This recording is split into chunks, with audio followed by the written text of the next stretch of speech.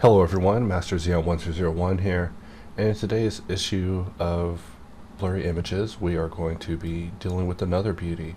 So we'll start off just splitting our Blender window and turning it into an image editor. To those in the comments who wonder if I use PureRef or why I don't use PureRef on these videos, it's purely because it'll just take up more of the Blender window. But to those who always mention PureRef, of course I'm always using PureRef, it's always off on the side. So today's image will be this one. Truly a terrible, terrible image. Not blurry though, really sharp. In fact, so sharp it'll be to our detriment and our doom. So just looking at this piece, we're just going to jump in and start making it. Of course, you're not here for auto card making advice. We're just here for the artistic side of it and just having fun with some booleans and subdivision on a rather complex shape. So I'm going to start off with a plane. Hotkeys are off on the side, so I'm going to try to avoid talking about hotkeys so much. Just get in and have some fun and just go about this process. So we're just extruding, just keeping things real simple. You know me. Always look for the simplicity in things.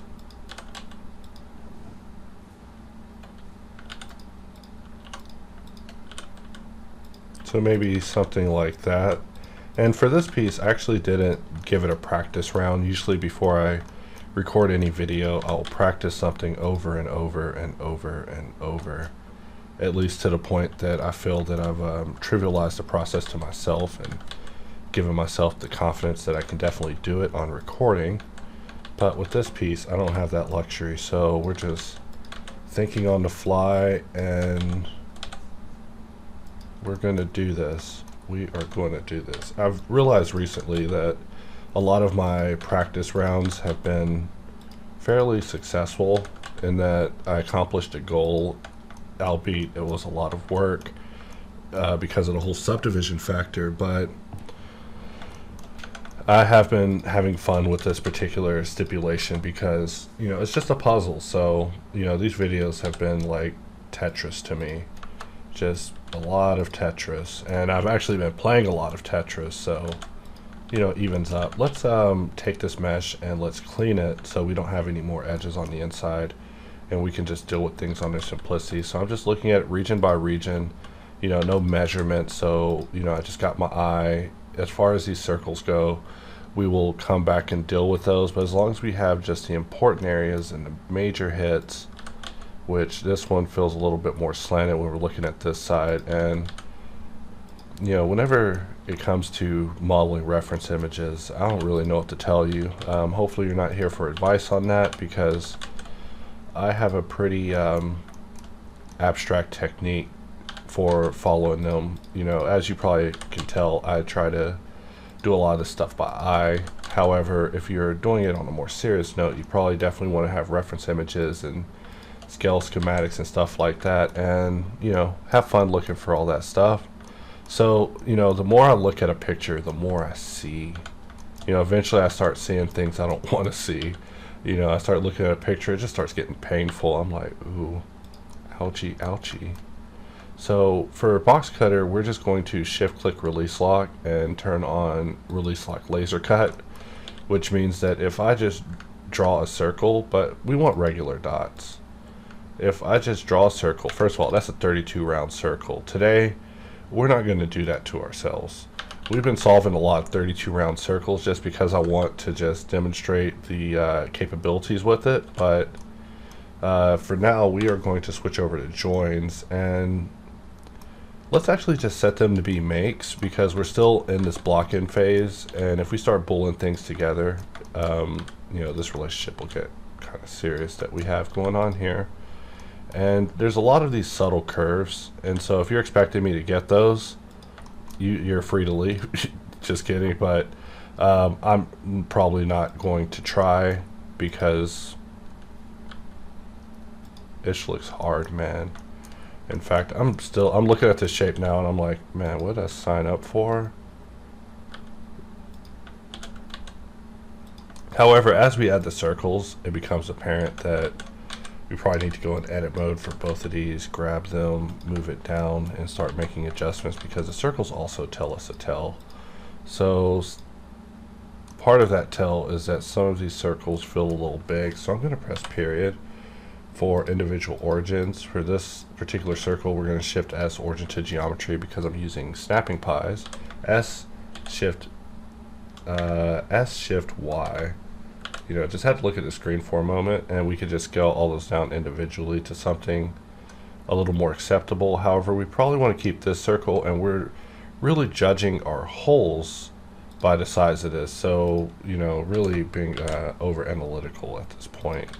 Gotta calm down, gotta relax, and just focus on surviving this puppy, because, like I said, it's not gonna be fun, but that's what you guys like to see, right? Sub-D masochism. So we look at this area again, and I'm like, oh man, gee willikers. I actually see a lot more now. So if we press D and we jump over to N-gon, we are going to just perform a cut that somewhat looks like this area. So maybe like that, and then we'll just double click to bring it out and just click to apply.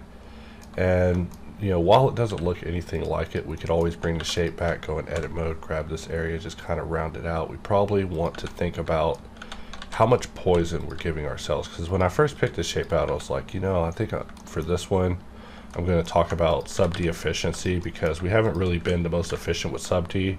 I've just shown you guys how basically over time I've become so ill-tempered with subdivision that I will just give it a solution. I will solve up to 3 levels of sub-D just to avoid sub-D having to figure out anything on its own. So it really minimizes the mistakes being highlighted in the work. But with this one, I figured we could go for something a little more interesting. And with this, we can also try to be a little bit more efficient with our shapes, because normally I would just override sub-D like an executive decision. So S shift Y, you know, maybe just scale it down a little bit. I don't know. Like I said, my part will be a parody of this part by the end, but we're just getting in and just blocking it in.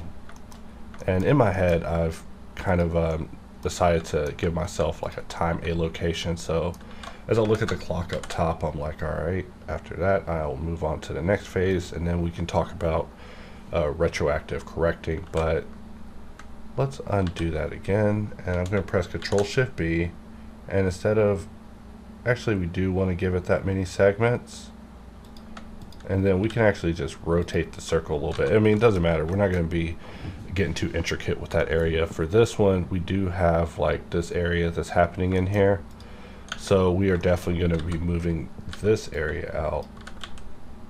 So, you know, as we get more acquainted with this piece, scales will also make themselves apparent, because certain things just won't work without compromises or alleviation. So I'm going to just take this as a hint that I need to select this edge and control click curve extract to basically extract this edge to its own piece that I can just bring out like so. And this looks like a big swoop-de-swoop. We could let sub-D handle it, but sub-D is so variable when it comes to just, you know, I talk about how if you don't define an edge, sub-D will just arc it into a curve, but sometimes, you know, the ability to control that is a little more difficult. So, one moment. I only have one dream in life, to quietly make content. That of course is an impossibility, but that is life.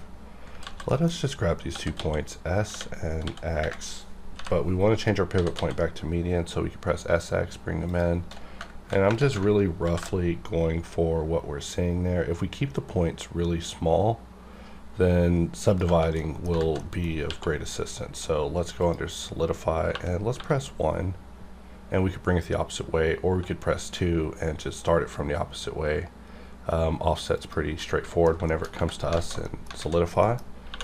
And let's just dissolve that edge, and we can just grab this area and bring it over, And let's really think about this. We want to bring this over, but let's also mirror it with Alt X, and we'll set it to modifier, because I see that it comes short on this side as well. You know, like I said, I'm really just thinking off the cuff and brainstorming a workflow at the same time as we are working here. So, you know, this isn't going to be like the most polished technique. Like I said, generally in videos, I will practice something over and over and over. Oh God, this piece comes up and then it terminates all short and then contours around this. Just lovely. Let's, I was going to say, let's simplify it. But instead, let us draw this shape. We'll press A, bring it out, and, you know, sometimes I'm in the mood for, wait, it's all the way around, then it comes all the way up and around. So this is like such a tricky shape. Let's Alt W, and for object mode, edit mode, you can actually have Boxcutter be destructive in edit mode and then non-destructive in object mode, which I find to be nice for just keeping control of areas sometimes. So like I said, just brainstorming, so don't be holding me to crazy standards. And from here, we'll just place a loop directly down the middle, bring it out, and I am going to place a loop here. We will grab this face, press Alt E, and extrude manifold. Let's forget about extrude manifold. You know, sometimes extrude manifold is such an awesome thing, and sometimes it's that. So nothing against it, just it's a work in progress. We can grab this side and Control B bevel. I know, really destructive moves we're making nowadays, but you know, whenever it comes to sub-D, I just don't mess around. You know, that whole modifier, non-destructive business. If you're modeling with sub-D, that ain't anything no more. I mean, there's always someone to prove me wrong, but I'm just saying, there ain't no subdiv with all of that.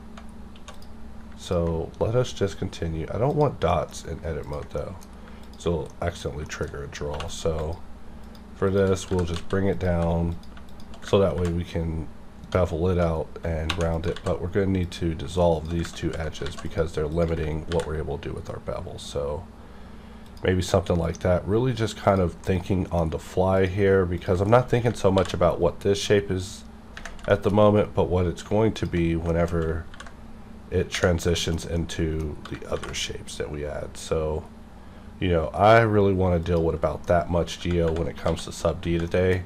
That was definitely something I was pondering when I was dancing around this asset.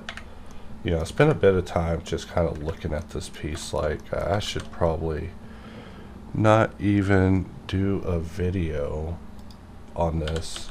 I should not even, you know what, don't even try. You know, I always tell people no, because I realized that saying no is just so much easier. You know, like you could say yes, and then you're like tied up with a task or a thing or an obligation. But if you just say no, none of that. It's just dead in the water. So, you know, sometimes, you know, I probably sound terrible. It probably sounds really dismissive. It's not intended that way, but really intended to be in a therapeutic way of just simply just freeing yourself. Because I get so many ideas.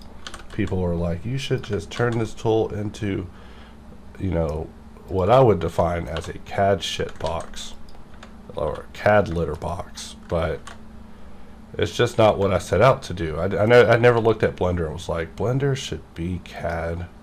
I mean, a lot of users I'm sure definitely dream of such things, but when I look at Blender, I definitely don't see CAD. I just see Blender.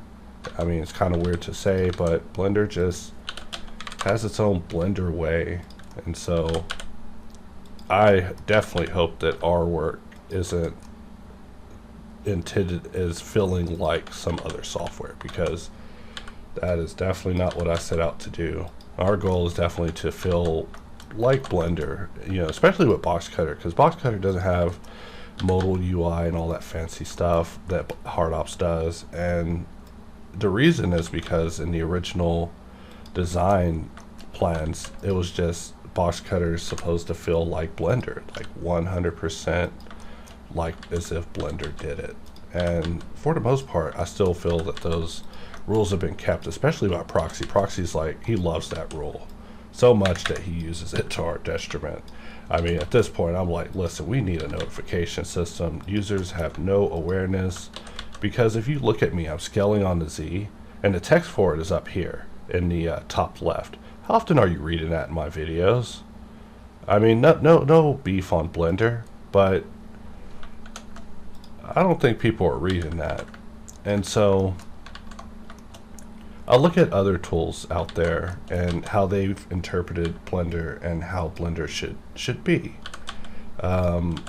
And ranging from solving that problem I just mentioned with the text being so small for mentioning what mode you're in, that you're in orthographic, what you have selected, you know, maybe that information is just not important, but it's definitely not visible.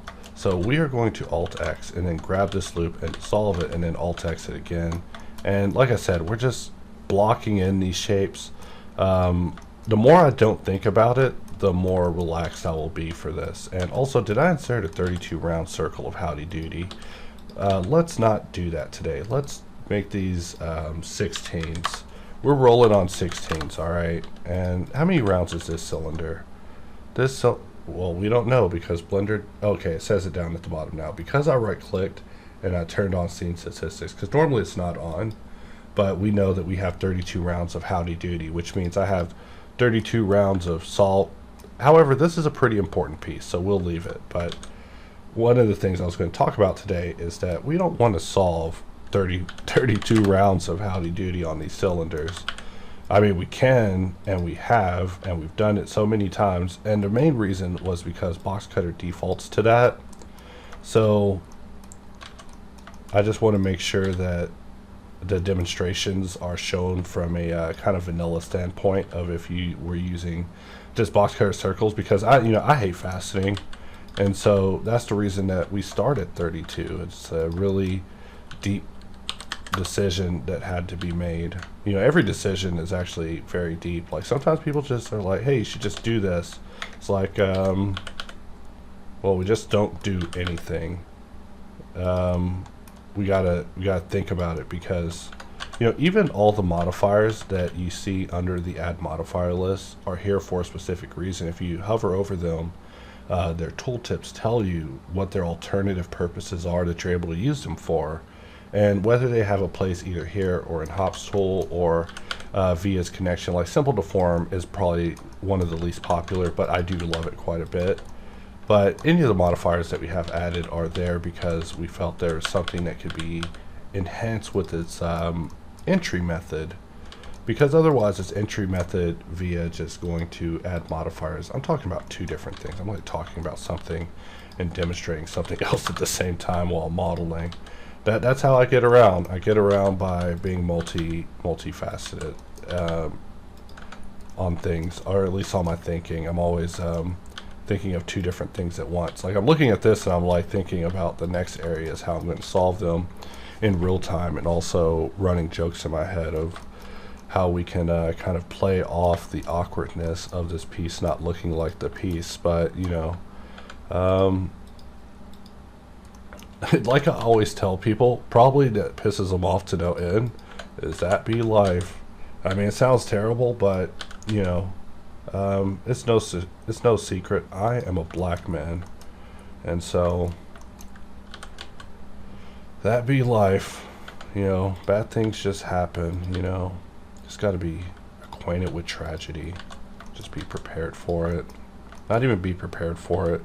Just be optimistic of surviving it, you know. So it might be a foreign concept to those of the Caucasian persuasion, but yeah, just that be life, man.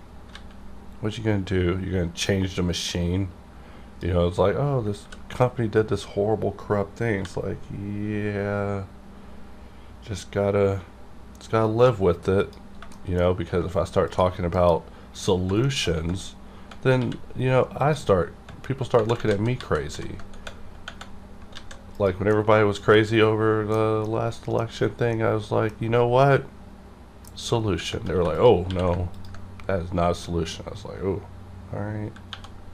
Stop complaining. It's just 4 years of this, then 4 years of that, and then 4 years of that. You know, it's just surviving over and over until we're dead.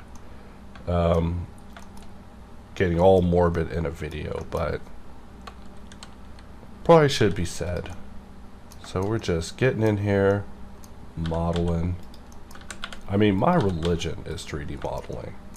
You know, people are like, what do you believe in? I'm like, I'm hoping I become polygons when I die.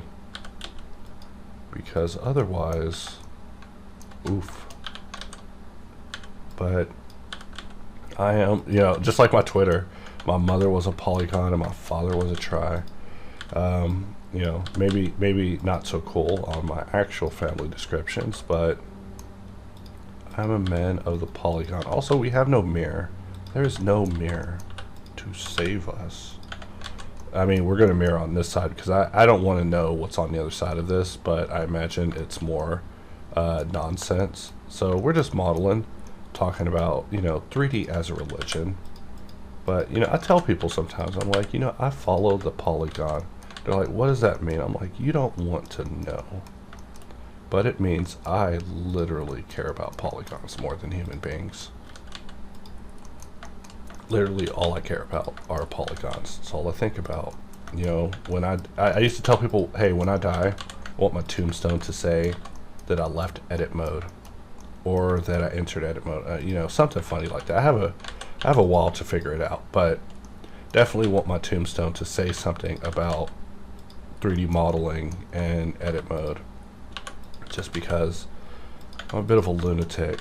I got a weird view on life, and I'm just sitting here just modeling the shape. Like I said, the easiest way to move through this is to just not even focus, to just do what you're seeing and just try your best and not focus on the amount of difficulty that is visually presented to you and just how impossible it is, because it's not impossible. It's just a random Blender religion discussion away from a religion. You know, people always talk about Blender being a religion. You know, I feel that Blender could definitely be a religion. You know, man, it's so late at night we could get into these talks, but I could totally see a religion around 3D.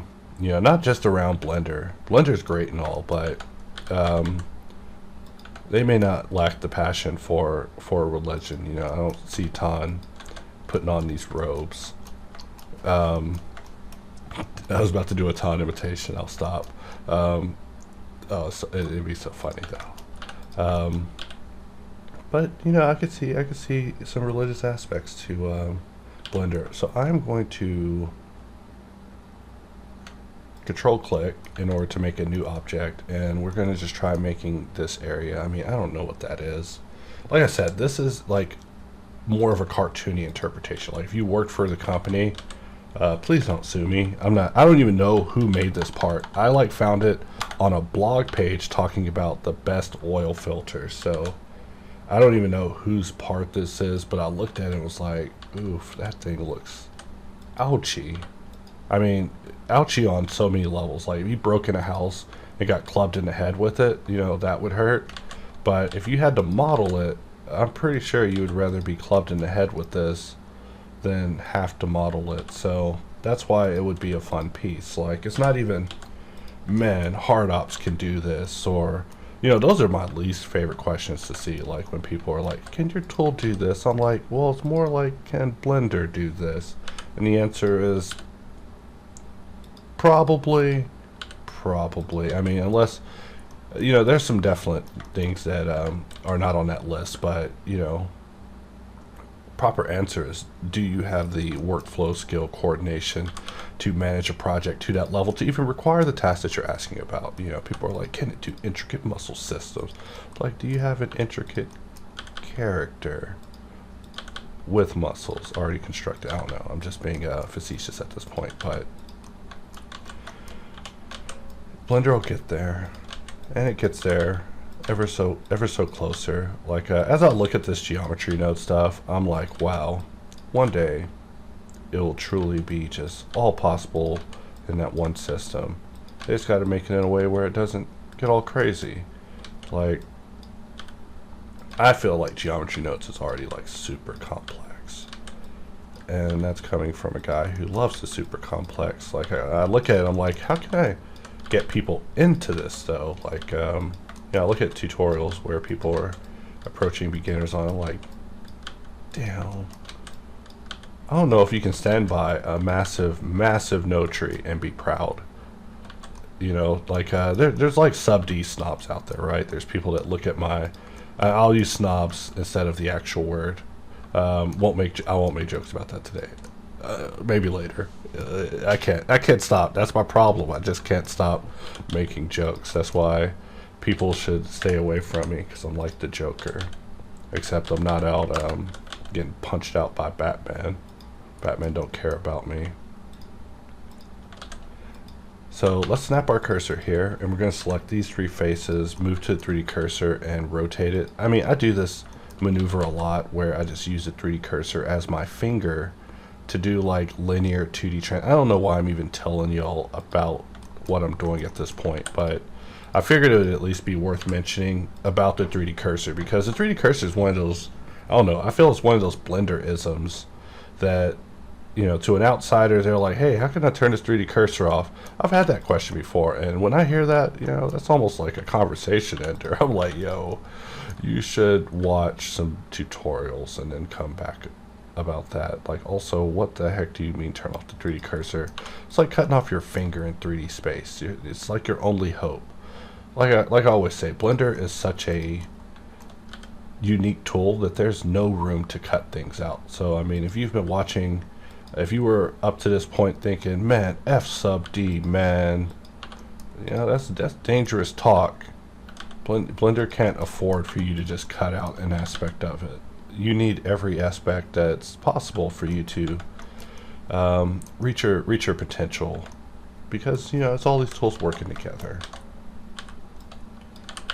Like right now we're just talking about sub D. However, I was like, you know, what would be cool would be an event all about data transfer, where I just talked about data transfer just forever, just did all these videos talking about data transfer, just perfect normals all month, just. However, geez, sub D is such a struggle. It is. Like, also making daily videos, oof, tough. But I mean, in the end, once you look at something like a job, you actually have no choice but to do it. So that's how I look at it. I mean, I'm not saying I look at it like a job. I mean, this has always pretty much been a job, which is why I take it so seriously. So this circle like doesn't even come into this area, which is why it's like looking silly. So like I said, the less that I focus on the impossibility of this task, the more of a chance we might actually survive this darn thing. Because, you know, the more pieces I see getting together, the more confident it is. Like, at some point, I'm just going to rip off my shirt, and I'm going to be like, yeah, guys, I had it in me the whole time. Just kidding. Like I said, I never let myself get taken by back padding, because there's always more work to be done. There's always more work. Back pat, psh, what about UVs? Dun dun dun, you know, sacre bleu. You gotta get in there, get to work, you know, so your work's never done. You know, that's probably the most beginner thing you can do, probably. Jesus. Phone vibrated. Let me unplug the phone and place it somewhere else.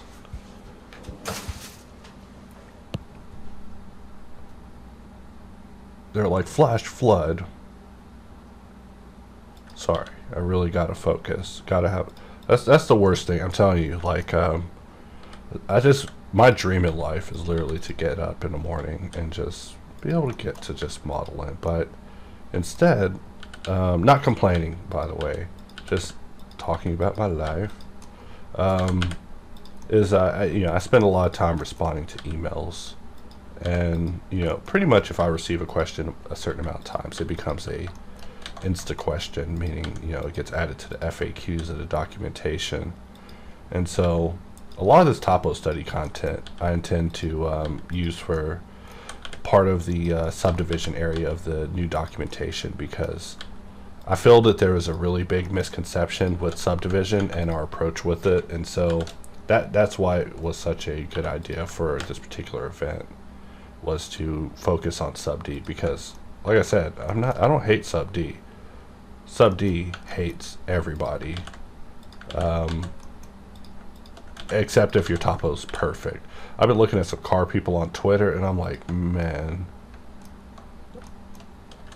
if I just see certain topo, it gives me hope. I'm like, wow, I can be better. I can be way better. Like I said, I'll never be replaced by quad remesher. Like, I'll use it in cases where it just does not matter, because there's so many cases where it does not matter. You'd be surprised what doesn't matter. Not to sound like a negative nihilist negative nihilist pants. Now, I said Nancy pants. I don't even need that word in there. A negative nihilist pants, but nothing matters really. Or does it? It really depends on the mission at hand. Like, I did that robot video, and for that one, I babied every surface as if it cared. And in the context of that video, it did care. I mean, it did matter. But sometimes you gotta wonder, does it really matter? I mean, you could probably do an even better model. I mean, I know I could go in ZBrush and just sculpt something up in Dynamesh, just really use my clippity clips and render it out with, or hit it with some C remesher, bring it back to hop, slice it up, and just make a real pie of it. However, there's just something with the control that Blender gives you. So, I mean, not to even start talking about the same stuff I talked about in my last sculpt video that probably isn't even public at this time. But, Blender specializes at something. Well, I don't know what it specializes in. Maybe modeling. Maybe modeling might be the tightest system altogether. Like just thinking about like compositing, simulation, and all those things, like and with all of those, even being generous, I could think of general complaints that happen with fluid and fire and smoke and stuff like that, even particles like in its initial system. But I mean, all that stuff's about to change. Let's think about Blender. Like, everything that's a weakness, who knows how long it's going to be a weakness. Might be a weakness for like a month, might be a weakness for 10 years. You never know. So looking at this piece, really gotta, if you have this part around, throw it away for it's a demon. Sorry, just trying to be funny. But seriously, if you have this part, throw it away, for it is a demon. Just keeping it loose. So we have our piece, and we haven't saved our file yet. It'd be a shame if we lost our progress, even though we're still in the block-in phase, halfway into this video. So we're just going to call this Topostudy part, and click power save. And this is our 11th Topostudy of a part. So the block-in phase is so important to me. I will dance with this phase so long. Like, I will dance with the mesh for days if I could. Just me and that mesh in the moonlight. Oh, how she danced, that mesh. But it's important to dance with the block-in, because once we start committing, we will be too legit to quit. Except we'll be needing to quit multiple times, because we'll just be too legit. It becomes a real conundrum when you're too legit to quit.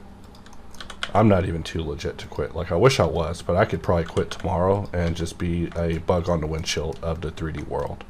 So let us take this up to the next level. The next level, also a devil. So I also see like these pieces that kind of net them in between, and I've been practicing them lately because I want to integrate the whole reason you would want to do a part like this. as silly as it is to you know, integrate pieces of it and the workflow into your, unless you're a car maker, then I guess you have that incentive to want to make this stuff. But for me, is to just add it to my brain. Like, I want to be able to recall these shapes on the fly just whenever I'm making something completely air related. And so that's the reason that we're even going through this integration today. You know, we're just thinking about how many verts we really want to give this, because I feel that we are giving it too many. I mean, we are giving it enough to satiate auto smooth, but when it comes to sub D, we're going to try to be a little bit more efficient, you know. Just still dancing around. Like I said, the longer we dance around, the easier it will be on us later, because later on when we have to make large changes, we'll need maybe 4 will satiate auto smooth, but also not be that much of a pain in the ass for subdivision conversion, which is also now what I'm thinking about. So we're just rounding points out destructively. I know, not the smartest, but these decisions I'm not expecting to have to take back. Except I will. You know, 10 minutes later, oh guys, I made a mistake. I regret it all. But, you know, as long as I keep telling myself, it doesn't have to be perfecto. We're just having fun with this random car part. It's not so bad. I was actually meaning to do this way earlier today, but instead I decided to get some rest because I was feeling a little not rested, I guess. So I'm going to apply to boolean, which will just give us all those points, and then I can grab this and transform it out, maybe just maybe that much. I mean, I feel like as I deal with this, I become better at dealing with reference images, but you know, I get a lot of requests for various things, and most of the time people are requesting things that I'm like in the process of practicing, and they probably won't ever become videos because I just don't feel competent enough at some topics to be discussing them, especially when there's far more capable people out there who are definitely not messing around whenever it comes to discussing those things, that I would just come off as a parody, especially when I know some of these people and witness their skills on a regular basis. I'm like, oh my god, dude, I'm never ever going to discuss spaceships because of the skill level you currently display with just a flick of your pen. You know, because there's just so much to learn with some things. But I have a ton of hobbies whenever it comes to 3D. You know, for me, I felt it was best to pick a core area of focus and then several areas of just where I would work on gaining additional expertise that would basically assist the first position that was set. So, you know, I have kind of a strategic viewpoint on my personal growth as a 3D artist, but that's a whole talk for another day. So looking at this, I'm like just thinking, how are we going to deal with this swoop? Let's deal with this in the, god, you know, if I did a boolean, it would just be so great. So we really just need to progress this because we're approaching the 40th minute and we're still looking at this darn block-in. So just really just doing some final look passes. Let's deal with this area first. So I'm going to control right click, shift A, add a plane, select everything, merge at center. So it's just nothing, it's just an edge. And we just gotta get moving.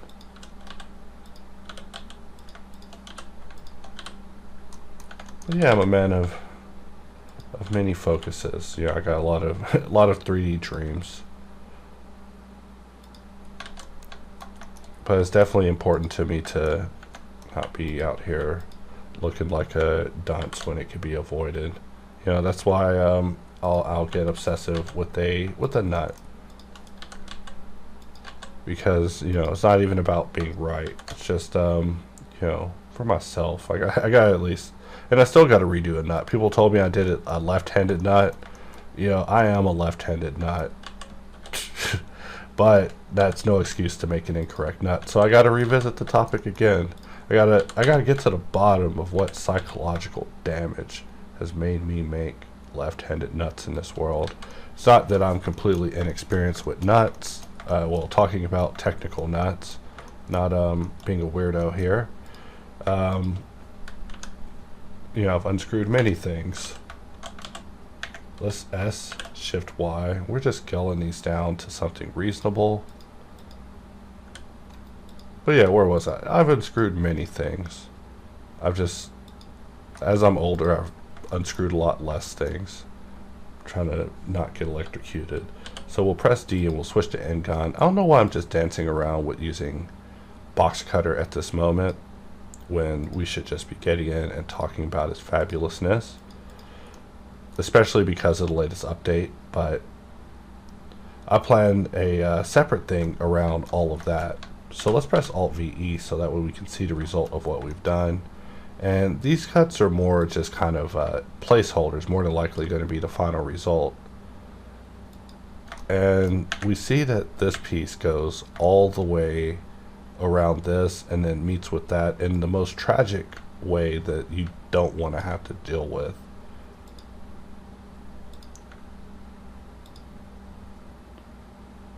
And that would have been one cut too far. So maybe something like this. Really just looking at the image and looking at the N-gon. Really regretting choosing this image. But that is why this video will be funny and be fun. Because this piece is one you probably would not have expected. But sometimes I'll look at a piece, I'm like, ooh, that piece is terrible. I'm gonna do it. I'm gonna do it. I mean, it's not always for social media stuff. Like, sometimes I'll just do it just for myself. Just a little thing that I just feel like chipping away on.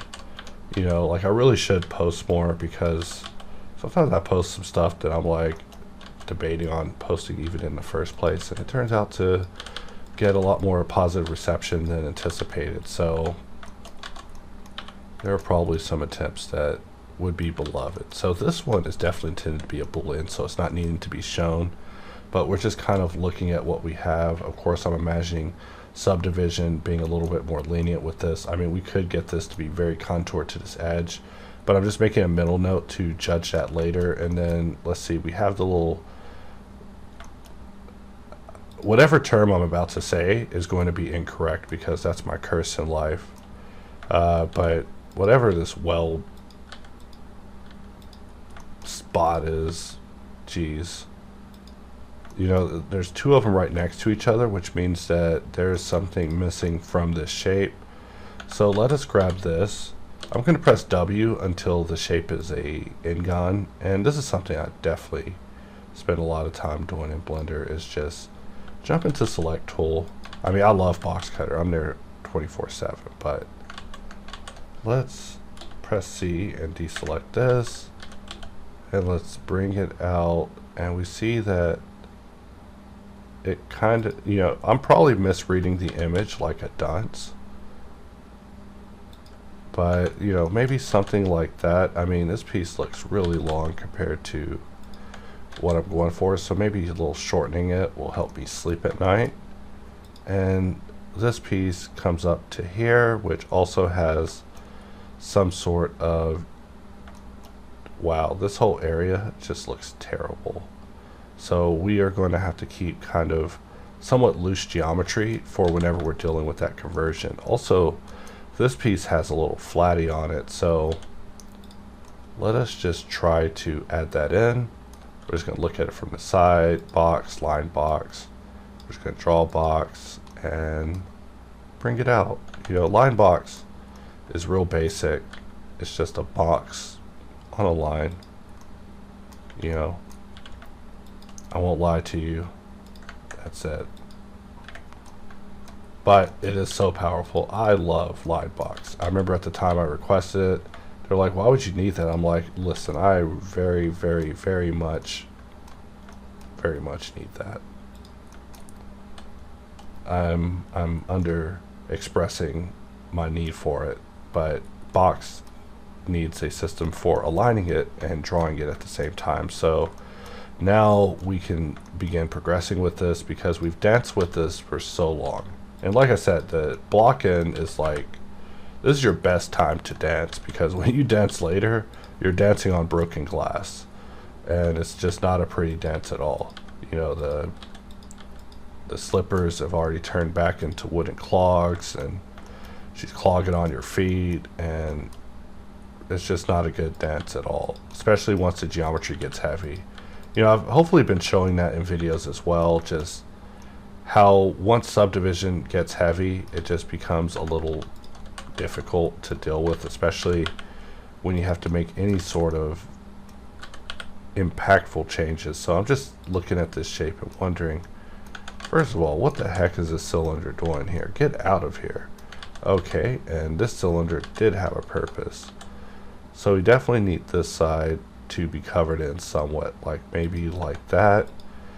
And we're gonna have to make some sort of concession. So maybe like that, but that is weird and very incorrect. So let's bring it back, and there's no vert to snap from here. So maybe something like that will do for us, just setting up the block-in of this shape. So jumping back in here, I want to grab this particular piece and press S, Shift, and Y in order to scale it to be more accommodating of this area. But before that, let's see what we're overwhelming, so that way we can get outside and get these things moved. You know, like I said, we won't be able to get this completely accurate because I'm not that level of lunatic. Or I am. Maybe I'll try it again. I don't know. Failure haunts me.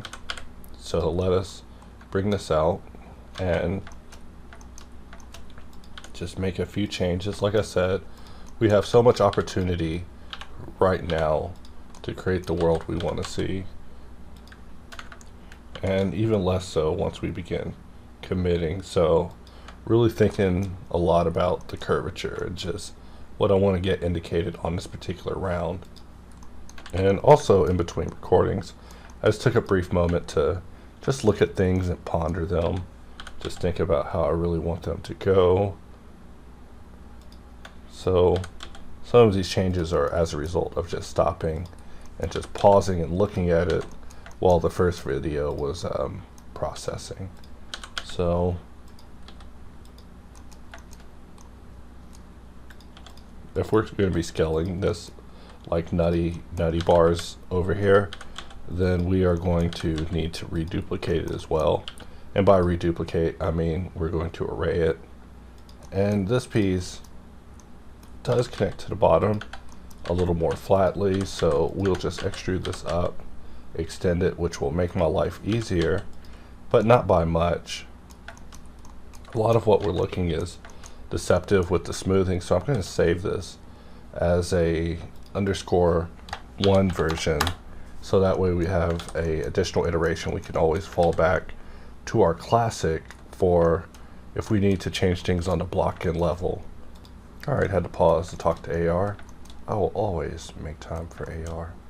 So here we are, just looking at our shape, just staring at it. You know, every opportunity I get interrupted is also an opportunity for me to pause. So I shouldn't even complain about the anxiety phone or the anxiety watch or the anxiety computer. I'm sorry, everything's just the anxiety device. I'm like the Batman of anxiety. But, you know, a lot of things give me anxiety. Driving gives me anxiety. I will just not even drive. Just just fearful. I don't know. I feel like that's the secret of survival, avoiding danger, which is everywhere. But we're just in here modeling, talking about danger, you know, typical stuff that you should be talking about with your local neighborhood modeler. And now we can actually really progress. In fact, I'm going to resave the file as the first file, and then I'm going to resave the file as the second file, so that way, you know, our block-in is pretty congruent with what we're about to progress. So, you know, when it comes to booleans, they will open a can of howdy doody on you if you don't watch out. So, you know, we want to bool these things together using union. Doesn't matter if we use exact or fast, but we're going to start off with fast because, you know, exact can just open a can of who's your daddy, and we don't want that.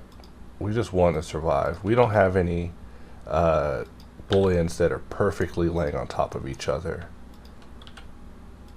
So we can go in and just, and I don't have to do it one by one. I'm just being a weirdo.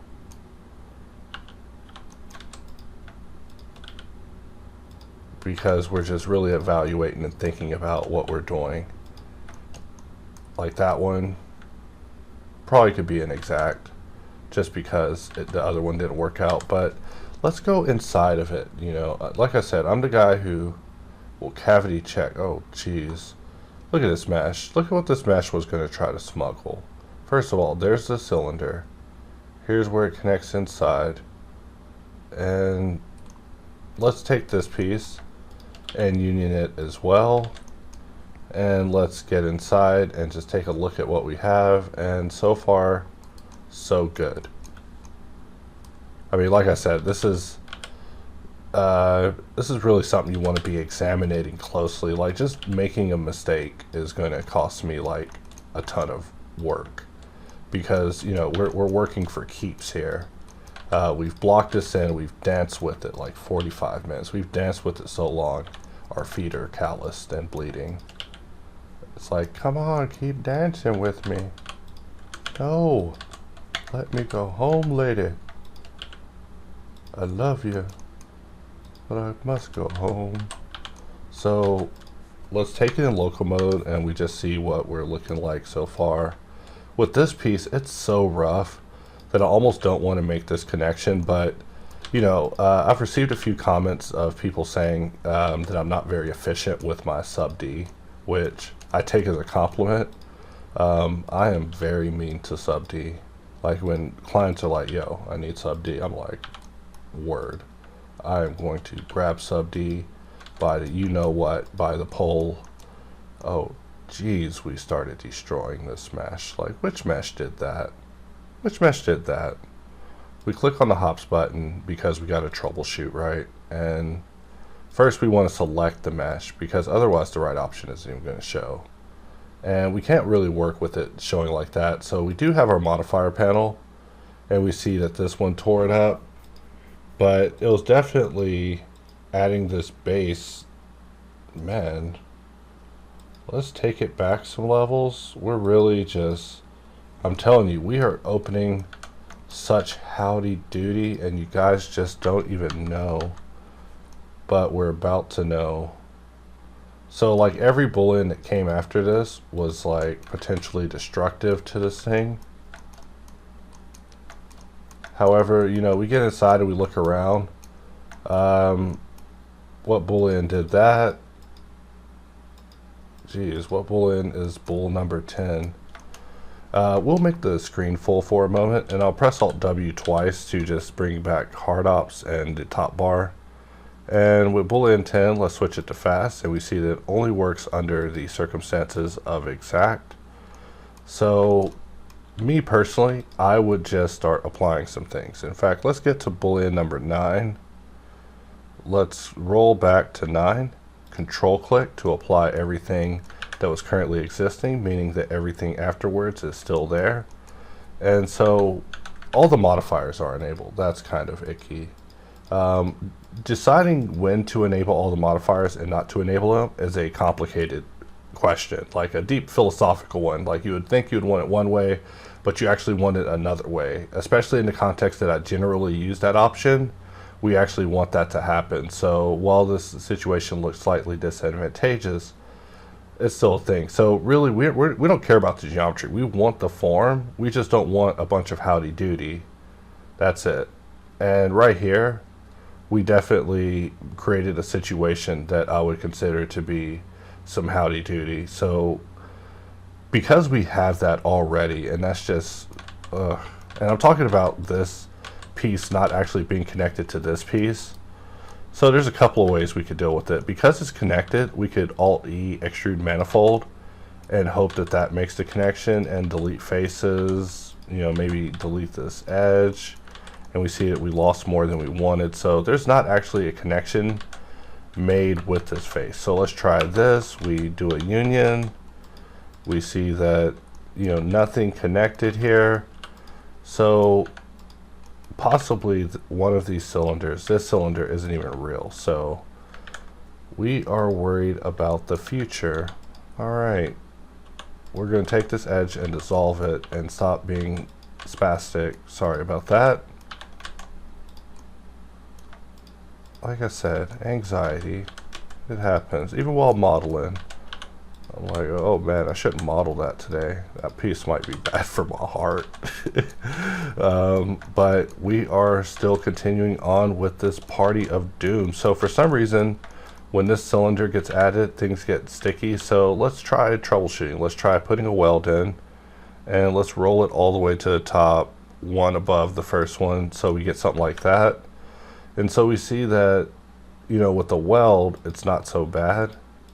You know, because we start cleaning some stuff up. There's us with our cylinder attached. So let's take this moment and apply this. And let's also apply our weld. And I want to really look at this area because I'm just curious in what we're getting over here. And we're definitely getting something interesting. And we're still talking about the apply process. So this model has an extensive apply process. It's just that complicated. Like, we can't even just apply willy-nilly because there's a risk that we might do some serious damage, resulting in like some crazy work. And we could do it, we could party that way, but you ain't trying to watch me that long. I've been putting out so many videos, I'm surprised you guys aren't tired of me. You know, I'm gonna have to go on hiatus after this because of Chris Chan levels of oversaturation. So let's just get inside and take a look at this, and this piece better be separate because I didn't like what I was seeing there. And in regards with this piece, let's just Alt-X and hit it with a bisect to just split it in half, and we're just going to delete this face and look at what we have, because really, as long as this is all manifold, and what just showed up with Shift tilde, it's not manifold. So our next booleans would have issues. So we're just mid-process solving it. So I mean, if you want to see some hard impossible level boolean solving tutorials, you've come to the right place. Like, Jesus, I don't even want to watch this, let alone make it. I'm just being sarcastic, of course, because I love problems. I just don't love your problems, but I love problems that happen to me. But the problems that happen to you obviously are very severe and are a tragedy. And I apologize for all the victims. So we're just going to grab this edge, subdivide, grab this and this, merge at last, and you know, let's shift grab tilde, and it looks good. We're just going to dissolve that, and look at us solving on our way to just applying the mesh. Like, I have these debates with Chip all the time about exact. He's like, all you need is exact, and I'm like, you will never catch me say that. You will never catch me say that because of these howdy-doody cases. So I mean, sure, I could get in and fight the modifiers, but we're trying to be fast here and really check every modifier, check every mesh. We got like 100 meshes. Come on, forget about it. Not like trying to sound like a mobster here. It's just funny to say. Let's merge at last as well, and we're just shift tilde grabbing things and looking at what our boundaries are. And why is this area a boundary? It's because these things aren't getting welded. So, I mean, in the words of the great Kenan Thompson, ooh-wee, ooh-wee, what's up with that? What's up with that? What's up? So my vertices aren't merging at all worth a darn. What's up? No, I'm kidding. I carry it on forever. But I do love me some Kenan Thompson. He works so hard. He's a hard worker. And for that, I'm always glad to see him get work. He deserves to continue working because he is good at what he does. So here we had a verti-mergy, over-mergy, Jesus. The reason I allowed this to live is because I figured we could solve it. Apple, you can't just wake up from naps and make demands. I demand you give me a moment. It's not even your lunchtime yet. You actually get fed in approximately 2 hours, kitty cat. So you can't fool me. Unless you're saying, I want to watch the sunrise, in which case, you know, these cats make some strong propositions sometimes. Like, I'll open a door and they will just come running like the land before time, you know, just like a bunch of dinosaur cats. Just primordial. They don't go outside, eat bugs and grass, which, you know, they eat the finest cat food. I mean, I don't know. I just judge cat food by how attractive the cat is on the box. So, you know, it's like the Tom Cruise of cats. Without the Scientology stuff. I don't know, maybe the cat's into Scientology. I don't know. I'm not really looking that deep into cat food mascot religious history. So we're just merging geometry, talking about cat food mascot credentials, you know, important stuff. And now our geometry is all merged. So that was all a bunch of howdy doody waiting to happen. And so we still got more verti-merges to talk about. And this is such a complicated merge. You know, I might call this video just a complicated merge because that's what it is. It's like the most complicated merger. We didn't even make this mesh manifold. I don't even care. I'm so curious now. I just want to see what happened. Oh, Lord. Lord. Oh, Lord. Ooh-wee. Ooh-wee. To quote something poopy pants from Rick and Morty. Ooh-wee. Look at this, man. Like, I mean, I am in awe at how bad geometry can look sometimes. Like, why geometry gotta do this to me? So, in edit mode where Boxcutter's at, I'm going to draw a box of a knife variety, but before that we're going to activate view because that's how I roll now. I'm just a view guy. And we're going to just solve this area a little bit, which for some reason helped that boolean work. Apple just woke up, so I don't feel bad for ignoring her. She just misses Taco, the other cat. They're big homies.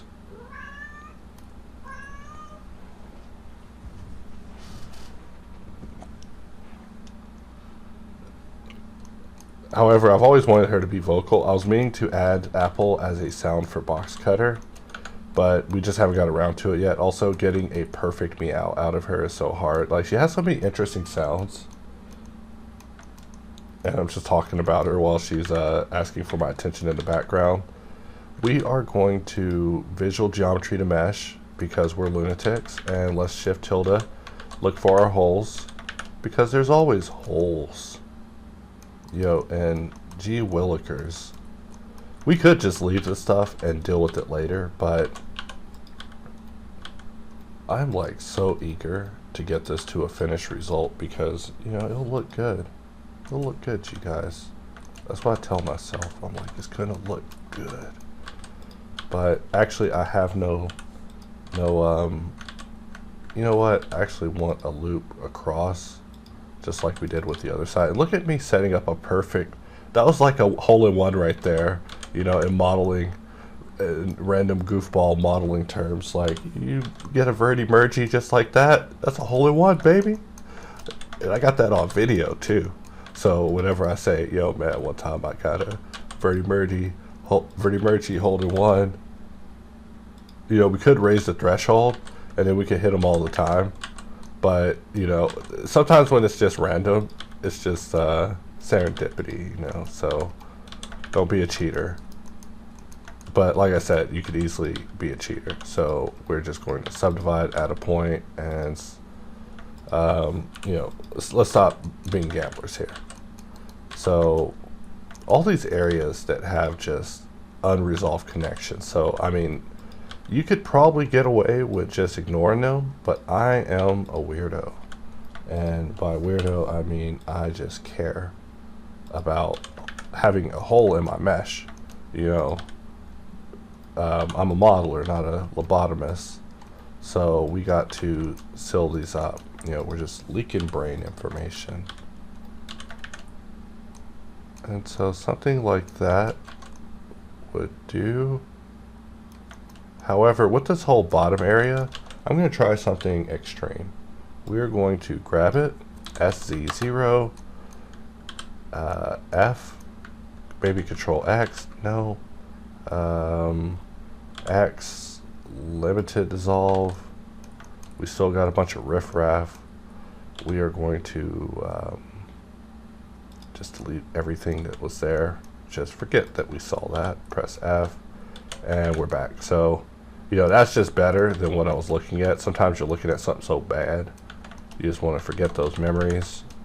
Just bad memories, geometric memories, by the way, not trying to talk about life stuff. Let's right click and subdivide, which looks like nothing, but now we have that. Let's right click and circle, and because this area is so important, we're just going to up the circle allowance to 32, and we're not going to look at, we don't need to really look at the reference. However, we always need to look at the reference. Just kidding. But reference is such a pain. But we're just getting in here, just merging geometry, just making sure it's copacetic. There ain't no holes, because man, Blender will give you some holes.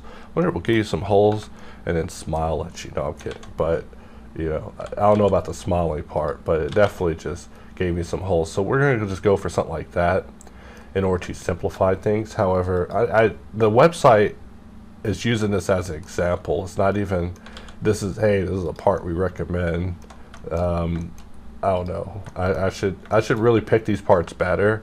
But I have this board on Pinterest called Impossible that is just a bunch of random parts that I just feel are just impossible. So, you know, I'm a bored guy willing to play a little Tetris with some geometry. You know, I'm not saying I was the type of guy that played with railroad tracks, but you know, I'll play chicken with some geometry just to see. However, geometry is no joke. Geometry is like, hey, more. Now loops inside that. Now loops inside that. You know, it's like a dirt bike rally that just exponentially shrinks its way inside. And all these edges, I gotta stop because Sub D just turns edges into arcs. And so with today's video, let's try to utilize that. Let's try to utilize the whole edges to arcs. So this mesh, I'm going to duplicate off to the side, even though it's not ready. And this is what it looks like if we add Sub D to it. In fact, the result will be so bad, we have to wait for Sub D to process on this thing. So now this mesh has turned inside out into basically what looks like it was a sack. Let me come up with processing a answer that is not offensive. This thing looks like an alien's ball sack. Jesus, this thing looks terrible, but it looks kind of cool though. Like as I look at it, there's like an artistic look to it. It's like if you put it in a shrink wrap bag and you try to really just squeeze it tight, you know, just like pull it tight. Anyways, it looks atrocious, and because of this is why it's definitely not recommended to use booleans with subdivision. So a popular question I get asked is, hey, why do you always add triangulate before subdivision? And it's because subdivision, subdivision kind of hates triangles, right? Subdivision will turn triangles into knots, but what subdivision really hates is N-gons. It will turn N-gons into that. It just turns it into that. So, maybe you don't want that. So me personally, I could show models like this just to make fun of subdivision, but I know deep down in my heart that if we add a triangulate and we place that above the subdivision, that while subdivision is a little cruel with triangles sometimes, it's definitely less cruel than it is with triangles. So now with triangles, we see that the actual form is being held. So the last question is, what about holding the form together? So if we try to use an automated system, right? Like, HardOps is so great, it can do this and that. Well, we try to go in and just automate it, just, get in, just add a bevel, try to get smart with it, really try to bevel where we need. We could even mark it and then try to do it. But even after doing this and setting it to a subdivision bevel by basically pressing 3 instead of 1 sets it to the default, but 3 will set it to basically a subdivision capable bevel. Oh, Jesus. That was just a waterfall of bad luck. So this area looks especially terrible. Let's select everything, Shift N, let's Alt V, look at the face orientation, just checking it out. And why does this area look so dang bad? And it's probably because these adjacent edges need to be added as well. So really we have to reduce these points because it's not ready for this. We have to let subdivision just help us out. I was about to up-res this to 32 from 16, but we have to stick to our original lesson plan. So now we actually have something that's capable with subdivision or capable with bevel, which means that if we place the bevel up the stack and we bevel it, and then we triangulate it, and then we subdivide it, we actually end up with the result that's capable of surviving. So if we just turn off wireframes, this could pass for, I'm just messing with you, that can't pass for anything. That thing's a joke. And just looking at it on screen, get it out of my face. I don't want the potential of what I want this result to be, which is something like the picture, to be solid with that joke of what it could possibly be if I just took a bunch of shortcuts. I mean, we could also show quad remesher, but quad remesher might make it look better than I would actually do it. So I don't want to make me look bad. So we'll just keep, and vice versa. Like I said, my goal isn't to clown on quad remesher. I am a big fan of it, but it is also a machine, a cold, heartless machine built to replace us. So I don't trust it. And I'm always eager to see how it gives solutions compared to, us. So I'm going to bisect this, which means split it in half, meaning we can go in and get this face gone again. And for some reason, this face still exists, so let's just remove that. And Lord Jesus, why is there such geometry inside? These are the things you normally wouldn't see when you're applying, but you'll definitely see them when you're dying. No, I'm kidding. I'm not going to try to make raps. One day I'll tell you guys about how I tried to hire someone to do some, I'm always trying to find people to sing about these tools.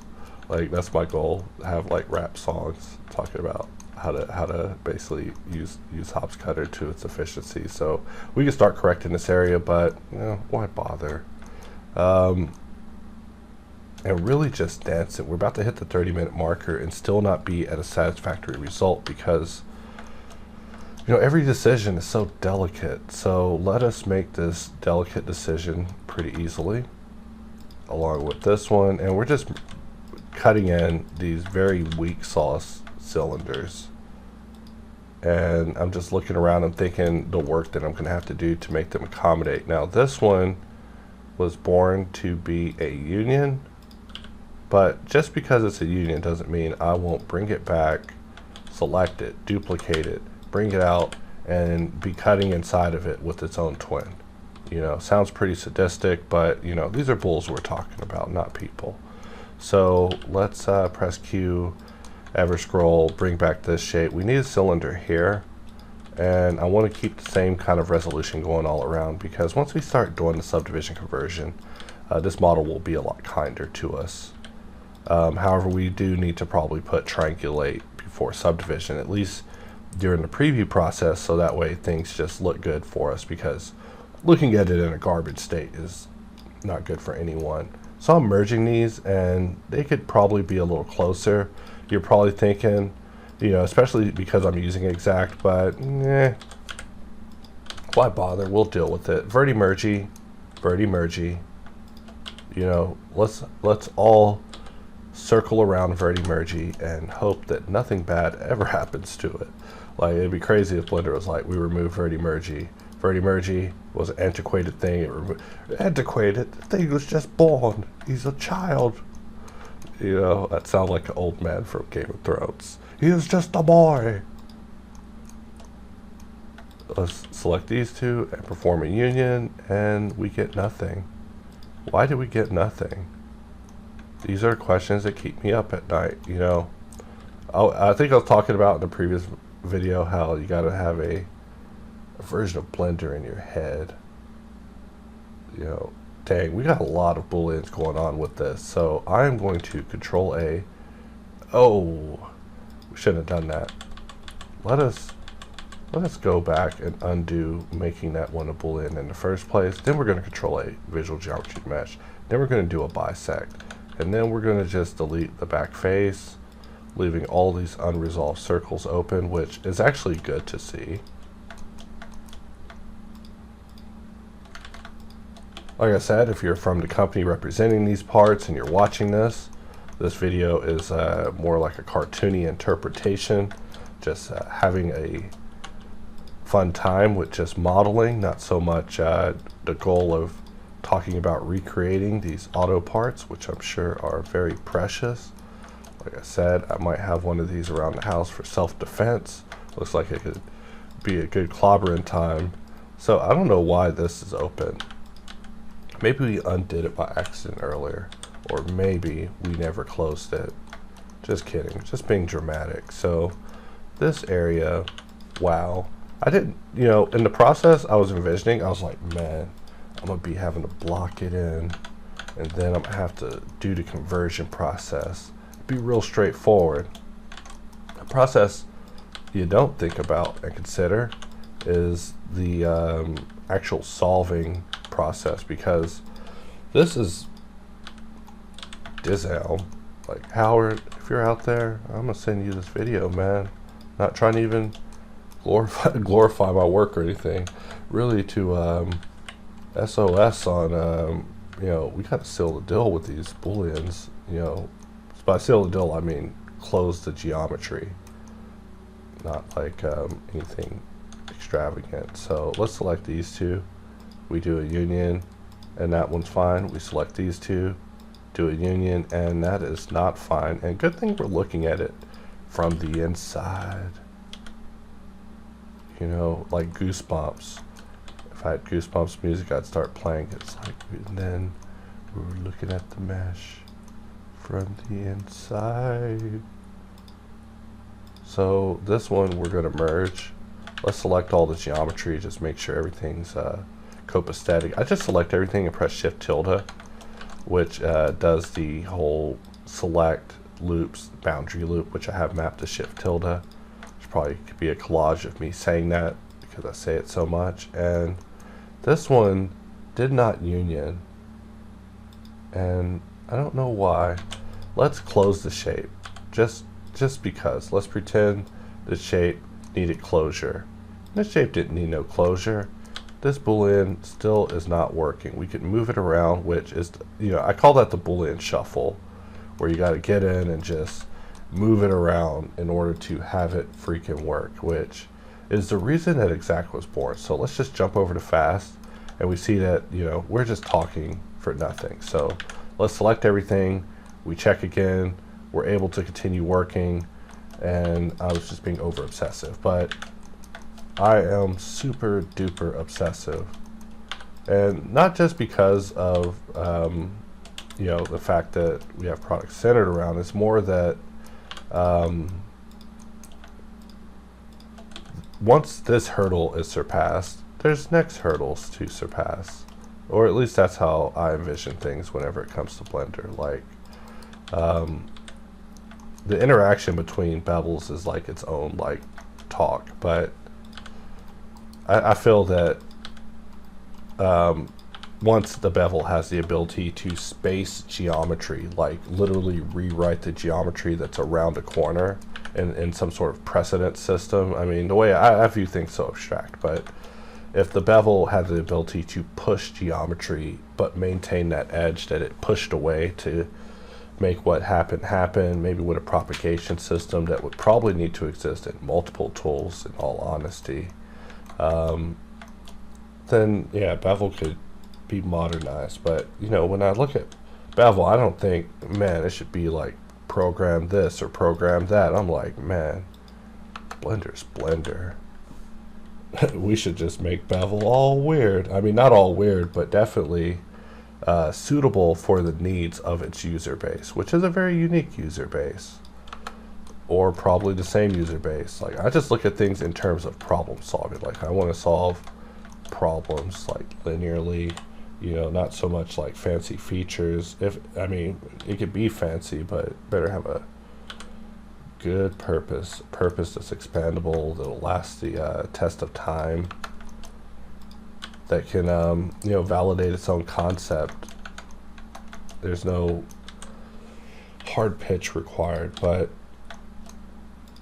I love bevel. Bevel's my second love, next to boolean. So I'm just doing some randomness, being weird. You know, it's just always nice to alleviate circles, not let them have these stressy edges, because that just is terrible. And we're gonna really need to get intimate with this thing too.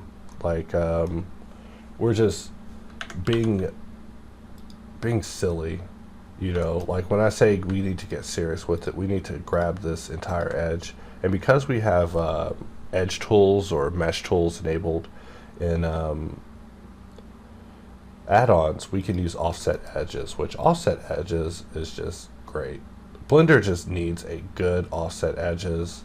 I mean, this one is great. This one's done on an add-on level, but now I need it solved on an actual Blender level. So under booleans, we're just going to choose knife, and that did not do anything. Let's choose knife project, and that will do everything. Good old knife project. I'm telling you, knife project don't play around. And also, when it comes to hops, just get used to that F9. You know, like our ideologies, we try to be like Blender. Our goal is definitely not to try to be like anyone else. So F9, press F9 and read the tooltip. I mean, the only thing that we probably don't adhere to absolutely is having a ton of information on the bottom bar, but you know, that area is a mess, and also probably not the best location. Just, I don't know if even Blender supports it. So I'm just debating on how to cut this, and instead of being lost, let's terminate it short, because this area is complicated. And by complicated, I mean we need to go up to the top bar, turn on Verti Mergy, and snap this area to here, which will consolidate it, hopefully. And then right here, we can right click, subdivide, add a loop, and merge it last, which now makes this an official area. Previously, it wasn't actually an official area. I mean, this whole official area is going to need to be reflattened, because I just don't trust it. Can I trust that to be 100% flat? Like, are y'all flat surfacers? Because if y'all are, y'all can just leave. All right, I don't have time to play around with that. Like, we need to get with reality, and the reality is that surface is not flat. No, I'm kidding. Just get all dramatic about it. Start kicking people out. You flat surfacers. Don't be flat surfacers, man. And as I look at this, like, the more that we try to work stuff in, the more that I realize we need to rethink some areas, you know. Like I say, I don't see so good. That's why my vertices are all big. Like literally I went in and made them big in settings because I just don't see so good. Like I need to just have a little visual enhancement. Also why my monitor is 38 inches now, but there's bigger monitors than that. They just can't fit on my desk. And also I only use like a portion of this monitor. Sometimes I think about just moving on and just making all my videos in 21:9, but I'm like, users would hate that. They have expressed it in the past. Most people have have a 4:3 display. I actually have a lot of them here, and my Surface Book has one, which is one of my favorite computers. I love the Surface Book. Great for being a computer, terrible for artists. You know, I would give the strangest review about that computer. It's like, man, I get on here and I design tasks and it's just fantastic. But boy, I dare you to try to pick up that computer and love it. Like, I dare you. You know, we have this cat called named Taco, who will just pass gas on you. You know, he'll purr against you and you'll pick him up, and then while you're holding him, he'll just look smug and he will just pass gas. This computer will get so hot while you are loving it. Like, you'll be like, oh man, I'm drawing. Man, this is awesome. I've been productive. I'm an artist. Then all of a sudden that computer will just, temperatures will rise. You're like, what is happening? It's like Dante's Inferno, the computer.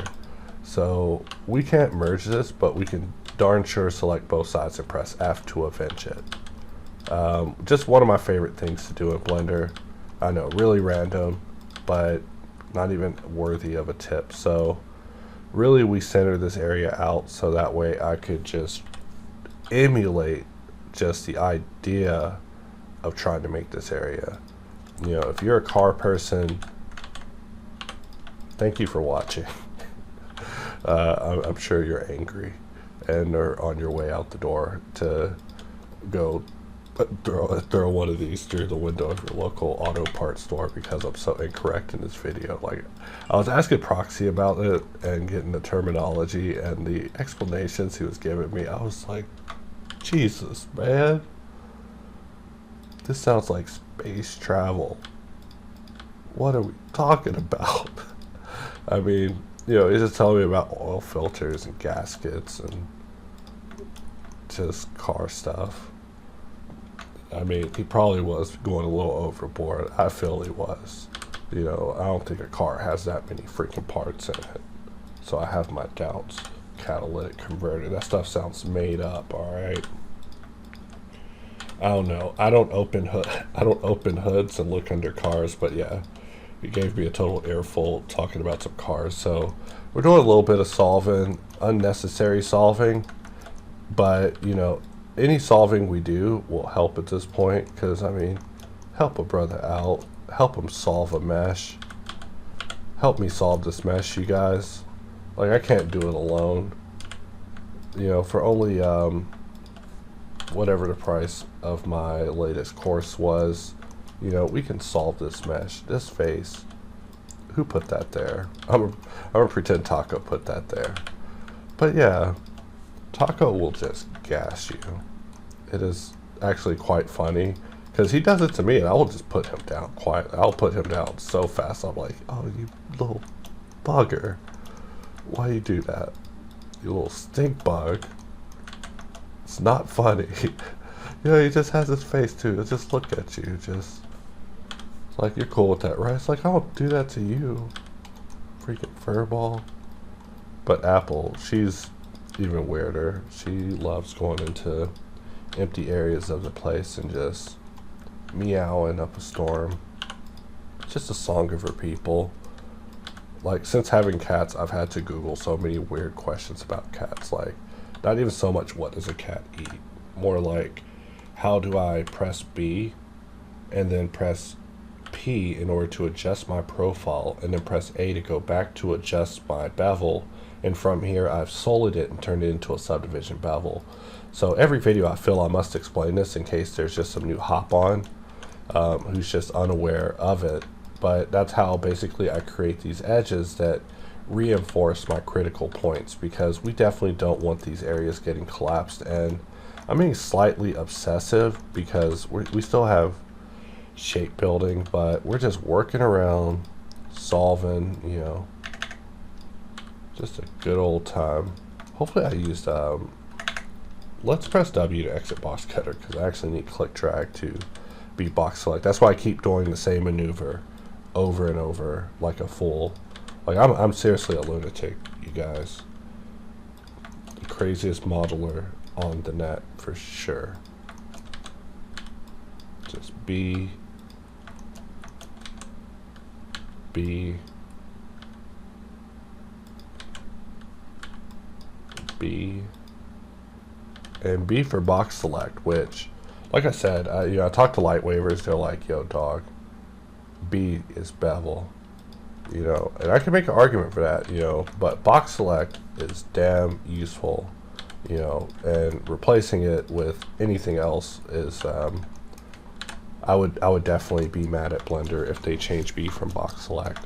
You know, there's like this great hotkey purge in 2.8 jump, and man, I was so mad because, you know, I spent so much time getting acquainted with these hotkeys, but there's one type of hotkey I tell Chip about all the time called the Kung Fu death kick, or the Kung Fu death stroke, which is basically any hotkey that requires like 3 fingers.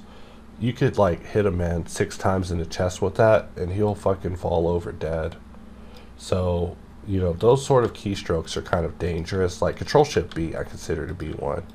And, you know, really we want to try to avoid those because, you know, depending on how articulate your hands are, not even my hands are that articulate, you just want to minimize that sort of thing. So, I don't know, just something that I think about all the time.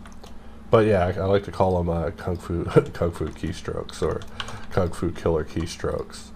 You just hit a man 5 times in the chest with it and he's out. So why won't this bevel go? It's because this vert isn't truly at home. It lies to us. It's just sitting outside the neighbor's house. He's like, no, this is where I live. Like a criminal. He's just like pulling up in a random driveway because the cop's on his tail. So we are just sliding these around, fighting crime in the neighborhood. This area is going to need to be perimeter protected immediately. I don't know why. Oh yeah, we did that on a duplicate earlier, but really we're not going to be able to pull off this maneuver. We should just have faith in Subdivision. You know, my first thought, I'm telling you guys, you should just count how many times I do it in tutorial, is instead of letting Sub D even have a chance, I will just bombard it with the solution manually. I will solve it. I will solve its redirects. I mean, and I don't know. I don't know if there's a right or wrong way, because I still look at these videos from like 50 years ago of the guy from Lord of the Rings modeling, because it's just such a cool video. I'll probably link it at the end of this just because it's classic. But when I was working in a call center, I even tried the program Mirai, not for any reason in particular, just to understand it. In fact, you know, my goal is to be like Orochimaru, to just understand all disciplines. So as part of this whole Sub D adventure, I was actually going to jump in and start doing some moist stuff as well, but I do want to, despite my narration of these videos being somewhat random, I do deliberate some of the points that I bring up and things I discuss, because, you know, I don't want to ever do videos that devolve into people arguing over, well, this is better or this is better. You know, those sort of things are part of your own personal journey to find out. And I was about to say something from Star Wars. Only Siths deal in absolutes. There we go. But really, there's no need to be so absolute. Like, your journey is to gain a series of tools, like Link. You know, by the time you're fighting Ganon, you got a fairy hammer, you got a regular hammer, you got a Goron sword, you got all this stuff you're not going to use because you're using your master sword. You know, Zelda might not be the best example, but you get the idea. By the end of your journey, you have so many things, and you couldn't have beat every dungeon with just the master sword. But don't tell a speedrunner that. They'll figure out a way, and then they'll make it a new run type, and then they'll speedrun it and set world records in it and destroy each other over and over. So something like that. I'm not even sure what face I was cutting on. I was just working blind. So this piece is even merged in. So let's select both of them. Union. And you know what? That looks good. Looks good. And we're keeping the GL low to keep our solves low, because y'all have seen me do some really high poly solves. And if you're following this adventure on Twitter, which is actually where the saga plays out, YouTube is just kind of a check-in that I've been doing for like content drop-offs related to it, but we're just getting in here, working some shapes, talking about, I don't even remember, you know, new topics, Sonic the Hedgehog. So a lot of people send me Sonic stuff because they're like, yo dog, I know you're a Sonic fan, you'll love this thing about Sonic. And I'm a very strange type of Sonic fan. I'm more like a Sonic well-wisher. Like, you know, in all honesty, the games are literally hot garbage. Even the old games were like run to the left simulators. Like, I mean, let's be real here, Sega. If I was ever giving them a talk, I would be saying these same points. I'd be like, look, let's talk about actually modernizing Sonic, because his character arc is, I mean, his very molecular structure is faulty. You know, like, sure, you can like hot dogs. I love hot dogs. Like, you know, when me and my girlfriend talk about going to the theater, she's talking about movies, I am talking about hot dogs. I'm like, man, when we get there, I'll just get an Angus dog, get a drink, get some popcorn. You know, it'll be overcost, it'll be overpriced, but it'll be the best hot dog ever. You know, it'll just have that theater grease on it. It'll just be a good hot dog. You know, you're probably wondering why I'm sitting here talking about this hot dog. I mean, what else we talk about? We're just solving geo and looking at hallucinations in the normal map like lunatics. But this randomness is just part of the solve process for me. In fact, a lot of it is really just zoning out. But anyways, back to Sonic. So Sonic is just this running to the left simulator on the old games. Like, you know, even worse is Sonic 3 had this bug where basically you couldn't beat it because the controls in Carnival Zone were different on one of the obstacles. So that forever impacted my ability to understand Sonic in the way that I liked. I mean, I later played Sonic and Knuckles, which was a great adventure, of course, but the lock-on technology was only used with one game. Like, Sega should have randomly let Sonic be a playable character in like RBI Baseball 97 or something if you stuck it on top. Just one game, but instead it was that terrible Sphere game, which, you know, that game to infinity is a game for hell. Like, if you went to hell, you're probably going to be playing the Sphere game from Sonic with no cartridge, and you'll never get to the end. You're like, man, I've gotten 500 Chaos Emeralds. I'm like literally God Sonic by now. I should be a different level, but it will never end, and that is that game. But anyways, instead of trashing Sonic, I do feel that there is like an entirely other level for it. Like, I feel like Sonic could like go full, not like the movie, but I feel like Sonic could go like full MCU, like completely break out of his universe, and just end up on a like true adventure with stakes. Like, there ain't no stakes. You know, Robotnik will just grab a rabbit and stick him in a machine, and that's it. Like, this machine is powered by an animal. Now, just being humorous here, that is so silly. That is just silly. I'm sorry. I'm sorry if I'm just, you came in to watch a Blender tutorial. You're like, I'm gonna learn some modeling with this guy. And I'm just sitting here bashing your favorite guy just out of the blue. But it seriously is a long time coming. You know, if you don't like it, you can exit this video and then go run to the left real fast. But, you know, I'm a Sonic well-wisher. Like, I will buy every Sonic game. I bought Sonic Forces. You know, that game was a total stinker. You know, just was. I mean, I guess I see what they were trying to go for with, like, the whole destruction angle, which that whole thing could have been cool. With, like, the world being in a sword state and you needing to be, like, the replacement for Sonic because he's just MIA. Like, yeah, I could get behind that, but you're literally running around collecting shoes and scarves and just looking like an emo Sonic character. Like, I mean, I get it. The game's for kids. And that's fine. The games are for kids. But my counter argument to that is kids ain't got no money. Kids are broke. Kids are poor.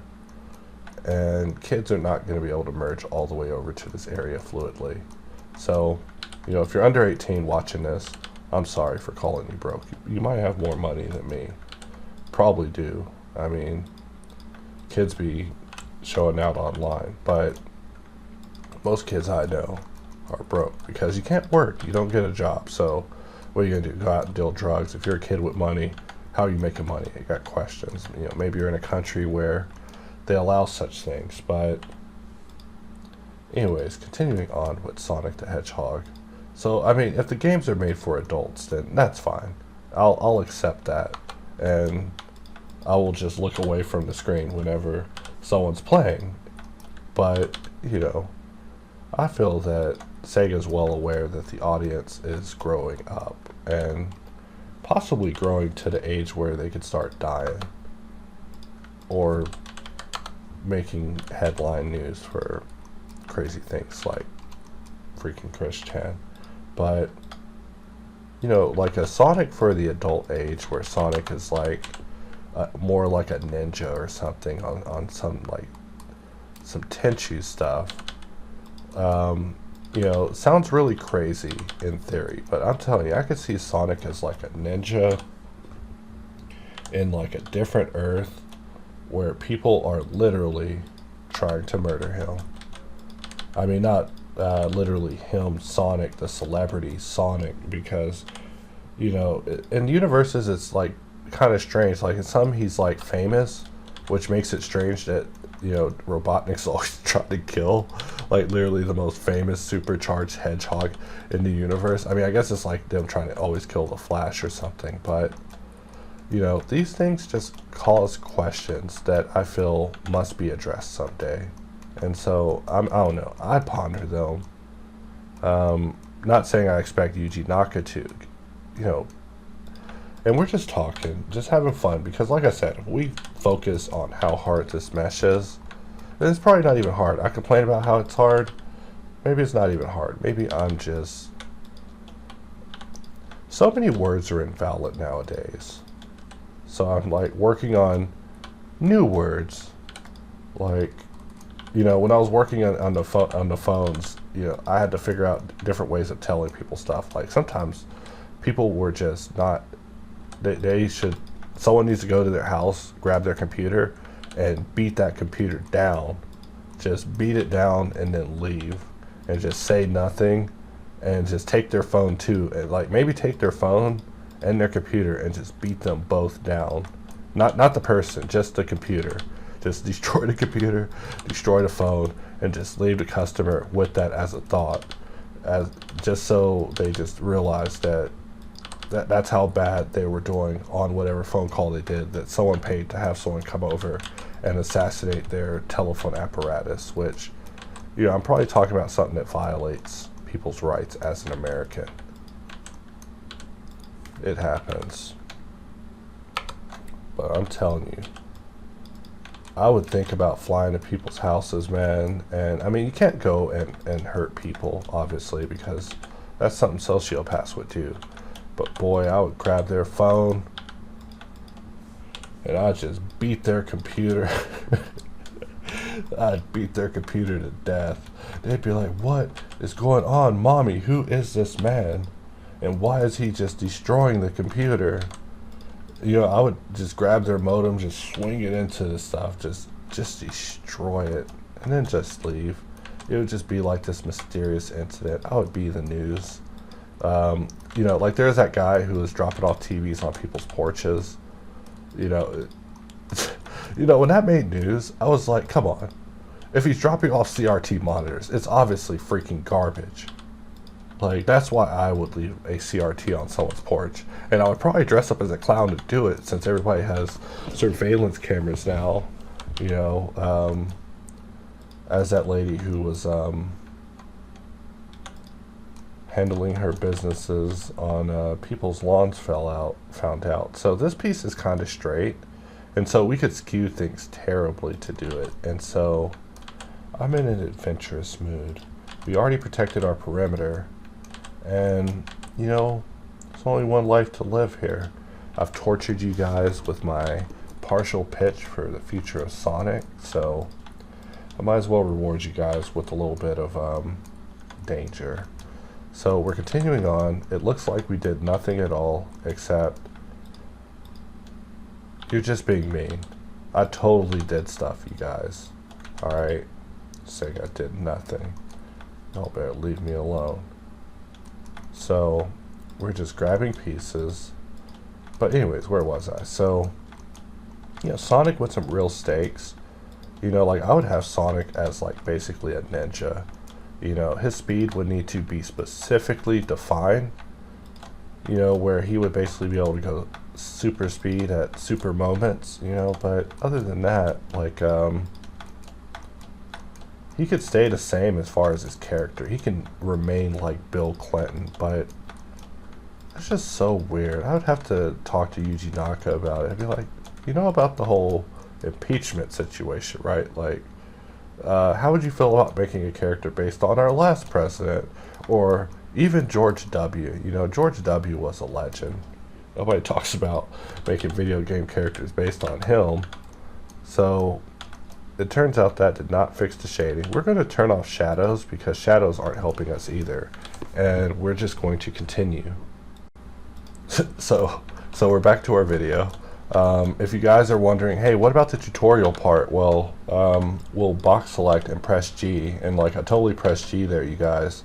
So continuing on, we're just going to bevel this edge, and it looks like we can't bevel because we set ourselves to a profile bevel. So we'll F9 and just set ourselves back to 0.5, and just, how much solving do we want to do? Well, I don't even want to solve 4. I might want to solve 3. You know, really going to let Subd help me today, because like I said, I'm crazy about Subd. You know, my behind the camera views whenever it's not recording is Subd is a jerk, man.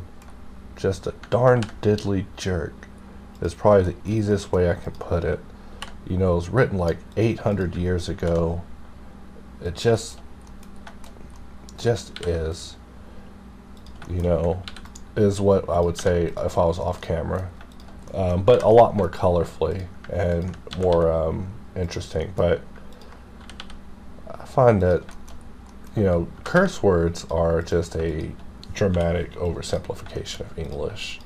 There's so much more creative words that are just much funnier to say, that are just much more insulting. Like you could say, you know, F this, F that, you know, just really get all crazy and vulgar. But there's other words that are just so much more destructive that are effective, and not saying that you should use them, but they are available. And that's always been a fascinating part about the English language, is just the art of the insult, because, you know, just directly just talking in such simplistic, vulgar terms is just, it's beneath you. You gotta get creative, you know. You gotta call someone an insolent sow, you know, sometime. Like, this geometry is definitely being an insolent sow, but really it's not. We're getting in here. It's being a darling. I'm sorry. Pet my geometry. And this is going to be a hard sub-D solve. Like, I'm watching this and I have like my own like confidence meter in my head, and it's just going down. I'm just like, oh God, why do I keep doing this? Why do I keep doing this? Alright, so some of these simplifications are not needed. Like, I'm going to select these three, press Y, and we're going to unfuse. And then we're going to press Y and we're going to unbevel. No, we are going to unchamfer. We're going to select these two and we're going to unfuse. We're going to unchamfer. And even though we didn't make that with Mesh Machine, we're going to use Mesh Machine to correct it because I don't know. I just use Mesh Machine in weird situations. You know, like some people laugh when it's real awkward. I use Mesh Machine when it's real awkward. So here we're just going to cut, press C, and we're just working in our inner working, and this one's going to also be a pain in the neck. I was about to say some funny vulgarities just to make this a little less awkward, but we'll just continue on cutting. Like I said, you just, when you're modeling, just you and this model, what else do you have to think about? Just weird stuff, you know. I think about birds.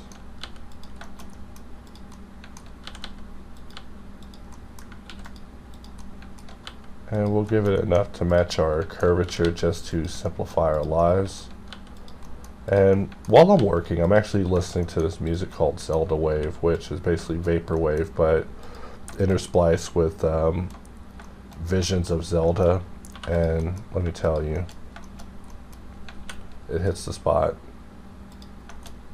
Like, I spend a lot of time when I'm modeling just like zoned out, just listening to music, just really just finding that that moment of serenity where I can just relax and the work will just fly by. I mean, I always say that, and I know it probably sounds weird and possibly stupid, but let's select normal, and we didn't select anything on the wrong side. We did select this, which is weird. So what's up with that, as Kenan Thompson would say.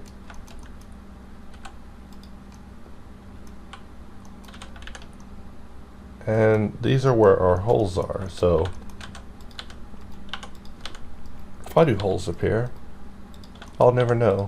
I mean, I assume it's something that I do, and when I find out, I will write a doc page saying it is highly recommended that you do not do this, or it will cause issues to your mesh and general modeling experience. But until then, we will need to just be cautious. Like, what's going on? What's going on? Is this Groundhog Day? Just solving the same holes again? This thing better calm down with all that. Better calm right down. So we're just working our way around downtown, just really getting areas to what we want them to be, even though, you know, like I said, I got this internal confidence meter. I believe in myself though, because at the end we can just lattice and deform our way to success. Like, we could just be in the ballpark and just really just, I mean, I don't even have to be worried about this. We could just be letting sub D have our back, but instead we're just partying, you know, just trying to keep sight of which area that we're dealing with. This is the area that we're dealing with right now. So what we want to do is basically cut out like so. C.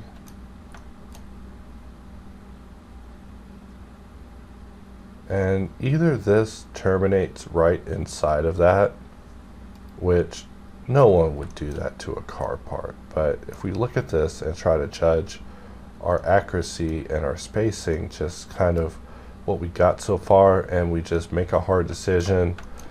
I don't even know what to say.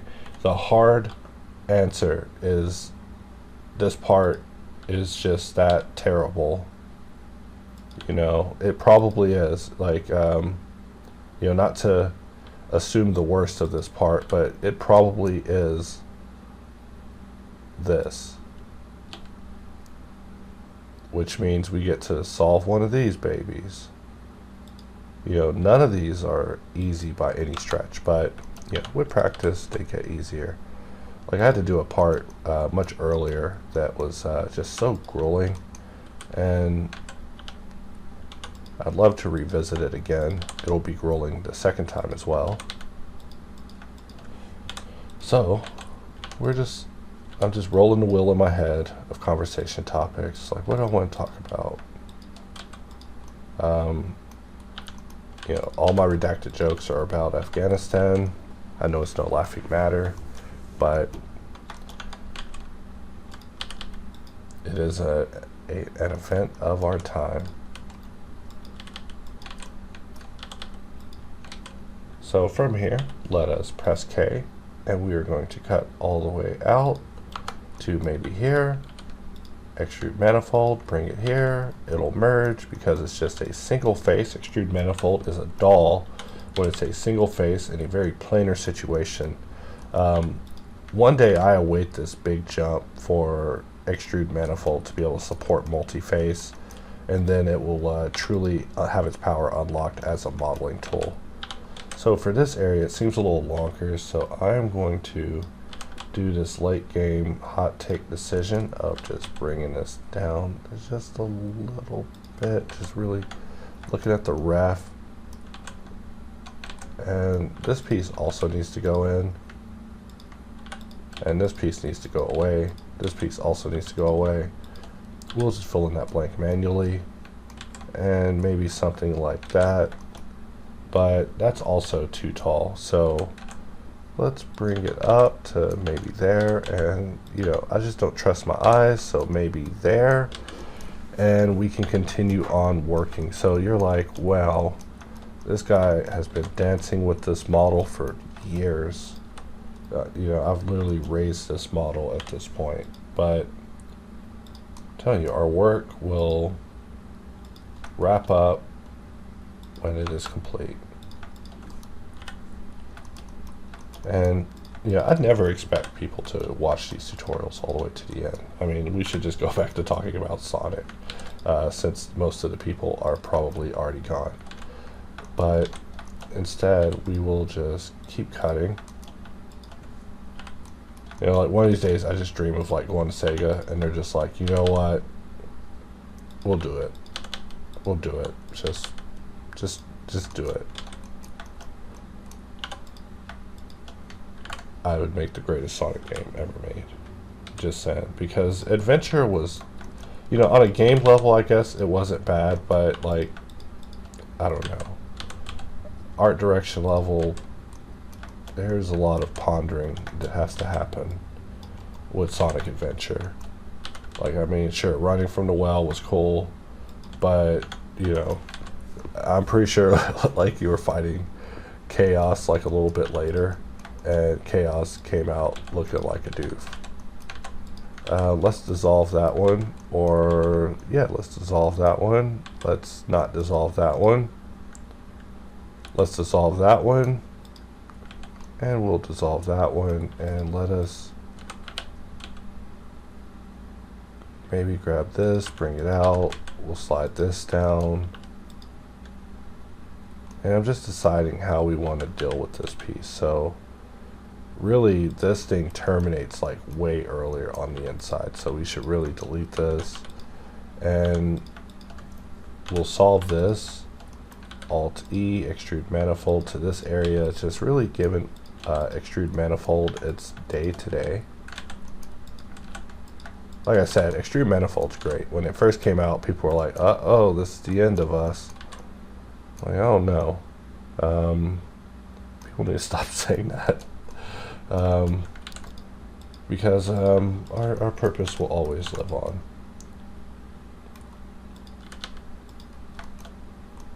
So maybe something like that. Really got to make some questionable decisions here. Like, for example, we get rid of that face, we put this back, and man, I feel like we are rebuilding exactly what we just had. SY0, GY to this area. Let's take this SY0. Alt-E, extrude manifold, we bring it to this location. Now that's all connected, and we get something like that. Maybe we have to cut it all the way out, which I'm assuming is the actual correct answer. So we don't even want the wedge present. We want what we had before, which is that. And then we have to basically eat this area and bring it in. Or we can grab this whole area and just bring it down. I mean, a lot of hard decisions to be making. We're kind of putting it together, but also solving it at the same time. But if you can do it better, have at it. Have some fun with this. Have some fun with this piece, because I definitely had some fun with it. You know, I think I'm now far enough to say, okay, yeah, I would run away from this. I would run away from this, but I didn't run away from it. Instead, we're in here fighting the holy battle. So merge, merge, and near miss merge, and just cleaning this up. Like, really, it's a matter of just narrowing things down to just its simplest form. However, for this, we probably want to get rid of every other loop. So I'm going to redirect this down here so we can just get rid of every other loop, because we really need to let Subdivision take control. And this is just 6 loops. What are we doing? We want 1, 2, 3, something like that, which sacrifices just a little bit, but we also have to solve holes in this later. And one of the goals with this is to try to go for lesser geometry than I normally would. So in regards, let's add some more geometry. And I would use inset, but it would give me some poles to solve that give you a pole that you can't refuse a solution for. It won't exist. Seriously, I'd end up with a bunch of poles with a bunch of solutions that would be variable. So we're just bringing in our parameter protection, because, you know, there's no negotiation with me in protecting the perimeter. If I don't have the perimeter protected, I just know that subd is just going to beat me down. So I mean, when we add the bevel in the very early example that was shown like 2 hours ago, that is why. So Control T, Alt J, just need to really stop joining so many points manually. We're getting nutty with this, and really we can use what we've discussed and talked about to be a little more efficient. So we see that once you get so far with knife, it just stops jumping in a snap fashion. So Control T, Alt J, might make that a macro someday, and maybe something like that. So let us slide this over, and really hard decisions here. Do we want to sacrifice the curvature of this particular round area? You know, I'm gonna ask you again, you know, this time with a Samuel L. Jackson kind of connotation. You know, say no again. I double damn dare you. No, I'm kidding. The answer is yes, right? Because, geez, get this face out of here. Just get these faces out of here. Now, what was I talking about? First of all, we don't need that there. I don't know why that was there. And let's check for holes. And we're not dealing with any holes, so once we nail down the majority of these areas, it's just apple pie, you know, or American pie if you prefer, whatever pie you prefer.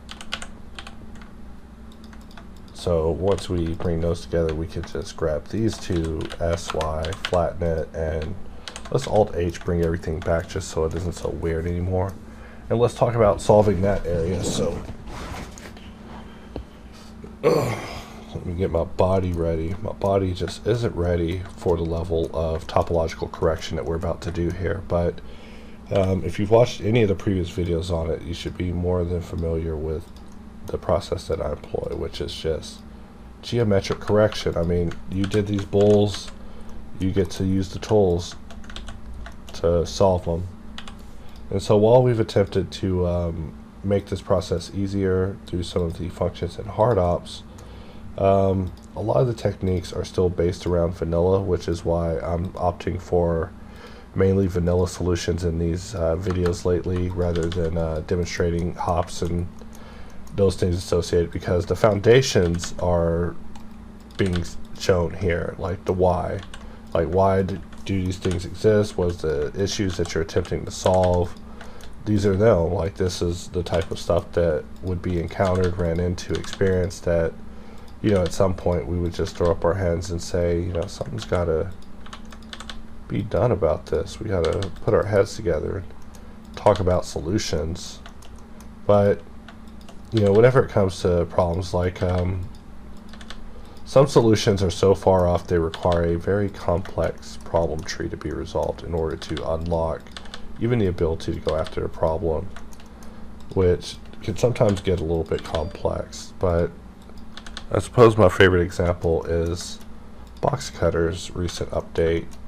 For custom to get to where it is, we had to go through a lot of stuff to create these modes and get it to where we wanted it. And now at the end, 1-to-1 is just a straightforward entry mode compared to just being just a toggle you would have to enable that would actually affect all your cutters. But the road there was definitely a longer road than I'd like, but definitely an understandable road. Like, sometimes I'm a little bit impatient whenever it comes to things, but after a bit of understanding about the complexity of the tasks, it becomes more apparent. And so I'm doing the same thing with you guys. I'm trying to express the complexity of the tasks, like, and also provide some sort of fallback solution to use whenever the going gets tough, because relying on tools is great and all and good, but sometimes it's just not going to help, you know. Like, booleans are great. Booleans are absolutely fantastic. You know, I get people that are like, booleans are the greatest thing ever, and there's no problems, and it's just all copacetic. But as you've seen in this video, like, booleans are way more than capable of opening a situation up on you that if you're not aware that you just walked into Freddy's closet, you know, you're just going to be filling his claws, rubbing up and down your neck. He's going to be rubbing your leg. And there's why the face was getting in the way. So let's hide this and actually get it and solve. But yeah, generalizations can be dangerous, but don't be like me. Don't be just a eternal skeptic of everything. People are like, this is better. I'm like, yeah, I will test to confirm that. You know, I say it all the time. People are like, this thing, you gotta see this thing. Like, generating analysis, because I just gotta know. You know, I'm like obsessed with reviews and stuff now too. Like, instead of letting a movie review ruin my experience, like, especially if a movie's a stinker, I will just run headfirst into that movie. We're just testing solutions for this, just thinking about what we could and should have done, and probably something like this is what we're gonna do, despite alternative options being possibly more effective. So something like that just to start, and I'm just going to dissolve this edge, basically ending that quandary. You know, like I said, hard decisions always. In fact, how hard of a decision? Not hard enough for us to break these flows, I tell you what, Bobby. So we're just sliding geometry, getting in here, getting random. I guess we'll move on to our next topic now, which is Legend of Zelda. Y'all remember in Wind Waker when Link literally planted his sword in Ganondorf's forehead? That game was absolutely terrible. I hate Wind Waker. Like, I hate Wind Waker probably the most, if not as much as Skyward Sword. But I didn't even give the remake a shot because I still have beef with it. I might give the Skyward Sword a shot because of the reduced interaction with the assistant mechanic, but you just can't convince me. Like, Wind Waker had that moment where they were like, hey man, we need you to sail around the world and fish in all the oceans for Triforce. And I was like a little kid when that happened. But I saw that and was like, nah, Nintendo. Got me messed up, dog. You mistaken me for a wrong man. You know, I was like a little kid, I'm telling you. I was playing Wind Waker on GameCube, and they asked me to sail around the world and pick up all those pieces. I was out. You know, and video games will do that to you, man. But me, peace, bro. Fade away, man. Just peace. Like, you start giving me some messed up quests, dude. Oh no. Like, it was hard enough beating Final Fantasy 15 because I was so excited for that game, and as I was playing it, the plot just kept stinking. I was like, man, it's gonna pick up because this is the next Square Enix. But it became apparent halfway through. I was like, wait, this is more like an experiment, like 13 was. They're just experimenting with the sauce, and if we accept this sauce, this will become the secret sauce that they just propagate. So luckily everyone rejected it. You know, nothing against Saz or Vanille or Hope. Hope was freaking god awful. You know, I even tried to come back and play the sequels, and they were like, time travel. Oh lord. I'm out, man. Why does Square Enix gotta Square Enix so hard? Time travel. These guys are nuts. So we're just sitting in here solving geometry, talking about topics you did not sign up for, but that's what you get with me. Next topic, we're going to talk about reproduction. No, I'm kidding. So we're just cutting along, just building our connections, and really we can just go in our stack and we can just put a triangulate, and then we can put a subdivision, and it will survive. The triangulate's there because every N-gon we don't solve is going to solve in a Freddy style nightmare. So we just have to be prepared for it, and then we can mitigate it. But otherwise, it's good to go for a subdivision. So we could put a subdivision on it right now, seriously, and just decide at the end, like, is this good enough to hold this form together, or is this form held together enough to justify more or less subdivision work, and go from there. But like I always say, I'm a big fan of edge reinforcement, even though this is the most timely process ever. You know, you use the bulls, you gotta use the tools.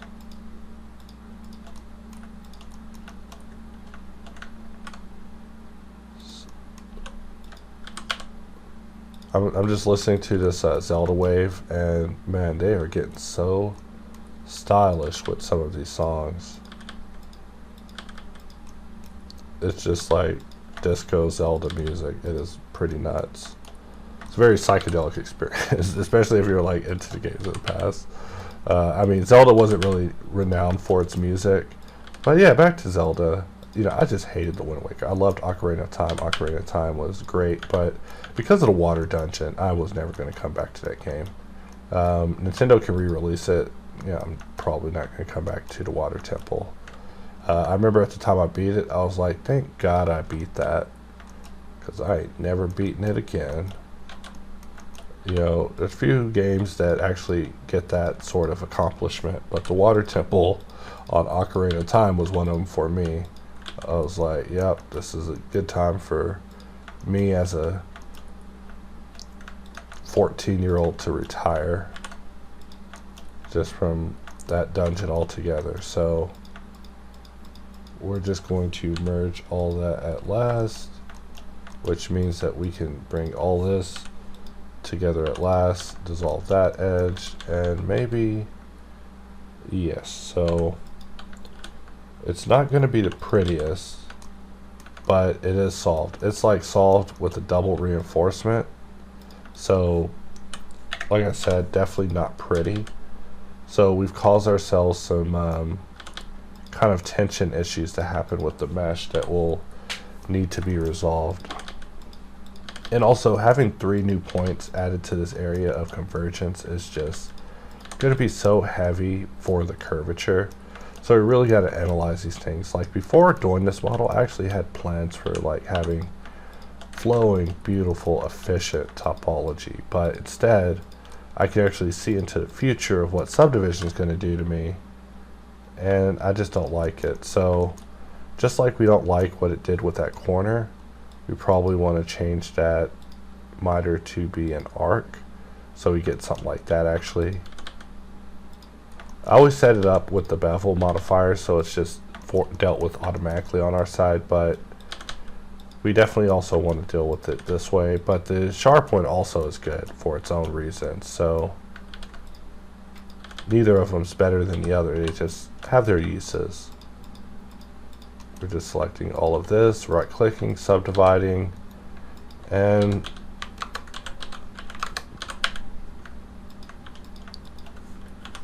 we are just subdividing and not subdividing, inserting loops and forming connections, and questionable connections at that. Like, I'm not even entirely confident in some of the connections that are being forged. This piece isn't even assimilated into the board, and it looks like it won't be either. So let's tab into edit mode and just take a look at what we have.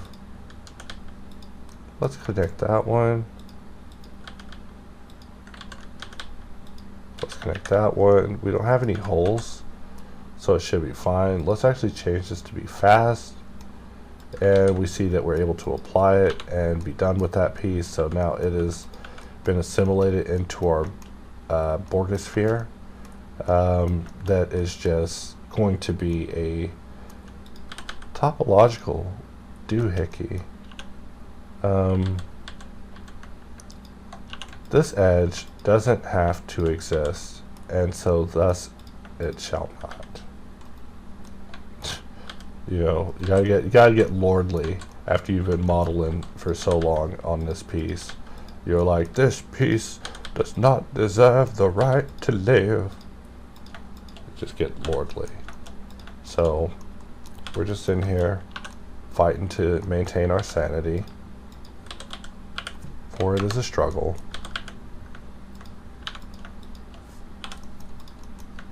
Grab this, slide it over. Let's bring in another loop, and that one reached all the way over. So do I even want to allow such things?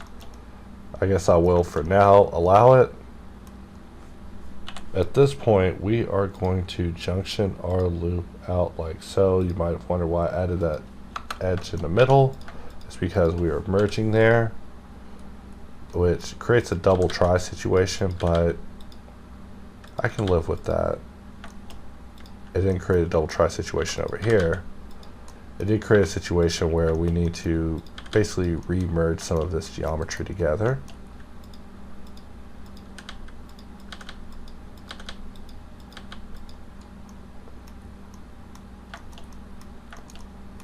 And from here, let's right click and subdivide. And from here we can GG, bring these in, merge these, slide this over, and GG slide. Grab this one. Let's see, what are we on? We're on a curved piece, so we can't actually be so drastic. We could be kind of drastic. Like right here, probably a little drastic. In fact, let's use this edge to hold it, and then we can merge it, and then just kind of seal that up, and just really start working this area in. Like any single area can definitely become an extensive topological puzzle if you let it. You know, you'll just look at it, it'll look at you, and then it'll start opening the voids to the nether realm, and it's just you and him connected, and you don't want that. You don't want to be dark nether realm connected with boolean pieces. So we're just going to keep on moving, bring ourselves from the reaches of the dark ether that can come with these. For this area, hard decisions. We're going to slide here. Ooh. What piece is this? This piece is this piece. In fact, we could be solving from the other side, which could also be easy, but you know, it doesn't matter what side we're on. But if we're just going to get weird with it, let's think about this. So I'm going to solve this to here, which means that we now have this flow happening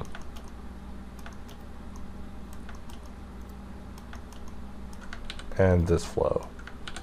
So we want to redirect all of our power to this area. Redirect one of these loops is an imposter.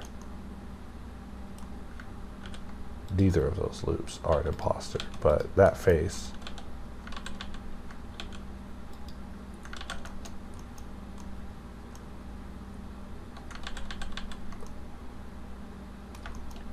So let's see, I add a loop in here, it gets all weird. Which edge will just get rid of that? That one will get rid of the whole face. So let's deselect everything except just that area. So we have something like that. We can press F. We see that that's just not going to work. Let's try that again. And maybe the answer is that I just can't play that way. So what I want to do is add a loop in between. So where there's a will, there's definitely a way. And where's this thing at? We are grabbing basically the inside of this thing, dealing with the back of this cone. So, you know, just simplifying, may linearize it, but it does appear that this flow is needed. So hasty decisions like that just can't be made. It's always a hard decision in here. You know, all of this is hard decisions. However, they do get a lot easier to make, especially when you see the same decisions over and over. You're like, you know what, that's the same DUI, 6 months, 6 years, 60 years. Oh, this is the same DWI, give them 6,000 years and do it with a straight face. That would be tough as a judge, right? Like if you gave someone a terrible sentence, but you burst out laughing, you're like, you know, I give you a 320,000 year sentence, you know, or you say a number that can't be pronounced, you know, I sentence you to a deceptively or something, I don't know, a quintuple cycle, or, you know, just like, wait, when do I get out? You know, you are slated for release in the year XX. You know, they actually named the year. It's like a year that has an extra digit added on. You're like, oh my god, what happens after I die? They're like, listen, you're going to be brought back to life, or your corpse will be kept here for that amount of time. You will never be buried. Forget about it. forget about it. So we're just going to select this edge in between, because even though I can't add this edge loop, first of all, is in addition to why, I need to know just if there's an alternative way we could subdivide it and not cause damage. So maybe something like that, and then we subdivide and we see that we still get this particular edge. So it's like, how do we get rid of that single edge and we survive? We don't. So we're going to need to select the loop all the way around.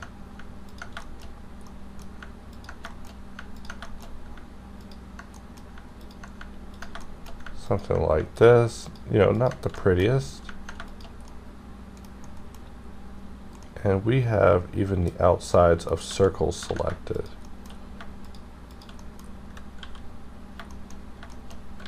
There's no way that this area is manifold. And this area is manifold. You know, let's Alt-H, bring back what we took away. And we're slowly working our way through this, even though, you know, like I said, this part wasn't going to be easy. That's why I looked at it and was like, no, I'm not going to do that part. What kind of madman would do such a part? No one in their right mind would do that. Nobody. So that was the rub. We had to find a guy who was crazy enough to model such a stupid part, and then we put him on the case. No, I'm kidding. That's just what I imagined in my head. Like, how'd you get him to take the case? We picked up his robot tutorial that he put out. That was how we got him to do this car part. So definitely, if you're enjoying this, you know, give that thing a gander. I put so much work into it.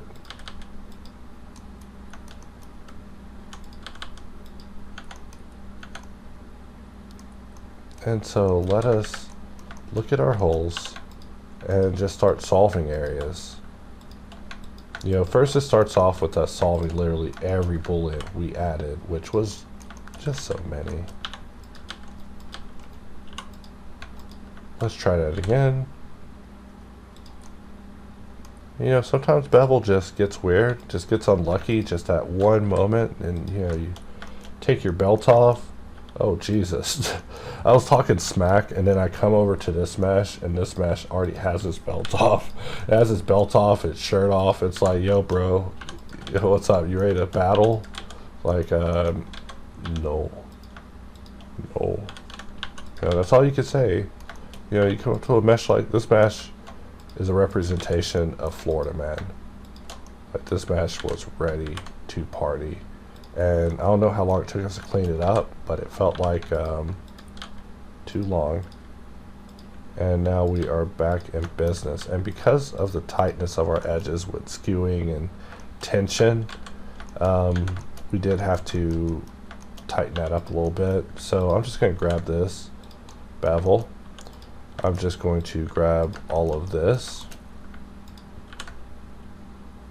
and bevel.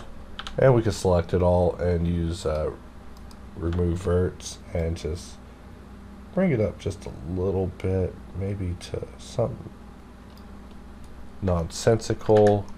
Let's shift tilde just to see what we're doing, and we probably did some damage.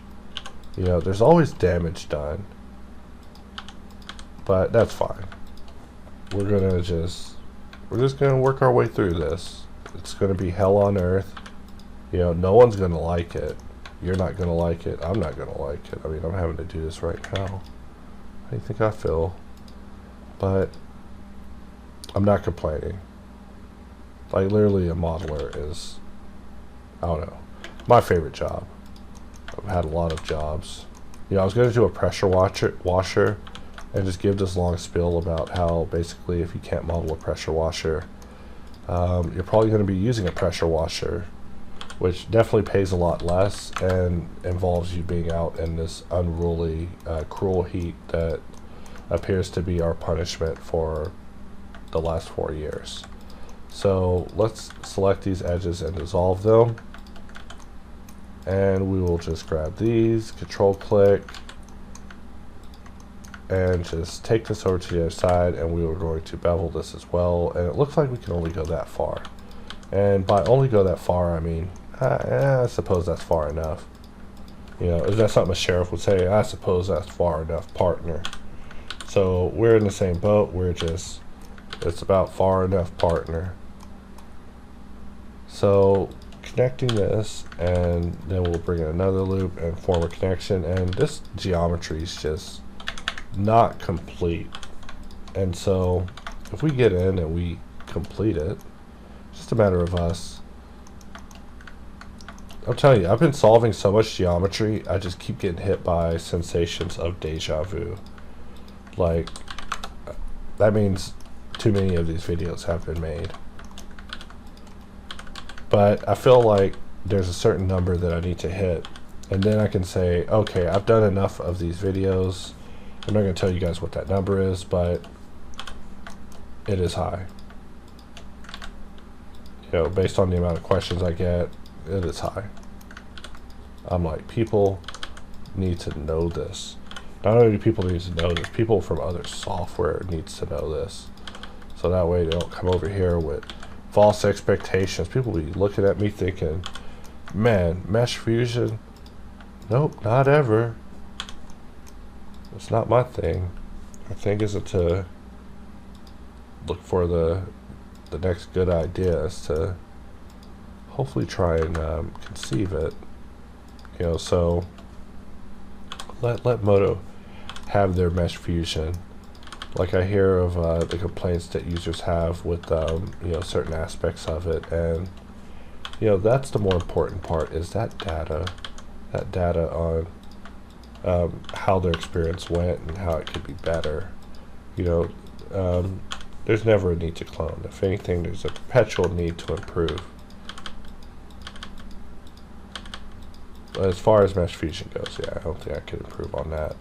Blender's just not fast enough. We'd start trying to have some fancy solving, and it would just become a mess. And then whatever we did, it would just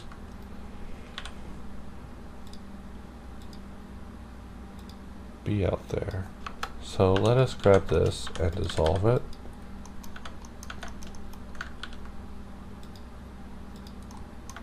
And bring that around as well.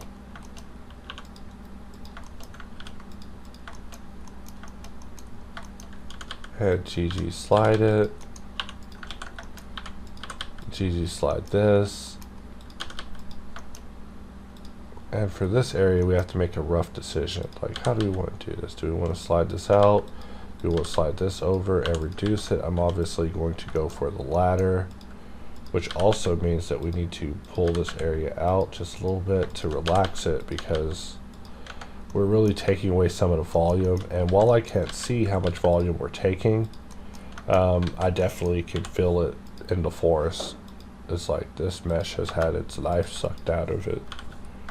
So we gotta get back in there, give this mesh something to live for. So we could solve only the transitions and just let Subdivision deal with everything else. You know, if we were just super lazy, which we could do today, we could do that and cut this incredibly long video very short, because it's like as long as a course. Totally did not mean for it to take so long, but like I said, we're talking about the process of both experimentation and actual execution being done at the same time, and trying to keep a somewhat colorful dialogue that, you know, is real about Sonic but doesn't cross the line. You know, so these are the things that I hold dear. You know, respecting Sonic and having parameters protected. You know, if you put me on the list, like if there's like an FBI file, they'd be like, all right, so we could lure this guy with like basically a plush Sonic doll. He would at least look at it and be like, that's stupid. Why is that there? Walk up to it and thus get trapped. You know, that would be me. So I better not catch any of that stuff outside of my house. So let's just continue bringing this down, and we're just going to press J, bring this down as well, press J, and you know, we're just having fun doing some damn modeling. I mean, really, if I wasn't talking to you guys in this video, I would just be watching internet documentaries talking about famous people of the internet, which, in terms of the internet, no one's ever famous for a good reason. It's kind of tragic. I'll keep it on the minimal because I don't want to bring you guys into a terrible culture you won't be able to look away from, but I'm telling you, the internet is just so full of interesting characters that them and their communities, they just intrigue me. So, you know, I spend so much time in the Blender community.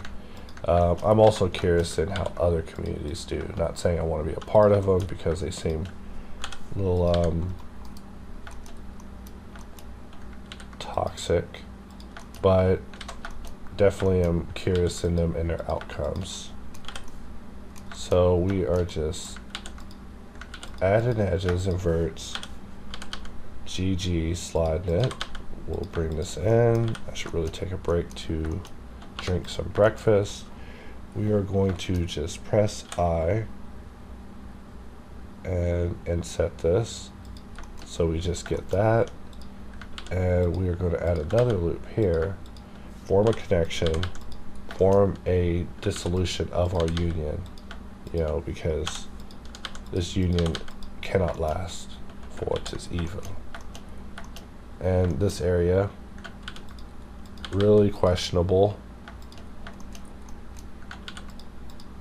but I'm just going to let it live. So, you know, there's no rhyme or reason behind where I move to whenever I'm moving with the mesh. It's like just a concert across it, but, you know, after a while, you definitely start to see very large components of your progress correlating and panning out with each other, and it's a beautiful thing to just see all your solutions just finally working in symmetry. However, we don't have symmetry. It's nerf or nothing. I'm still on that, you know. Is it nerf or is it nothing? You know, maybe never mind, I was about to start being random. I just can't help it, you guys. Can't help it. It's just funny to me. Especially if you're a straight guy. I mean, not opposed to being gay, but you know, someone that plays it straight. That's when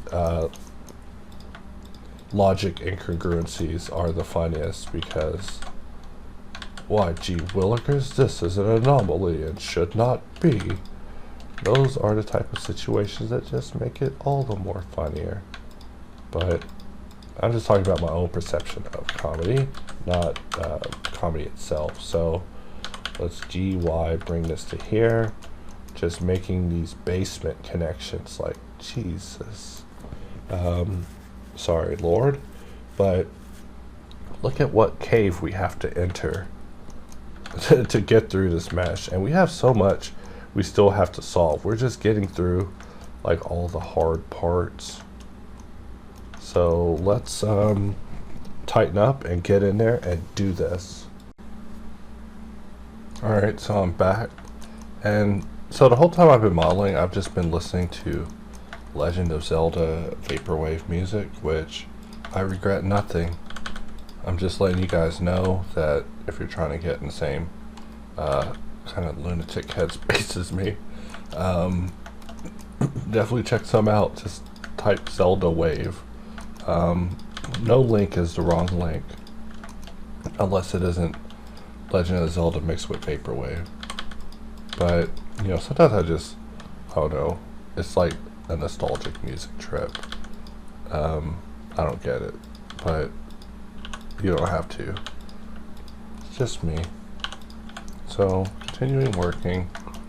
Like I said, I just zone out in the music and I look up and I'm done.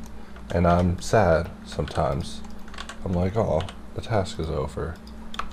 I was in a groove and I have no more grooving to do unless I want to groove on refinement, which is also a groove that I do.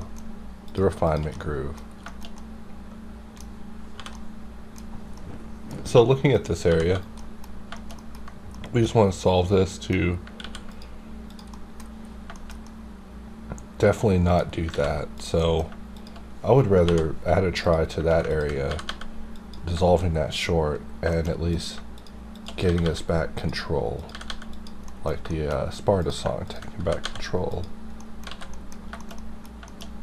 Which, man, I'm telling you, you get me thinking about alternative, I will jump off of this ethereal Zelda music, and I will be on alternative so hard, because I just love it.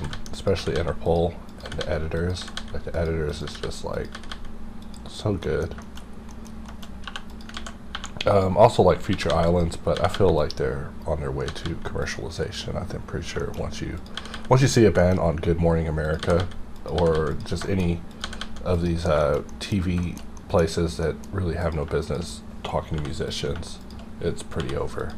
You know, once they're waving any on it, yep, it's I'm sorry, it's just terrible. I'm telling you, it happens more often. I'm probably this big music fan. I could probably sound like a jerk ass, but it'll happen, man. It'll happen. You know, you don't even have to have a take. I mean, you don't even have to have a hot take. You can just have a take and mess up. It's like, oh. But that's the cost. So we select these two, we press J. You know, by now, y'all are aware that me and Jay, we're close. You know, real close. Like, we've been in multiple wars together. Me and Jay. Together, not even against each other. I have no beef with Jay. So, GG and pressing E in order to make things even is probably one of the most powerful hotkeys possible right now. I wasn't aware of it until recently, but I definitely see the potential of having such a control in place whenever it comes to dealing with this geometry. Like, I can press E there, make it even, and we're really getting theoretical with this geometry and exponential in this area, which is just going to become regrettable. I can just tell you it is. So we should just slide it in and dissolve it. I'm pretty sure the Zelda has dissolved into ComTrues, which I also like, but did not sign up for. I'd be playing some ComTrues if that was the case. Let's see. Maybe it'll bring it back. You know, we're gonna hang in here with this Zelda. You know, just like unlike Wind Waker, I'm not going to abandon it, even though I did abandon Wind Waker so fast. And it looks like I can't undo what I did over here, but that's probably because I didn't do it. I'm probably innocent. And, you know, you see me rebuilding so many areas, but in all honesty, I could press I to really just bring these areas out, which creates a couple of junctions that then have to be solved. Like, for example, this. And do we need an additional reinforcement edge happening in this area? Or should we just abandon? We will abandon. Looks like the Zelda music's back to being on Zelda. I might have been overzealous with my decision. It happens. So we don't want to add any additional edge loops. What we want to do is slide this area over. You know, I had to go peek around the corner just to see, you know, your potential damage. Who will you be affecting when you drop a nuke? In that case, everyone would have been damaged, including myself. Like, this would have caused mash casualties. But here I am just getting crazy again because I've been modeling this thing too long. So really, you know, there's just these hard decisions you have to make. And they get easier and easier because, you know, I'm looking at a couple of things. I'm looking at my edge that I'm protecting, and then I'm looking at a flatty, and I'm looking at a try that I'm joining with, and the decision becomes a lot easier for how I want to manage this particular area and turn it up. Like, I mean, the reference image is over on the side that I really haven't been paying attention to for probably an hour or so now, because the next time we refer to it, we're going to be using it as a cruel metric of pass fail, which I'm telling you, just for effort, I get an E for effort, which is not an A, meaning I fell. Just kidding. And because we kept our point counts somewhat congruent with each other, it's not complete hell over here just yet. So if you're wondering, just out of curiosity, how I'm faring with subdivision so far, we have this subdivision in place, right, which turns everything that's not a quad into a try, or turns everything that's not a that's an N-gon into a try. So if we add subdivision on it, we see that this form definitely looks a lot better than it did earlier, but we have so much work left to go, and we really don't want to spoil the surprise of what it'll look like when we actually get it correct.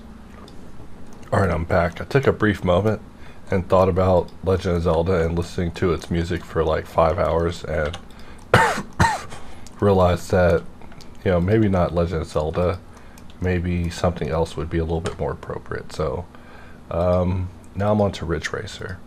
So let us just select our topology, and we're just jumping through and just really thinking about how we want to reinforce it. And on the picture it looks a little weak, so maybe the edges can be reinforced, but not so much the critical interior. You know, maybe something like that will do. You know, kind of hacky, but it's the first solution that I see in front of my eyes. Let's try this again.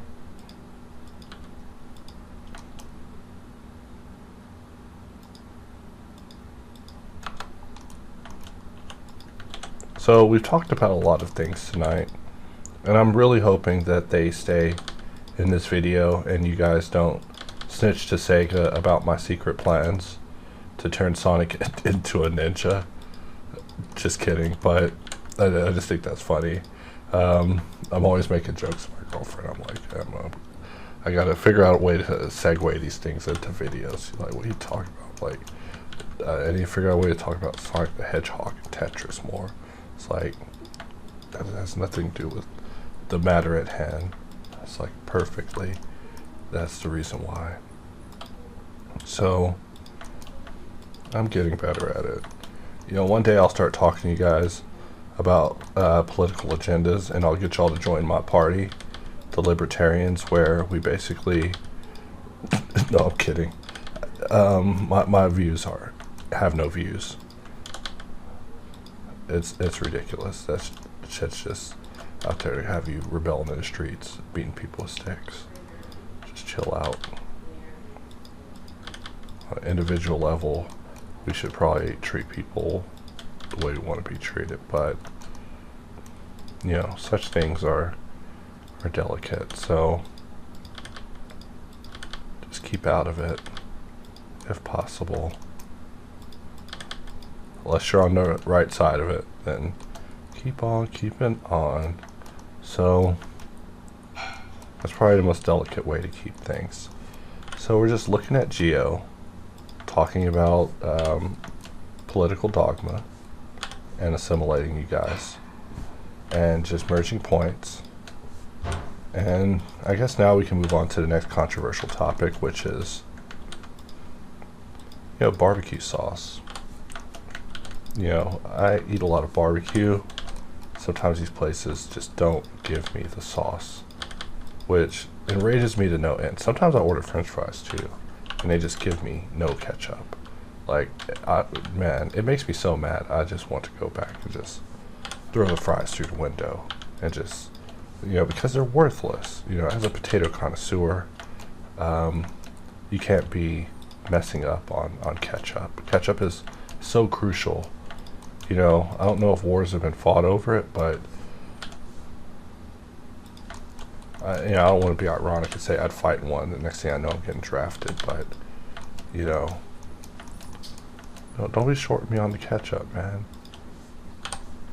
You know, another thing I always talk about is robots replacing fast food workers. Like, I feel like people working in fast food actually hate fast food and regret it and don't even want to work it, and as a career it's just antiquated. Like, I order burgers all the time and they're in a condition that is just indicative of someone possibly not wanting to do the task, which is completely understandable. So I simply propose that they just make robots. Like, I feel like a robot could make like the greatest like Big Mac ever. Like, you ever go to McDonald's, you look at these pictures on the wall, it's like a picture of a Big Mac. And then you get a Big Mac and it's like a parody of the picture of a Big Mac. It's like the Big Mac if they like stomped your Big Mac and then gave it to you. They're like, here's your Big Mac now, sir. It's like, thank you, please. You know, what else can you say? You can't say anything else. They'll jump over the counter and attack you. Be a viral moment. They'll be getting rooted for. You know, don't let it happen to you. But I feel that there could be like the perfect machine to basically make burgers for people. Just alleviating that as a job. And people would be free to do other things like service these robots. I mean, obviously we could give it AI and allow it to get smarter with time. You know, I'm not so fearful of AI. I think if we gave it enough information about burgers, it could possibly come up with the perfect burger. Because, I mean, when I think about burgers, McDonald's is like the perfect burger. But the way that you receive it is not perfect. It's like, I don't know. It's almost like it's been tossed on the floor, kicked around a bit, a little soccer on this burger. What do we want to do here? We're going to just add one more loop and end that puzzle. Sometimes you can just sit there and just stare at some geo. You're like, what do I do? What do I do? Well, the answer is right in front of you. Just solve it. And we still have this really sparse front. And we're just building up all these soldiers that we're gonna have to solve. So, not really. We could reduce these on its way up. And so, every step is just a buffer. But I really should be more effective with polygon reduction. But, I mean, every time I do a thing, in my head, I'm thinking, all right, 1,000,001, 1,000,002. You know, but one day it will be a step no more. And so I'm not even contemplating how to remove it as a step. I'm literally contemplating how many steps total we should remove around it. Like, I don't even want to remove the step. I want to remove the process. Because, you know, we're not talking about retopology. We're talking about, you know, basically rebuilding this mesh into a more subdivision friendly mesh utilizing the existing geometry. So rather than retopologizing on top of it, we're talking about actually repurposing the existing geo, which is something I'm a big proponent of. Not like on a recycling thing, but more as just a type of workflow. So, you know, this system that we're using to do this, I still consider it kind of experimental. So that's why I always say, like, I don't think I'm a source to go to for modeling advice, because a lot of the techniques, even my topology, I consider it experimental because, you know, I've seen what they want us to do. I've seen what the government wants. No, I'm kidding. But I feel like there's still solutions yet to be sought with the triangle and curvature, and I don't know. I'm not such a big triangle hater as most people, and I don't think anyone should be. I think they all have a place, a useful. Let's solve that. You know, how dare you right in front of my face? How dare you right in front of my face? You know, all this geometry. How dare you right in front of my face? We solve it over to the other side, and you know, I don't see any other easy way to deal with this without causing some geometric stress. But we're definitely bringing these stories to a close, which is good because they were getting quite extensive. You know, we'll loan this one extra loop, just one extra loop. You know, don't judge me, one extra loop. And we can just grab these two and just run them into a close, but maybe not that far. We'll start causing some torsion issues. So once we start getting to the big flats, it's all good. You know, like my confidence level is increasing because the hell has already been past us. You know, we're like Siazel Poro Grants from Bleach. You know, he's actually rising out of hell in the, well, he's not rising out of hell, but I guess he's revisiting from hell in the Bleach universe, if anyone cares about Bleach. Still, you know, I tried to give up anime, and everybody's just like, but anime though. I'm like, but time wasting filler though. I mean, Naruto to me, you guys. I'm surprised I haven't ever talked about Naruto, but Naruto, like, completely Naruto to me. Like, there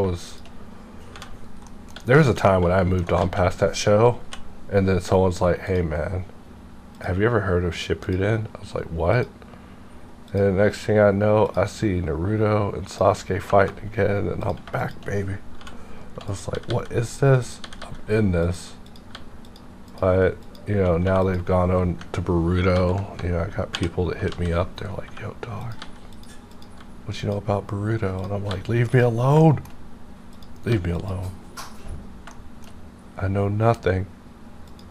You know, you gotta know nothing, man. I probably got some Boruto fans in the audience. They're like, what's this guy getting at, man? What's he about to say? You know, all I can say is, you know, it's looking good. You know, like, I was about to call him Kishimoto, but that's actually the guy, I think, from, no, it might be Kishimoto, who's writing Bleach. Oh, no, writing Naruto. Or, no, Boruto, I think, is a different generation. I'll have to check into that, but yeah, I guess they're doing alright. I see some of these fights picking up. You know, that's the hallmark of a good anime, right? Is the fight sequences. So it's just a big build up. I feel like the show was I almost said ill-conceived, but that's the wrong term. I feel like the show was just set up in a way to like enrage the core audience. And I'm trying to make this area, by the way, just getting in here, poly modeling. Definitely don't need to be in Boxcutter and edit mode at this time. And we haven't saved in like hours. So just sliding it around, and really I'm just thinking about how Subd will just take it. Just whatever it is, it'll just swoop it, because there's no real defining happening. So first we're going to give this a loop, give that a loop, give this a loop, and this is for, I was about to make a Catholic joke there, but let's continue. So we are going to, I have no beef with Catholics, just jokes are jokes, you guys. It's the only way I feel people will learn. Comedy. Alright, so let's grab this. We're going to press I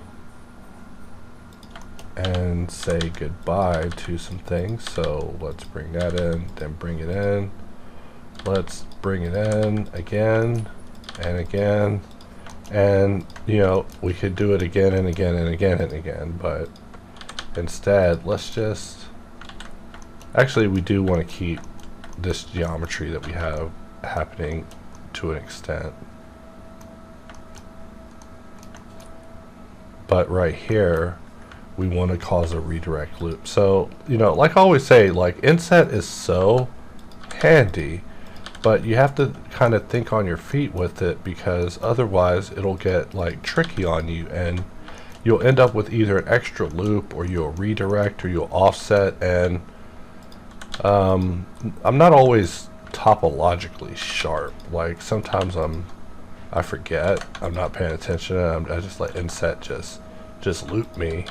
You know, it's just hard to explain, but you know, whenever it comes to inset, you might notice that I almost pick up the pace for just like a moment, because I'm like, oh damn, let's solve this guy, because inset is just it'll mess up your current flow, and just like whatever your thought process is, it's just hard to explain. But definitely it's handy, but because it's so handy, it's also topologically dangerous. But I probably over exaggerate, you know. Did I ever tell you the legend of the 5-starred pole and how it roams the land, just lurking for topological failures, just waiting? No, I'm kidding. Just start. Sometimes late at night. It's not late at night anymore. It's now the day. So I'm probably in trouble for not coming to bed, but that's fine. What was I going to say? So yeah, sometimes late at night I'll listen to YouTube horror stories of like scary stories. Not because I want to be scared or anything, just because they're freaking ridiculous.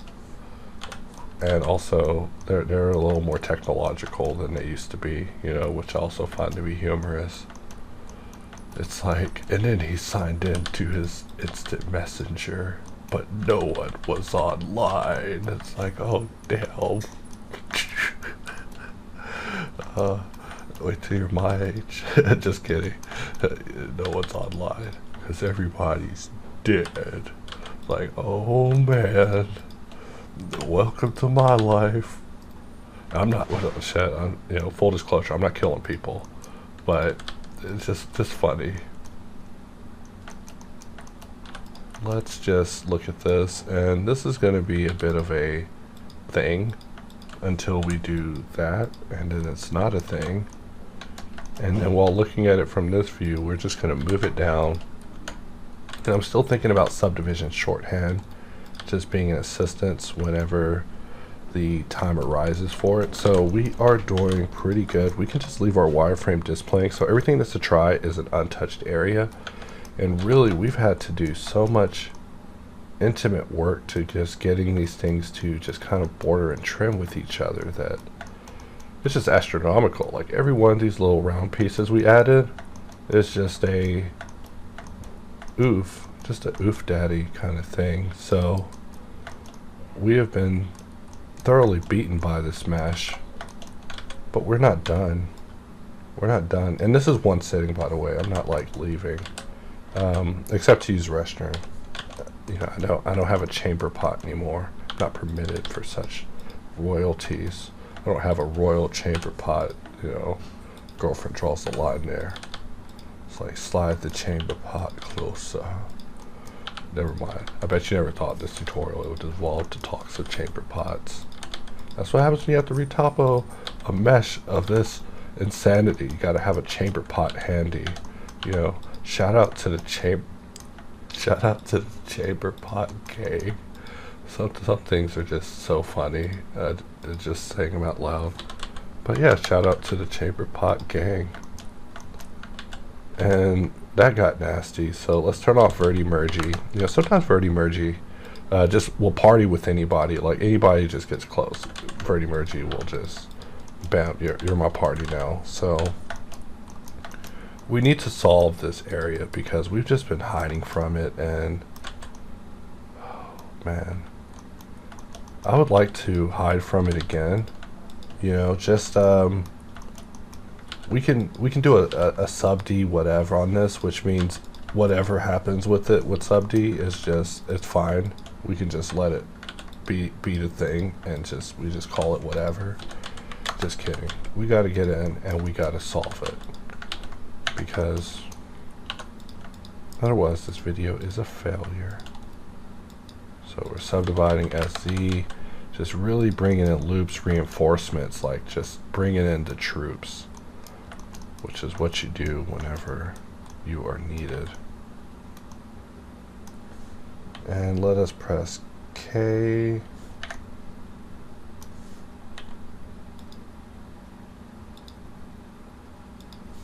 and we'll just create a loop like so.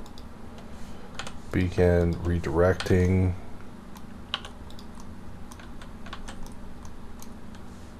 Ever so calm. The music's also very calm right now that I'm listening to. Oh, because it's from Legend of Mana. Like, I wish I could just have music just playing in videos, but you know, all those videos that I make that I have music in, I just sacrifice them.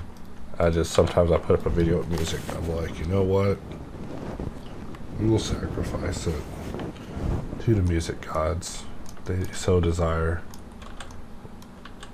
revenue. It is fine. I get like not a lot of views anyways, which I'm not complaining about. I find that actually great. Damn this area. What in tarnations? What in tarnations is in here? Just kidding. So, you know, because it's so cross, it's like, how do we solve such a situation? You know, these topological situations are just getting out of control.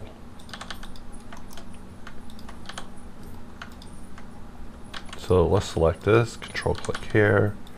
We're going to bring this back and just think about our perimeter edge. And you know what, after a lot of thinking, we're going to let the perimeter edge live for now. We'll come back and talk to it later when we have more men.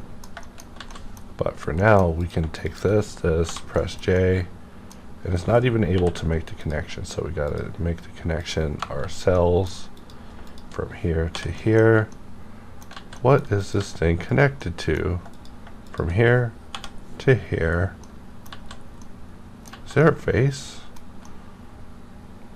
Okay, there is no face. So let's add a face and then make the connection. Things are so much easier when there's a face involved.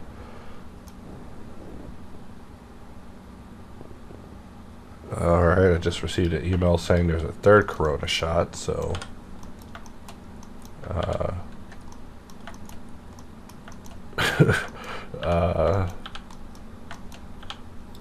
the hell kind of vaccine needs an update. Alright, that's a bit distracting. You know, real world is crazy. It'll bring you back, man. Try to separate yourself. You know, for the longest time, I did not have a cell phone. Like, there's just no way on earth people could call me. And one man who I won't name convinced me to get a cell phone because of a job. He was like, you need it for this job. I was like, alright. And at the end, I was supposed to have got rid of these phones, but by that point I had an iPhone, and the iPhone's just such a good phone. You know, Apple hadn't been updating the iPod Touch in a while, and I had dropped mine and broke the screen, and it was like a saga. The repair company did like this terrible job with it, and they just tried to give it back to me. So now I'm a phone guy. You know, if you want to call me, my telephone number is not going to be said in this video. That would be insanity. But also, do not call me, for I do not answer. I mean, that's the point of these videos. Y'all be seeing in these videos how I just be ignoring calls. I have to. How else do I get any work done? That's part of the sacrifice. You must sacrifice to get work done. What do you sacrifice? You're sacrificing phone calls. Like, sometimes these phone calls are like, hey man, I'm drowning. It's like, well, I'm not a lifeguard. No, I'm kidding. But I used to get calls about terrible situations, and my first response would be, well, I am no medical doctor or professional, so rushing to this aid is illogical, alright, to say the least. Unfortunately, weighing the logistics of rapid travel, and you know, even if I woke up in bed and everyone who cared about me was near me, I would first say, please leave. Please get out. How else do you unplug everything? anyways, let's continue on. We're just going to right click and add a loop and SZ0 to just flatten that out, and we'll just place this to protect it. And why is this tablet talking to me so much? That's why you can't have a tablet just facing you while you're on the computer. It just starts trying to tell you stuff. Just, you know, another, hey man. And it's probably critical information, no doubt about it, but you're distracting me here. You know, like me and my girlfriend say, I'm walking here. We say it to each other all the time. It's just a funny thing to say. I'm walking here. So just building our connections, you know, trying to not really get very interconnected with the next loop, but we got so many near misses. You know, the boolean really did us dirty. I mean, not blaming it all on the boolean, but dang, we saw all those loose ends earlier. Like, come on. Come on, man. But I jest. Except for the parts where I'm serious. We gotta get that together, my guy. So let us grab these and J to connect, and grab these and J to connect, and let us take this and slide it there, dissolve this. I don't know. Let's actually keep the flow because it's just getting crazy up here, and this area is like so razor thin. It's like, what the hell are we? Okay, we're looking at this area, so we're trying to solve this area. We're trying to solve it and vanquish it because it is evil. Oh my god. Oh, crap's falling down in here.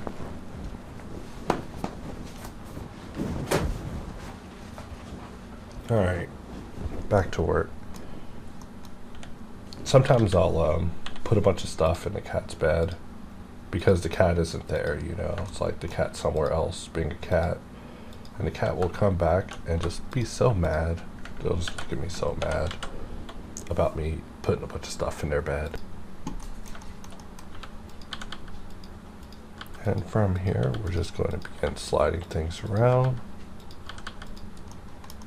equalizing our surface, and because we have extra loops, we can now finish some of these connections, even though I feel like we're sacrificing some curvature and really getting heavy on the geometry. Like, I look at this and I'm like pondering what the efficient solution would be, but you know, and also troubleshooting where that more efficient solution could be, so I can also have that as a point of discussion for future content. But it is a ponder, but it's in this video. Probably tore it from the floor up. Probably should have used 4 points on these. Probably added too many points to these things. You know, they are a new piece added to the kind of bull shape lexicon. Like normally it's cubes and N-gons and things like that, but now we're bringing in these big bevel rounds, which I guess they're not new. They're just bevel boxes. So we're just sliding and relaxing, shooting some b-ball till a couple of guys who are up to no good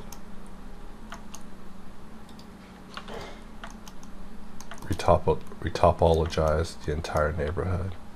So if we get out of edit mode and we look at this, we see that this area that we obsess over is this area. So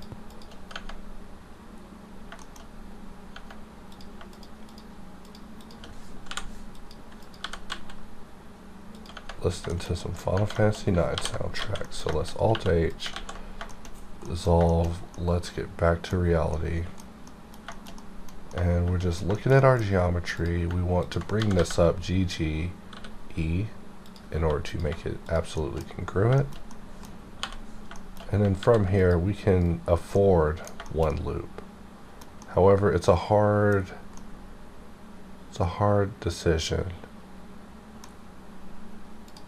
We're going to give it one loop that's able to connect all the way to there. Just bringing that connection all the way around the corner in a smooth fashion, which means we're going to require a loop here, which becomes two loops because of the one loop, two loop policy. Never mind, just can't stop making jokes. It's literally a curse.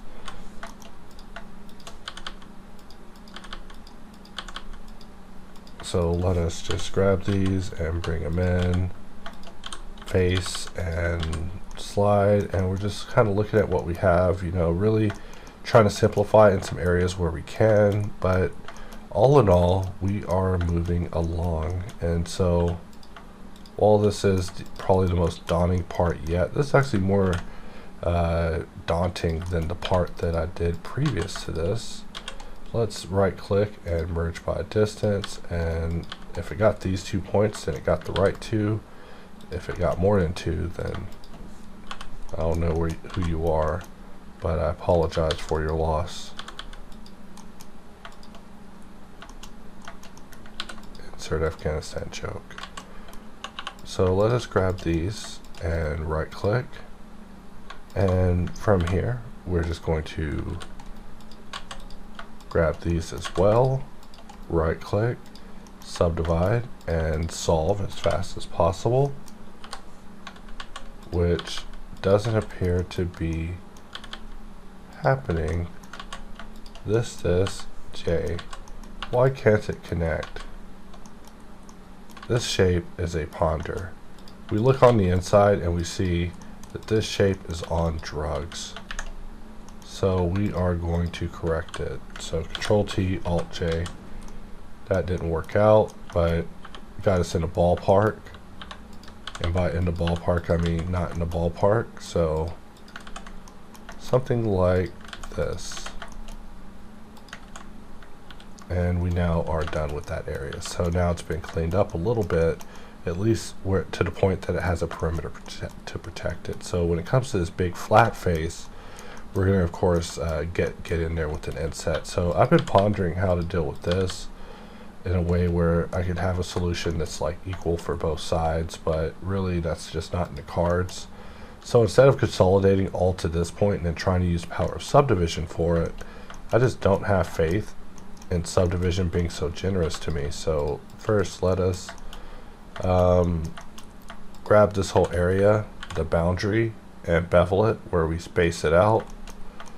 And that will just give us some thinking room. So this area has nowhere to go, so we'll first give it guidance with an edge, because we want to slide it in that direction, just like that, and then scale it in.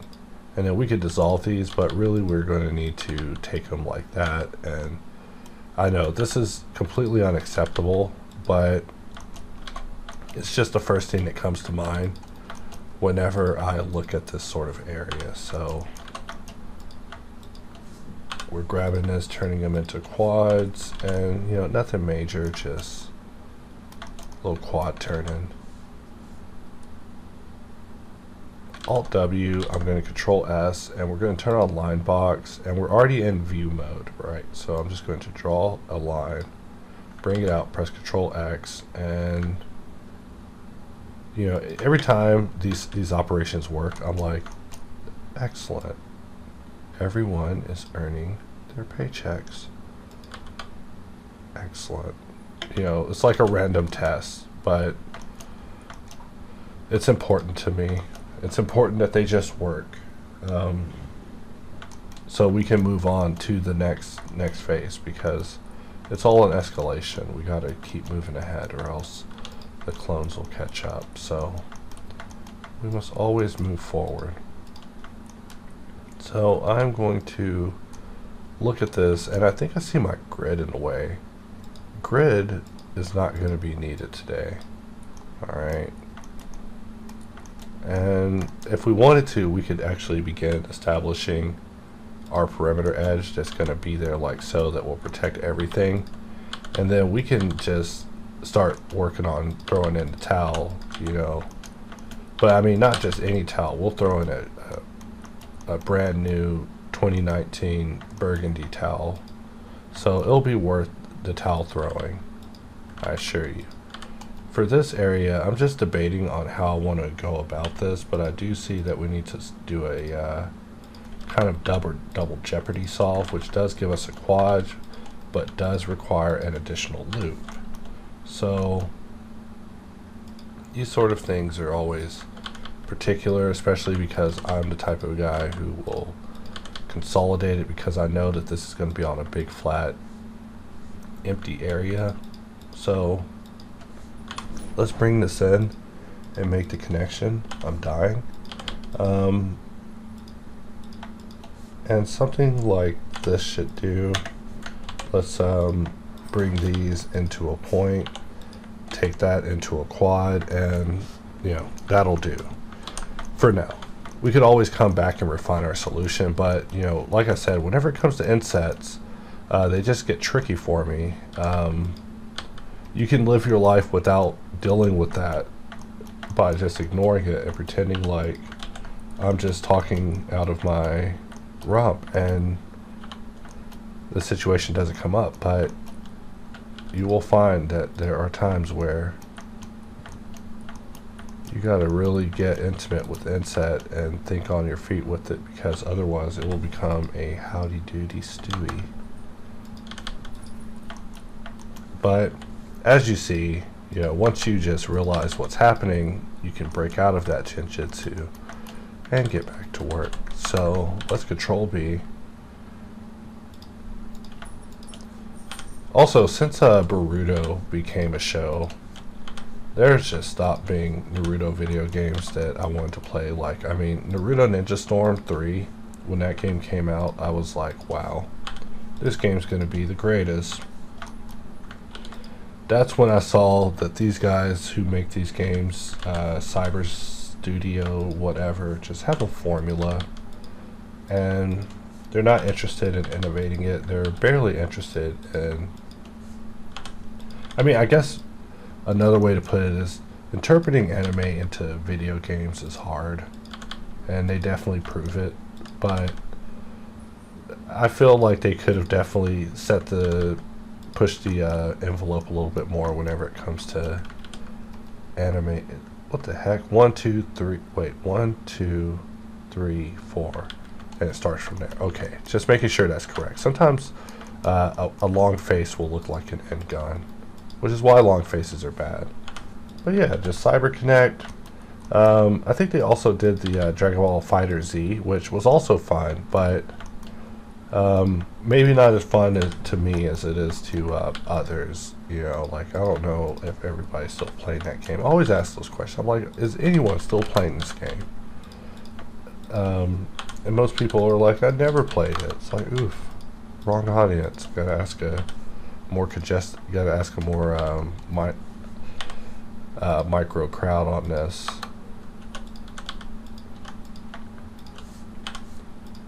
But there was a time when Naruto games, especially like on the PS2 with the Ultimate, like, man, those games were fire back then. Like, I was doing everything I could to get them. Like, there was also the time of, like, back when there was Bleach Heat of the Soul on PSP. Like, those games were fire too, man. You'd be in there playing as all the Espada, you'd be playing as the leader of the Gote 13. You're like, oh snap, man. These people aren't even in the show yet. I mean, what else they're talking about? Just pressing G. We're just having some fun here. If you're just tuning in, we're just talking about anime and predictable anime video games that don't try as hard as they should, and why I don't bother with them. Like, I used to be into Budokai, but man, I had this friend who just knew everything about the game and how to block and how to do perfect attacks, and he just destroyed that game for all of us. He was like fighting literal Goku. It was just terrible. So it was just easier to just not play it anymore. And then I knew a bunch of people who were crazy around the Tenkaichi series too, but Just anime video games, they gotta get together. Like Code Vein, I thought showed some promise because it felt a lot like Phantasy Star Online, which I was into. But it did also start to get a little repetitive for me, so I ended up just letting it go. Like sometimes I get self-conscious during a game. I'm like, is this game wasting my time? This game's wasting my time. Why is this game wasting my time? I'm not saying it was wasting my time, but sometimes I do worry about my time management, especially in terms of like studies. So like, I don't know if I could ever bring myself to just 100% a Final Fantasy game, because at the end I'll look at my time and be like, dang it, I could have mastered insert skill here, or gain an understanding of insert thing here, you know. So instead I try to, however, I just can't resist. I have a PS1 right next to me at my desk. I will just fire it up and play some. Yeah, I've been trying to get through Grandia, but God, these games are so old. They're just so old. You know, on the PS1. Because I made a joke a long time ago. I was like, you know, these game generations are getting so terrible. I'm just going to go back in generations. I'm just going to get myself excited for, like, the past. So, I've been playing Dreamcast. Dreamcast is just great. No complaints there. Because it's a modernish system. But you get the PS1, you know, it was just so rough. And then on top of that, as you play on a PlayStation 1 system with this terrible controller, you're like, I could play this on my computer with the perfect controller and also have the ability to save states and rewind and not deal with any of this past BS of like actually failing and having to grind. You know, you could just go online and just get some gecko codes or something and just level your way right through the game. So I don't know. I mean, the last time I was playing a bunch of retro games, I was playing a bunch of Matt Hoffman games after Matt Hoffman's unfortunate tragedy. But you know, I still go back and I play Matt Hoffman games on his birthday because I was so addicted to a Matt Hoffman demo once. I never, you know, when I played the full game, I was like, this game sucks. But the demo was just straight fire. Like, I don't know if y'all ever had a Pizza Hut demo that just had like the chopper level of Tony Hawk, or just the Foundry level of Matt Hoffman. But man, me and my friends, we would just go through that demo over and over. It was just like nutty. We've been actually trying to find the demo online. Look at this Verdi mergey not wanting to merge. Do we want that to merge actually? That's the question, and the answer is, I guess, yes, because it's just such in a hurry to die. We might as well just let the geometry go do it. Sheesh. So, what are we talking about? Oh yeah, PlayStation 1 demos from Pizza Hut. You know, there are some fire ones out there, man. And my goal is to collect them. Like, I was actually, you know, just a give some insight to the type of person I am. I was on eBay looking through like 56 pages of results about Columbia House CDs because I'm looking for a CD that Columbia House once sent to my house a long time ago. But yeah, I have this obsession with music. I'm like determined to locate every song I've ever loved. Just have it, just so I can listen to it, just like every song I've ever loved, ever. Which is kind of tough, you know. There's a lot of songs I'll just never find, but it's definitely been a journey. A lot of people have helped over the years with finding songs. Like, there's still albums I'm wishing to find. Like, for example, there's this God,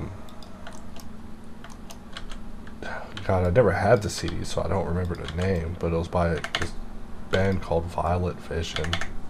But I've been looking for this CD for like so long. I think now I could just probably order it from these people's country of origin, and that would actually just end this hell. But I don't know. I'm just on a quest for every track I ever loved. So really just looking around the geo, just seeing who wants to pick a fight with me, because I'm in a fighting mood. I mean, watch, I'll find some geo that will just open a can of hurt stew on me, and then nurse me back to health, and then show me an area that's even worse, like right here. Like, we're just talking smack, saying, who wants a fight? Well, this Geo just stepped up. He's like, you were looking at my wife. And this guy doesn't even have a wife. That's how bad it is right now. Like, we're about to be in a situation, like, we're trying to tell him, like, yo, bro, there's not even a woman next to you, but this guy's on peyote. It's out of control. And the fight has initiated, so we have to first mark our boundaries, take this guy outside, and end it, because it's getting real crazy. He's swinging on patrons. The cops are coming. He knocked your girlfriend out. You know, just terrible stuff. So let us take this area and jump it to this area with last. We'll press J, or yeah, J, in order to make the connection. Let's grab this, make the connection, and bring this over, and over. And, you know, I was about to say and over, but that'd be too crazy, right?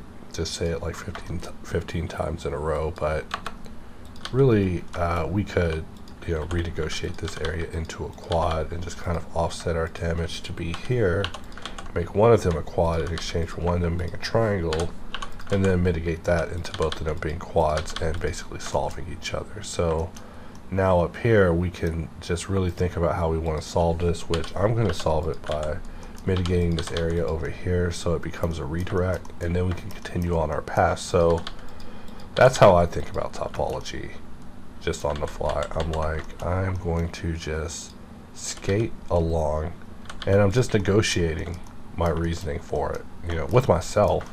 You know, no one's even around. It's not like the poly constable's gonna get me.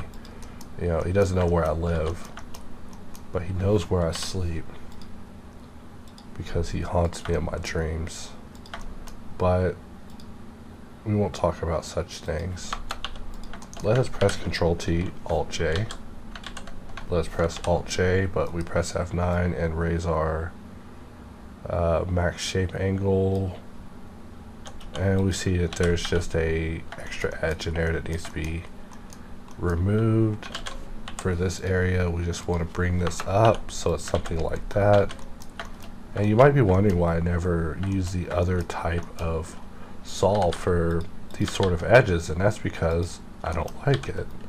I've tried to run into scenarios where I do like it, but it just doesn't flesh with my discipline of modeling. So instead, I solve things the way that I do because it just coalesces with my way of thinking. I don't know. I'm probably being super over analytical when I say that, because you guys are like, what the hell is this guy talking about? But yeah, when it comes to corners, there are multiple ways you can solve a corner, and so depending on your style, you can get different results. So for me, I'm just, since I aim to keep perimeters all the time, I just go for these very static type of corners that are easily solvable by sub D compared to alternative solutions that are also explorable. And sometimes I use those as well. I mean, it's a matter of case. So let's just select these and connect them.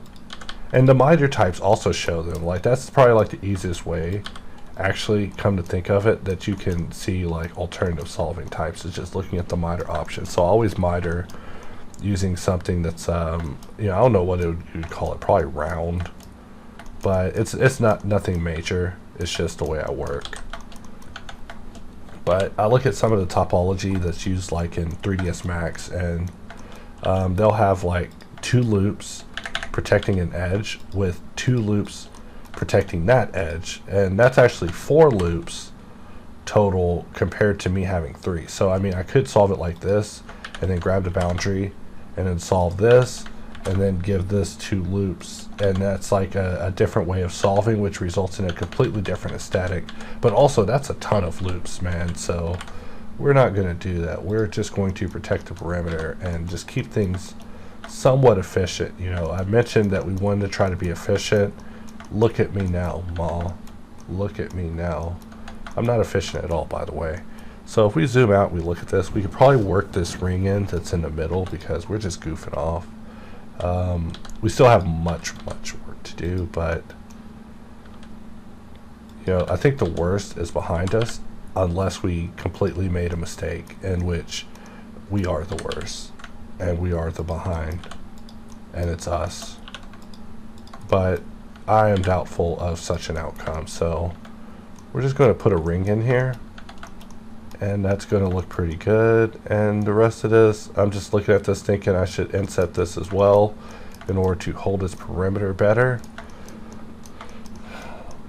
There's so much flow work to be done, which is why such a piece is crazy. I'm sure most of the commenters are going to say, you know, this probably should have been done in CAD. You know, most definitely. But, you know, I chose to do it in this fashion just because. In fact, yeah, I probably could have went in Moy and done such quick work. However, the topology would have been just not worth mentioning. You know, even at the best settings, it's just, you know, the best of N-gon geometry. So, not judging it harshly, just saying, you know, let's not lie to ourselves here. For this area, I'm just going to keep it loose because I see that there's no loops actually reinforcing it. And for this area, we can dissolve this area and just start bringing this together. You know, some areas I do see a potential conclusion just right in sight.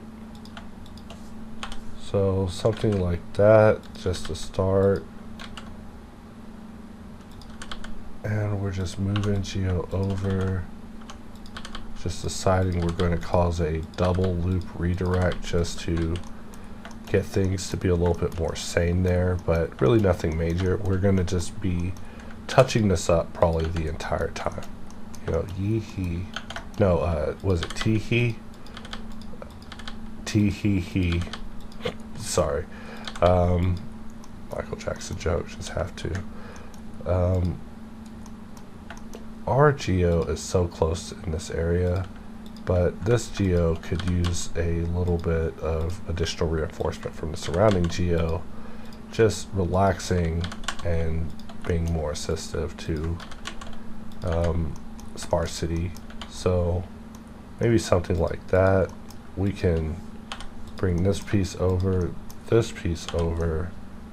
and start making some connections. So really just jumping around everywhere, but that's just how it gets as you know, I work my way through this stuff. And like I said, this is like a raw attempt, so there's always a chance that the workflow could be optimized to be even faster, and that's always the case. Usually with practice, it just becomes apparent. You know, not even I'm no one special. I'm not like Spider-Man or nothing, but you know, it just becomes apparent to you that, hey, this is extra, and this step could be cut out. And doing this, like, I'm actually thinking now that we're going to start trying to do some topological merging. So instead of just booleaning things together, we're going to try to bool topology together. And while it's too late for us to attempt it this time, next time, gadget, next time, to quote the late and great Professor Claw from the Inspector Gadget universe. Next time, gadget. Next time. It's almost a Star Wars voice right there. So let's grab these two, bring them together, and we want to have a loop in there, but we want to just cut it short because we're just going to connect these points and then connect it here, so that way that goes there. This can become a double whenever it's needed. And 1, 2, 3, 4, I declare a thumb war. This one is, so 2 loops in the middle. I'm not buying it. So we will just get rid of one of them. I know, drastic decision, but I live to make these hard decisions. And so far so good. You know, our goal is to survive, to just make it through this ordeal that we set up. You know, we set up like 30 minutes of booleans just to really stack the odds against us. So I'm just thinking about if I want like a super tight loop to keep it tight, or if I want to even preview it in Subdivision, just so I can analyze what sort of destiny we have henceforth set for ourselves. But I'm just being goofy. Let's grab these points, press J to form a connection. These 2 points also get a J. So same techniques all the way through and through and through and through and through, and just looking for where our loops end, and through and through and through, and ends there. So deep questions must be asked. Like, how do we want to resolve this? Also, what does our geometry look like if we subdivided it? Let's subdivide it. We'll save it, Alt-V, wireframe, and this is what we're looking at so far. So we're getting there, but we still have a little bit more work left to do, but we can see that it's definitely much better defined than it was ever before. So while it's a lot of work, it is also a very unusually complicated part that, I mean, if it's simple to you, have at it, buddy. Have at it. You know, this isn't a poly measuring contest. This is more like a subdivision survival deathmatch. So I'm going to select this loop all the way to here, just selecting each loop, and we're going to just right click and subdivide to add a new loop, and GX, snap to here, grab these two, merge it last. So now there's this connection that is coming all the way across, except this loop is extra and it's not needed. So if we press GX, we can bring this one over, and if we look at these two loops, they're actually made for each other, so we don't want that. What we do maybe want a loop protecting this area, just so we can start establishing our boundaries, always with pressing J when I mean to press H. And you know, when it comes to dissolving points, you got to watch yourself, because it's just that easy. One dissolve and you've made a mistake. So before we start beveling, I'm going to press K, C, and bring it out here. And let us just SY, GY, to something like that. So continuing on, just really analyzing our geometry, and we see that we have received a big bowl of howdy doody, which is what I call interior darn faces, which is just, well, it used to be called a very long day. Now it's called a Wednesday. It's called a Wednesday morning breakfast. Wednesday morning breakfast. Eat these undiluted quads. Also, this area, highly sus. Like, we got to grow this out, and we got to bring it in so it merges, so all of that's gone. And then on this edge, we need to subdivide and then merge at last, and then connect here. And I know that's kind of weird. Let's just dissolve that point as well. And now we're actually looking at something a little bit more sane, but it was a demon from previous that was just unresolved. So we're just analyzing to see how far our bevel's going to go, and we see that there are even more questionable things happening. So why or what is happening? I'm going to right click, subdivide, merge at last. So now we have that, and then our loop goes all the way through. So there are definitely some questionable things about N-gons that, you know, hopefully throughout these videos users have become more aware of, but really it just comes with the territory. So let's just select these points, press J, and from here we're just going to slide these up and begin formalizing this area. So we could actually bring this down and just press Control B, bevel these to like so, and this one is a questionable. Like, I question if it's gonna see tomorrow. It's really questionable. And this loop that we just added, that loop is like just one too many. I know what you're thinking, like, come on man, you've had so many loops, you can't just give that one little loop a loop. No, gotta draw a line.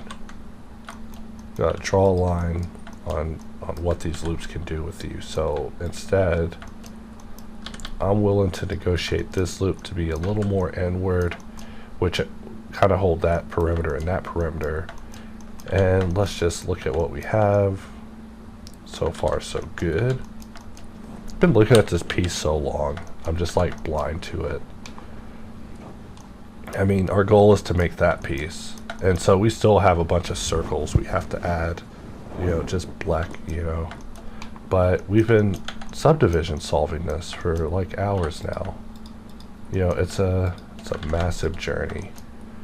So I'm going to try something crazy, because I am actually, let's do a couple of moves to set us up to be crazy, and then let's get crazy. So we do have a perimeter upstairs.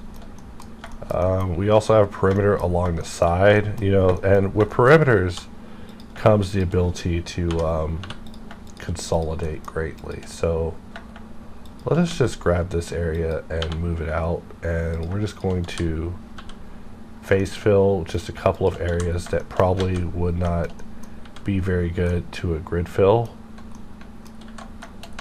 and really look at our geometry, because the decisions we make are like so important. Let's grid fill, and with grid fill, because of our jackpot, meaning we have a equal amount of vertices in this random hole selection we are dealing with, we're now able to give it segments. And sometimes with grid fill you can actually use it, but on the team we were talking about this being like possibly a solution for automating filling areas. But you know, as you see me scrolling through it, most solutions being presently shown are just not optimal. So that means that we are going to have to solve it the hard way, which is no skin off of my nose, but just goes to show that, you know, it's just not so easy.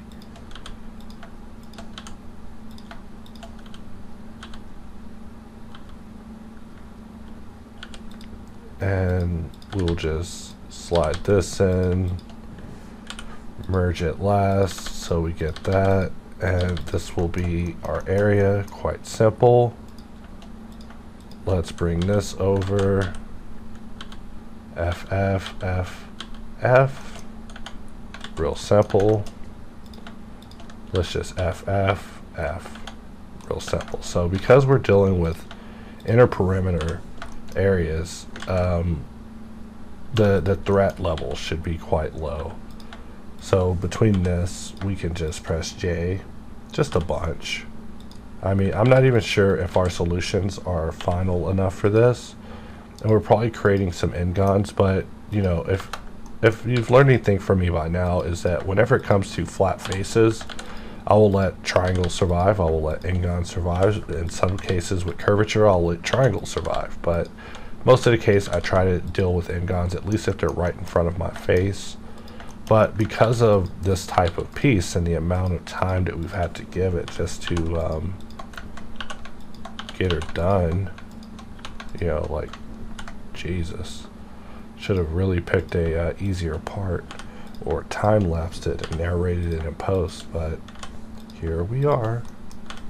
You live and you learn. And you learn never model these freaking auto parts. Just kidding. Watch me be back tomorrow with another oil pump. Like, I'm actually a big fan of oil pumps. I see them as very sexy. I was going to do a video talking about how weapons and firearms are sexy, not in a death killer, crazy lunatic way, but you know, as an artistic hard surface item. You know, you just can't beat the handle of these automatic rifles with the ergonomics that they employ on it, at least on a design level whenever it comes to modeling them. So, you know, gun views aside, it just can't be denied. I would never want to see a gun, but every time I've looked at a gun, I'm like, hey, that thing has some shapes to it, man. I think it's got some crazy shapes. So let's delete this face. And let's use grid fill on this, and we see that it didn't work out. So we're just going to add a loop, and then we're going to grid fill. And let's try it again. Let's use grid fill. And we can just roll the offset until we get it where we need. Maybe adjust the spans going up and down. And sometimes this will work out for you. Like, I've almost found some settings that work just now, if I wanted to be so sparse with it, but I don't. I actually want a very relaxed solution, so that way I don't have to go in and actually use relax, because that is also an option. But I just don't like relaxing in Blender. I feel it could be more relaxing, but instead it causes me a bit of stress. So let's add 2 loops and FF and FF. You know, you gotta look at it and know when, hey, this is just a redirect F.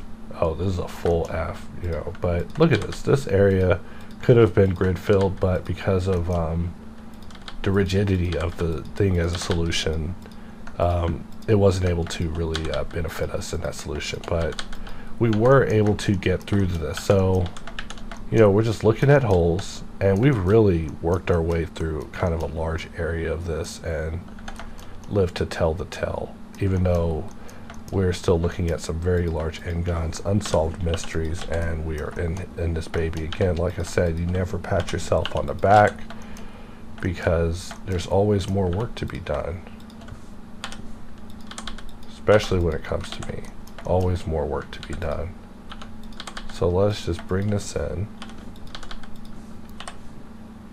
and we just bring this out, and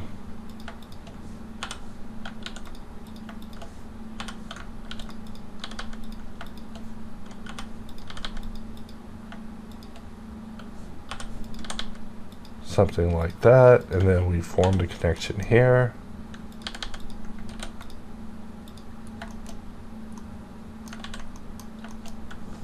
Let's press K, jump all the way over here.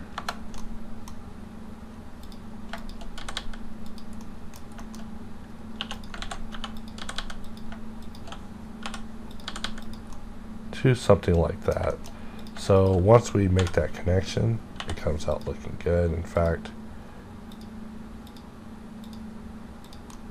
we can also bring this over to something like that, and that's actually looking a little better. For this area, we're just going to connect it around the corner, not the prettiest. For this area, we're going to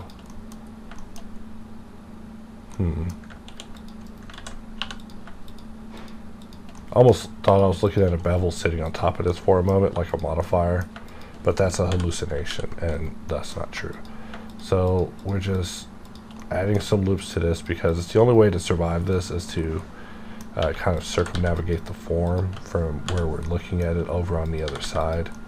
So all these loose connections are definitely worth resolving, because even this thing has to be brought down into something that's actually going to assist it. So, you know, we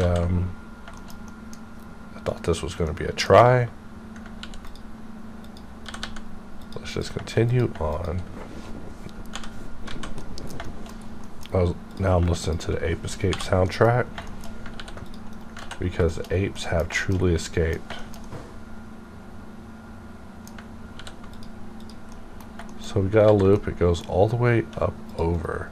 So let's subdivide to cut that short. J, J, in order to form their connections, so we get something like that. And now we can actually begin closing up some of these other unsolved connections. So with this area, I never knew quite what to deal with it, but I guess now at this point that decision has been made for us via this area being kind of blank in its needs, but also requiring very minimal for consolidation. So for this area, we can just bring this in, and our next battle has shown itself. So let us just get in here and begin making our connections. Not the prettiest connections, but they are the connections. So this one is going too far. I'm not willing to make that level of sacrifice. So just really giving this thing a stern look. We pretty much have this where we want it, except I probably do want to consolidate that where we're looking at. And just really just giving a gander over this geometry. I still feel like it looks better without that loop than it does with it, because Subdivision is going to add it anyways. So adding it myself is just giving it a knot before the storm. But we're just investigating our geometry. For these, I'm just keeping the solutions kind of whatever simple, because we still have to go back and put circles on them at the end, and that's just going to be annoying. So we're just grabbing and joining and grabbing and joining and just building our connections.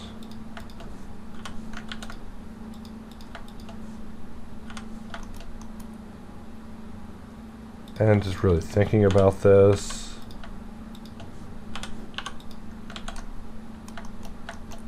How do I want to do this? These are the connections I truly want. So some of these loops are excessive. I could just start dissolving them. And before doing that, I need to probably bring this in and bring that in, and then select this to resolve it. And we still see that we probably need to bring this one up like so in order to just mitigate that. But really, I'm not aiming for absolute accuracy. At this point, we just need to survive the damn mesh, because this is getting just out of control. The battle's just never ending. We're on wave like 200. You know, just fighting against Yoki Knights. I mean, Yoma. No, it's the yokai. No, it is the yokai. I'm trying to think of the demons from Neo. But yeah, just endless yokai battles in this game. Like, we're just fighting against demon after demon after demon of an issue. And I feel like the issue we created wasn't even that bad. I mean, we babied all the booleans in. You know, listen to me talking to you guys about why I feel that these booleans should cut us slack. The other that is the epitome of denial. Denialism is when you're like, no man, the booleans should have worked, man, but they did not, and they failed. So what you gonna do about it? And for me, you know what I'm gonna do. First, I'm gonna ask why. First, I'm gonna find out who I gotta blame, and then I'll blame them. I'll blame them so good. Call me the blamer. Whenever I lose stuff, I always accuse my girlfriend first. Like, she's the first person I'm like, why'd you do it? She's like, what? I'm like, why'd you turn to a life of crime? It's like, what? I'm like, why did you decide to just start stealing things? Like, I just set something down and I can't find it, and you just think you can just take it and hide it and put it somewhere where I can never find it? Like, why would you do this?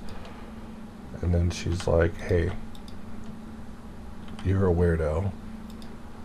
You know, by that time she's caught on and realized that I'm on my thing. But, you know, before that though, I accuse her. Like, why'd you take it? When'd you become a criminal? When did this happen? When did you become a corrupt criminal mafioso? You know, just gotta accuse someone. But let's just move this up, and I'm gonna press C and then Z, and we'll just create this edge along, and we'll create a connection to this area, create a connection to this area, and you'll see that, you know, as we're moving along now, we are forming way more connections. So, you know, you wonder how much work is done. I don't know, to me a lot, but I try to keep it moving because if you dwell on how far or how close you are to the end result, it'll get ridiculous. You gotta just get in there and just put your head down and work. You know, almost the same secrets as not getting fired. If you just put your head down and work, you know, I always felt like if you're working a job, sticking your head up, your boss will just see you, you know, cleave you. It's like, hey, I see you're idle over there. Mind filling this box with your desk things and leaving. You know, we were just looking for someone to fire. Just kidding. That's never happened to me, but I also seek to avoid it. So what are we going to do? Well, I'm going to press I till it's overshot like hell. You know, I don't always press I, but when I do, I overshoot it like you wouldn't believe. And we're going to first add a loop in this area, bring this connection in. I don't even know what angle I was looking at that in, but it managed to work out. And so that's a quad. That is a removal. This area is a mess, so we will just consolidate it to nothing. This area, oof. You know, what can you say? Bombed and depleted.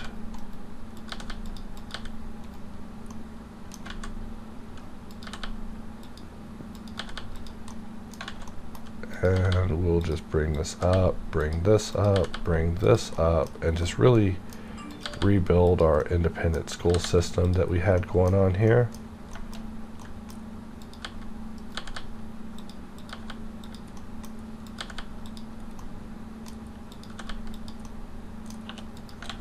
To maybe something like that, and then something like that. So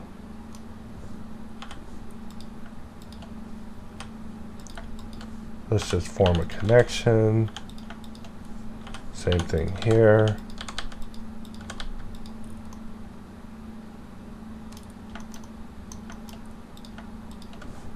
And from here we can begin just tying this area up. So, you know, seeing such big gaps can get a little blinding. Listen to this Castlevania soundtrack. This game was fire.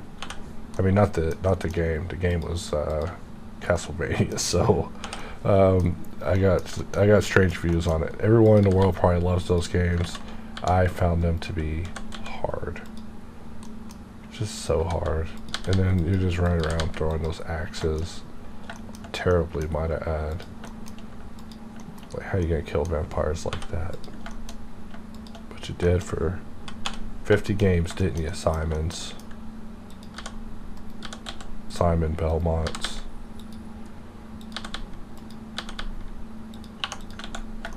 And joining all those is probably the best decision to make because of all the unions that we're looking at there.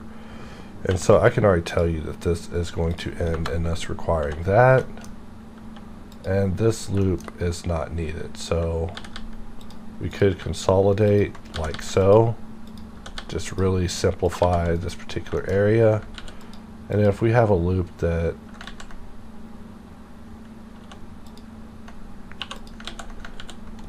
let's see, something like that could connect it, but we have a few more points to make. So let's first get to that area.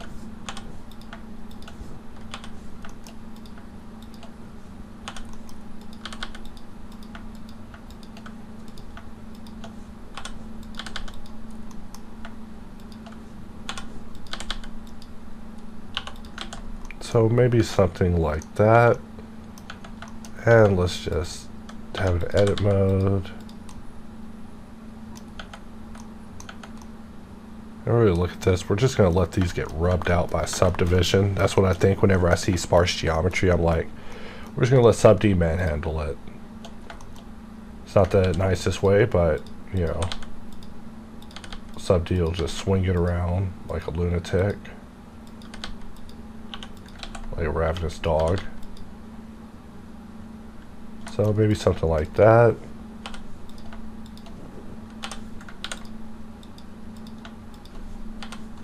J, J, J.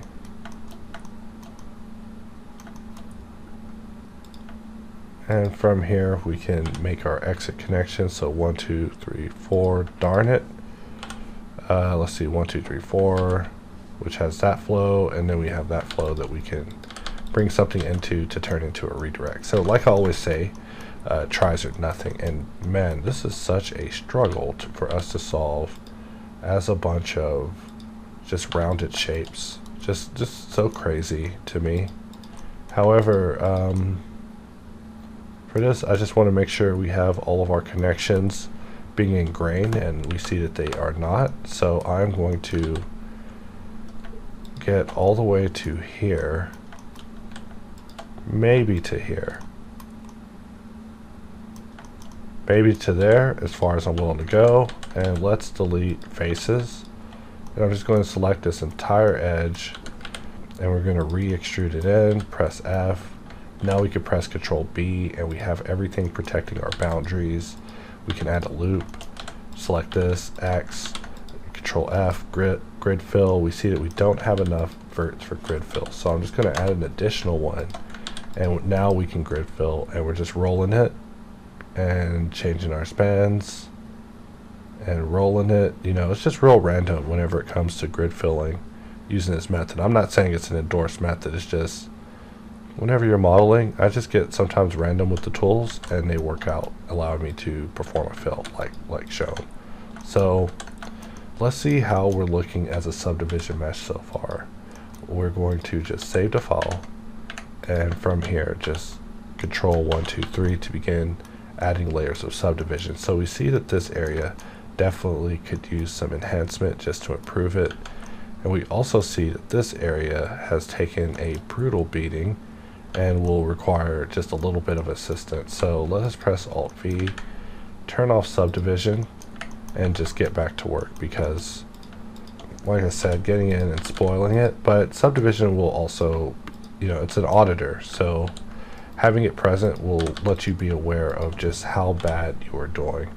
And so with every area of topological failure is an area that's going to require we get in and basically renegotiate, because it is not liking a solution that we have forced upon it. And yeah, that's life.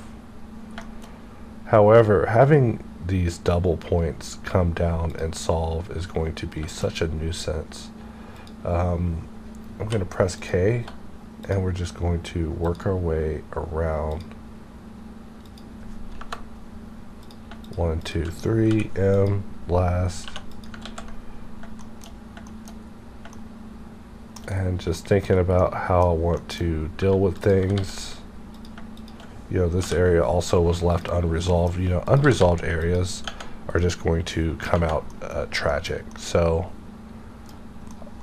whenever it comes to subdivision, quads are preferable, tries are acceptable, but N-gons are just rejectable.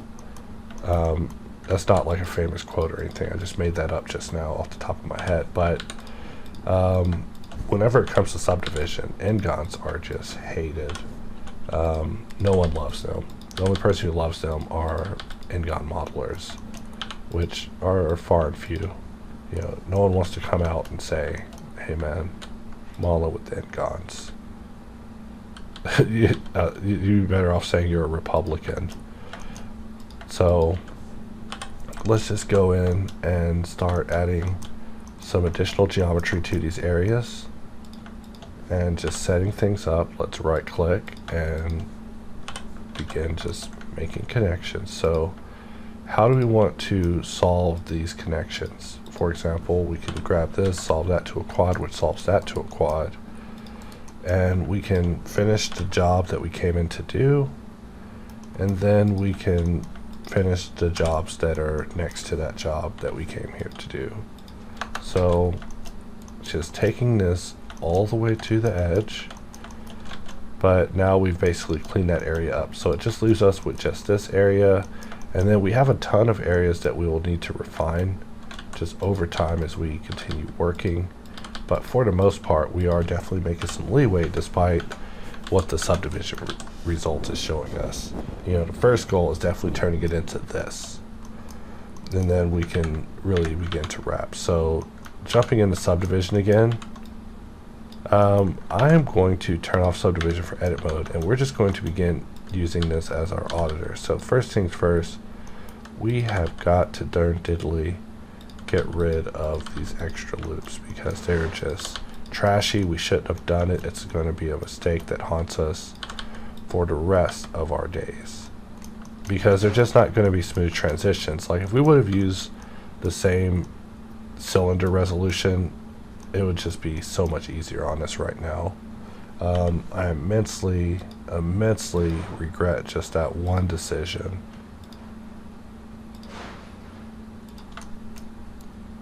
Uh-oh, my girlfriend's out here shaking boxes of cereal. She knows that's what I'd call it. Watch her be shaking boxes of cereal to lure me. She's freaking terrible if that's the case. I'd be mad. Just come running out. You attract me. Gotta have my pops. She got pops too. You know, that's how you know she's marriage material. You know, because she knows I gotta have my pops. And then the commercial fades out. I'm just modeling with some pops.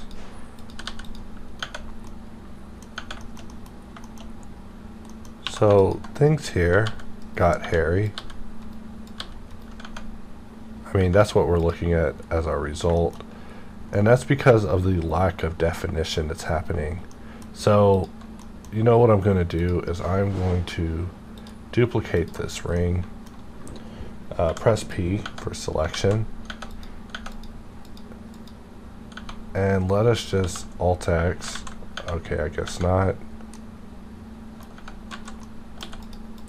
Actually, let's take this ring. We'll press P, selection. And with this single ring of geometry, we are going to apply one layer of subdivision, which means that we now have 32 rings. So we could just replace the entire center area with this. 32 rounds of howdy doody. Kind of some late game replacement stuff, I know, but really, do we want the beef that we're about to be eating with this stew? And geez, we did so much integration work already. Do we even want to do it like that, where we just integrate a random circle in? Or can we actually solve it on a bigger level? Like, for example, we grab off all this geometry. I mean, this is about to get crazy and possibly not work because I'm just thinking on my feet here. Like I said, this is a more experimental approach where we're just kind of going at it without practice, just looking at the part and just taking it on head on. So control click to curve extract. Let's take this into local mode, and I'm going to sharp every edge and then put a layer of subdivision on it, and we see that it just gets terrible. So first, let's remove our solutions because they're just not going to work in the face of subdivision. Subdivision just won't accept such travesties being presented to it. So let us just get those out, maybe to something like that, and we see that, you know, the shape definitely becomes a lot more questionable, even at one level. So if we applied it like so, we would end up with this, which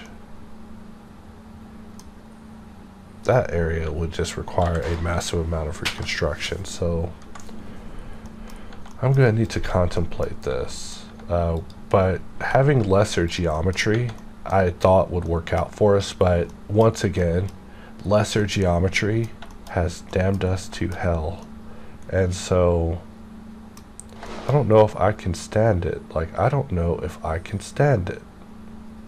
I'll say it 2 more times so that way you know I'm serious. I don't know if I can stand it. I don't know if I can stand it, but I really don't know if I can stand it. So let's shift S, snap selection to cursor, and you know, this is just Life by Marshall Mathers, except it's written by Marshall Xeon. Mesh Marshall Xeon. And with this shape, we could just bring it in, snap it to where we need. Let's grab them both. Union, visual geometry to mesh. Let's see what we just did to it. We did terrible things to it. Did we even make it 32 rounds? No. So we need to reevaluate how we set this up. Alright, so we want 32 rounds to take this thing's place. Maybe something like that. And we see that we are flush like with this area. So something like that, let us just go in and union.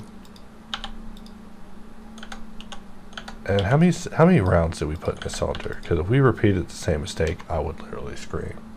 16. We're going to replace a 16 with a 16. Get out of here. Let's actually replace it with a 24. 32 rounds is just so heavy. So let's try to not go that heavy. This is going to be so regrettable. It's as regrettable as it looks.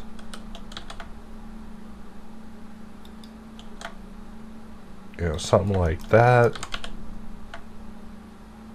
And we'll exceed it because that's just easier.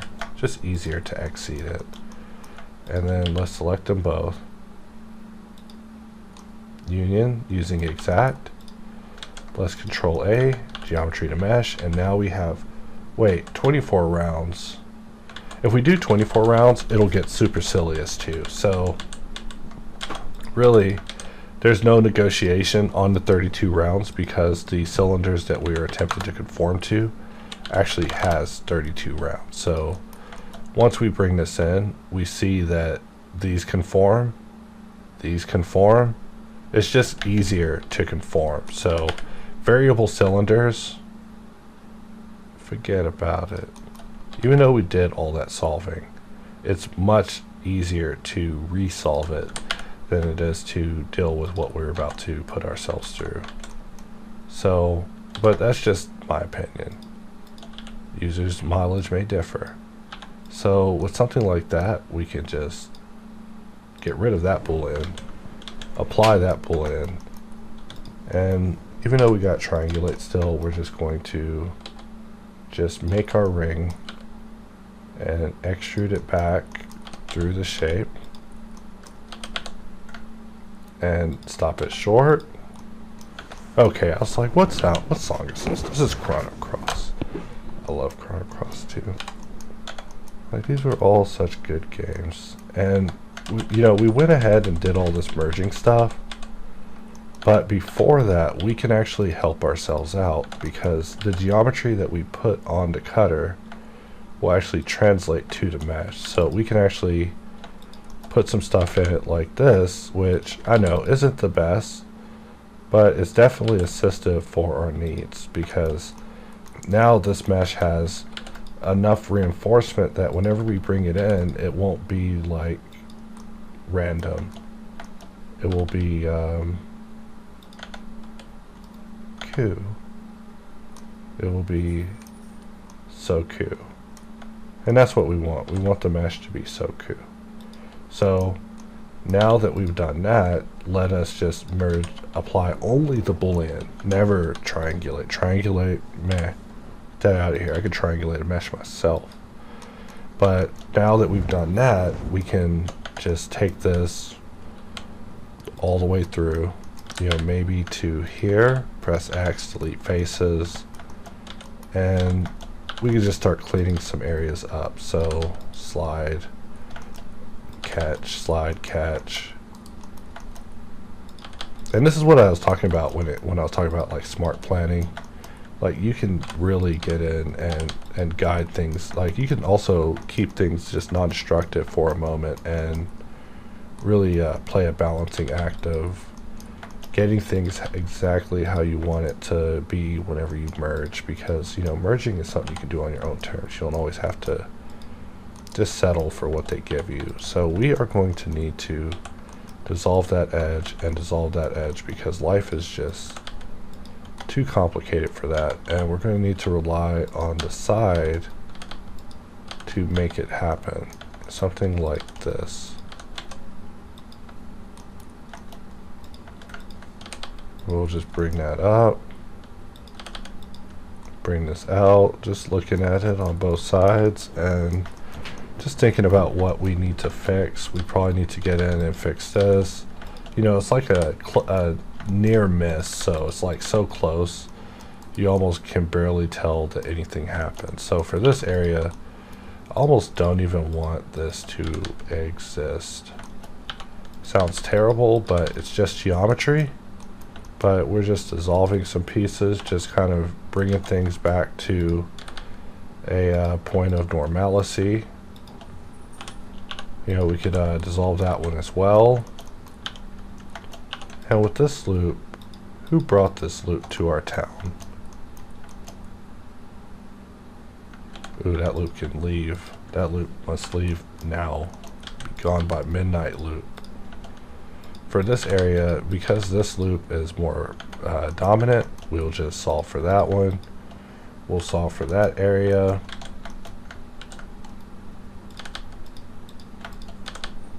And now just bring these pieces in. So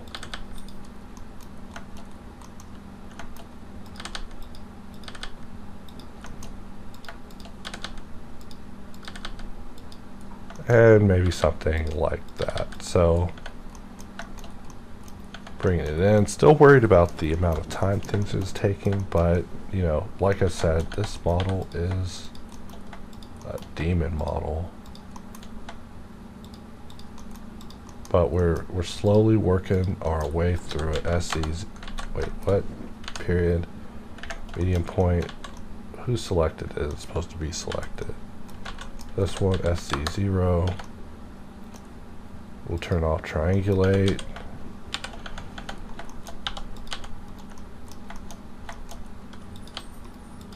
I don't know why the mesh is looking so doubled, but you know, I won't ask such questions.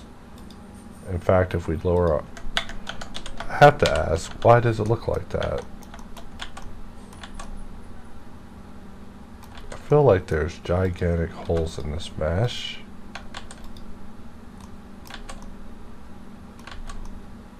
Actually, there's gigantic holes in this mesh.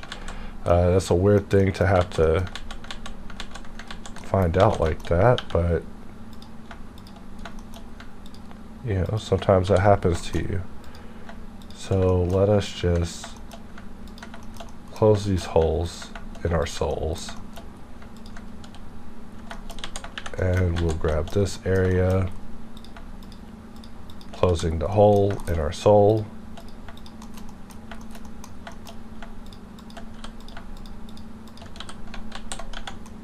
To something like that.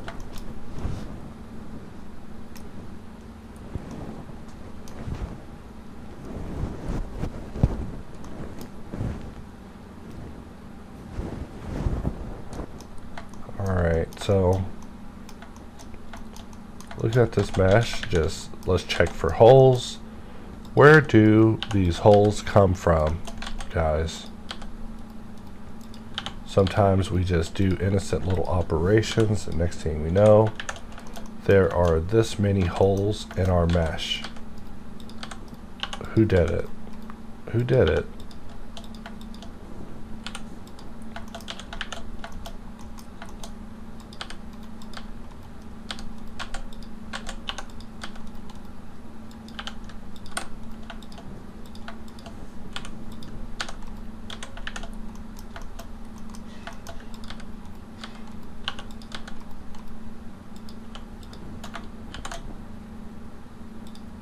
And I'm just thinking in my head how I should probably time-lapse this and just talk over it in lieu of time, because this is already becoming as long as a mini course too, which is not my goal. My goal isn't to make all these mini courses. It's just to escalate through these assets, but you know, the process of that is an escalating one.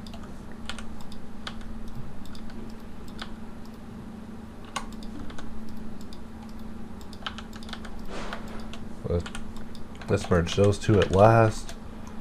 Let's also check this area that now has a questionable solution.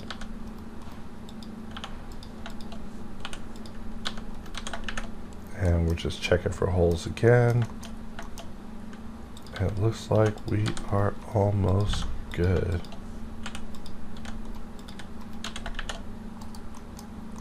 So if we look at this, we see that this area also received a hole. I feel like some of these holes were not even present previously and are just as a result of us trying to use boolean operations on other areas. So continuing on, just looking back on this, of course, when this product was first shown, I tried to indicate it definitely would not be easy. You know, we wouldn't just breeze through such a process. So continuing on, we now have just a little bit more to solve. However,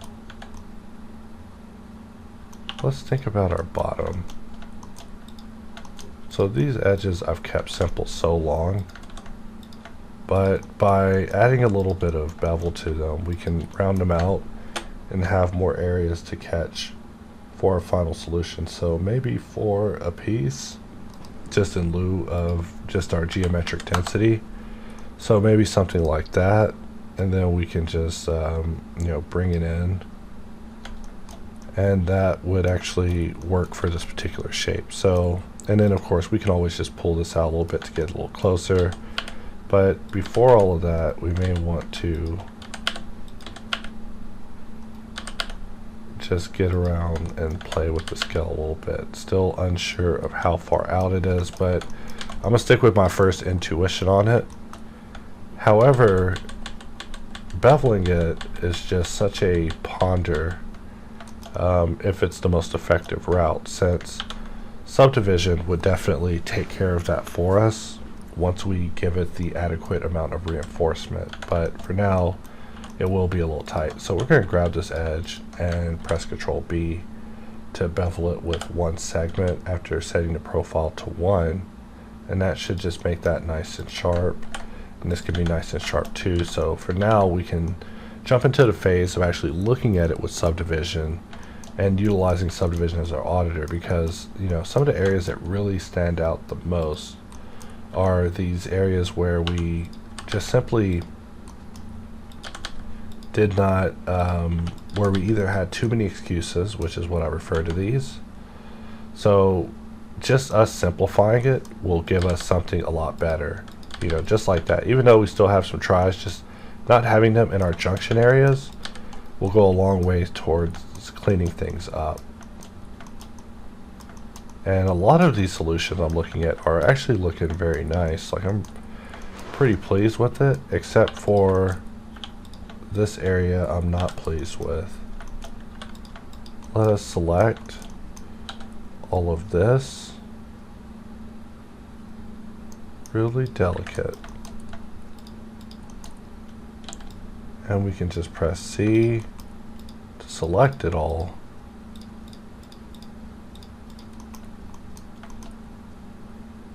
And from here, let's just press I, even though I do not regret, I do not support that decision, because we created this off of like eight vert cylinders, and so we actually have the room now to give these areas the versatility that they desire, versus before where we were trying to keep things sparse for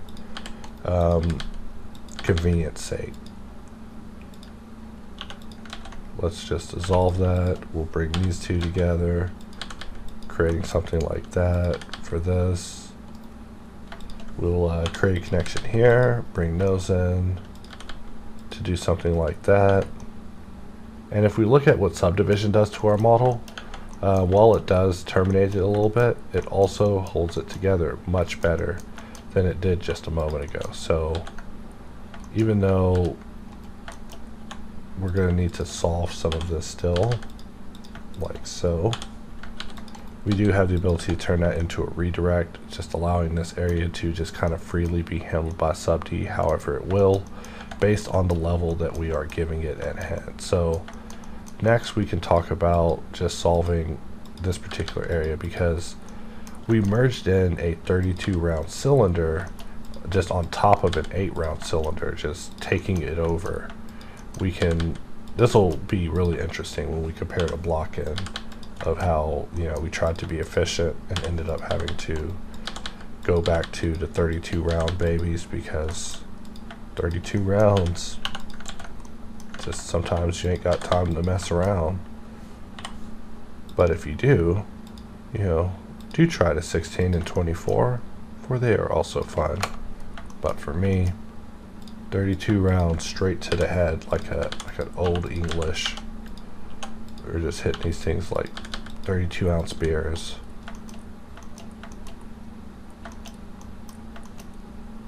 So let's just slide this geo in. It's 11 o'clock, meaning we're already getting close to noon. Jesus. This day is just flying by.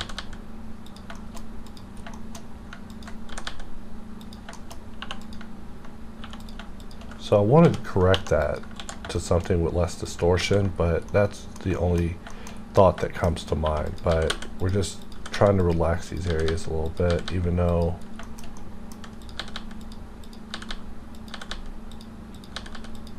maybe something like that. And really not trying to get too dramatic with it. Let's select everything and just remove any vertices, you know, 13 doubles. Who knows where they were, but we don't want them wherever they are, as weird as that sounds. So let's tab back out,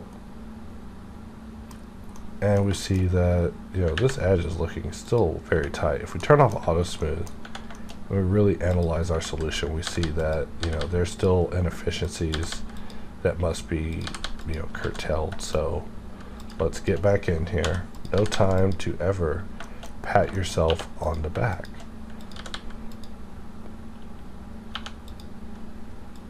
And we'll just bring that in, turning that into a redirected quad, which is a little strange, but we're going to see if we can play with that in this particular area, because it is a curiosity of itself. But it looks like some sort of linearization is going to be required. In fact, this whole area should probably be as flat as this area. So if we snap our cursor there, I'm just going to just grab all of this, and we'll press S.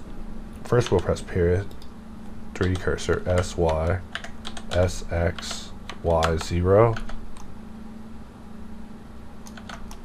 And that got it acting a little more right, just compared to what we were just looking at. Even with this redirect, it should still hold together fairly well. And so we could even go further where we select more of this mesh, including the area that we're actually affecting, and we just say S, Y, 0, just to really make that congruent. But we're going to probably need to do it to this whole area because it's beginning to appear a little distorted. So just sliding around, moving geo, nothing major. And something like this is so well rounded but I feel like it actually needs less segments. So, and also simplicity. So if we take this to every other, we will probably get that simplicity, and subd will be able to do what subd does, which is basically round that out. So not the best solution, but definitely better than what I was looking at just a moment ago for it. So as we get closer to the deadline, the goalposts move closer to our direction, so we can really stop at any moment and say, you know, we have accomplished a goal. But you know, because it's me, I know that I want a very particular goal, so we are going to continue on until we get there.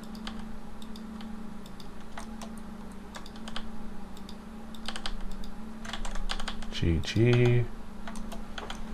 And so far so good. We might want to really quad this area off just so it has a smoother transition. And really the base is getting destroyed over in this area. So let's say that we wanted to really begin working this area and preserving it, because it's really just falling apart. We're going to select this area, all the polygons that are currently unassociated, also the areas that are unassociated in the back, and we're going to press I and then press B in order to protect the boundaries, and wonder why the one at the bottom went nuts. So I'm just going to deselect on that. We'll press I, which brings us really tight. Like we see that this area is real tight in the picture. Not only is it tight, it's too tight. It's like terribly tight. So this one already has its connection made. So that means for this one, we have to make this connection and this connection. But as a result of this inset, it does mean that the surface is now being held together via a little bit more. So if we give it some additional loops for reinforcement, we've now created a surface that's actually capable of holding itself together. But we see that Subdivision is truly eating it alive. So if we tab back in edit mode, we can continue on with our journey, not getting distracted by the prospect of a conclusion. But we are getting distracted by how bad some of these solutions down here look, especially compared to what we attempted to give it. You know, we definitely didn't ask for this sort of situation. So we are going to press G, Y, and just slide this out, bring these two pieces over, and just go for something like this. We'll bring this in, slide these two, connection, connection, connection. And then of course we want to cultivate this connection to a certain degree, so we'll subdivide in order to bring an edge around, but we don't want that edge going too far either. We want this edge to connect to this one, so that way when we correct it we can simplify by bringing these points together. And just really thinking about how we want this to go, because we could have this go multiple ways, but I am going to choose for this direction.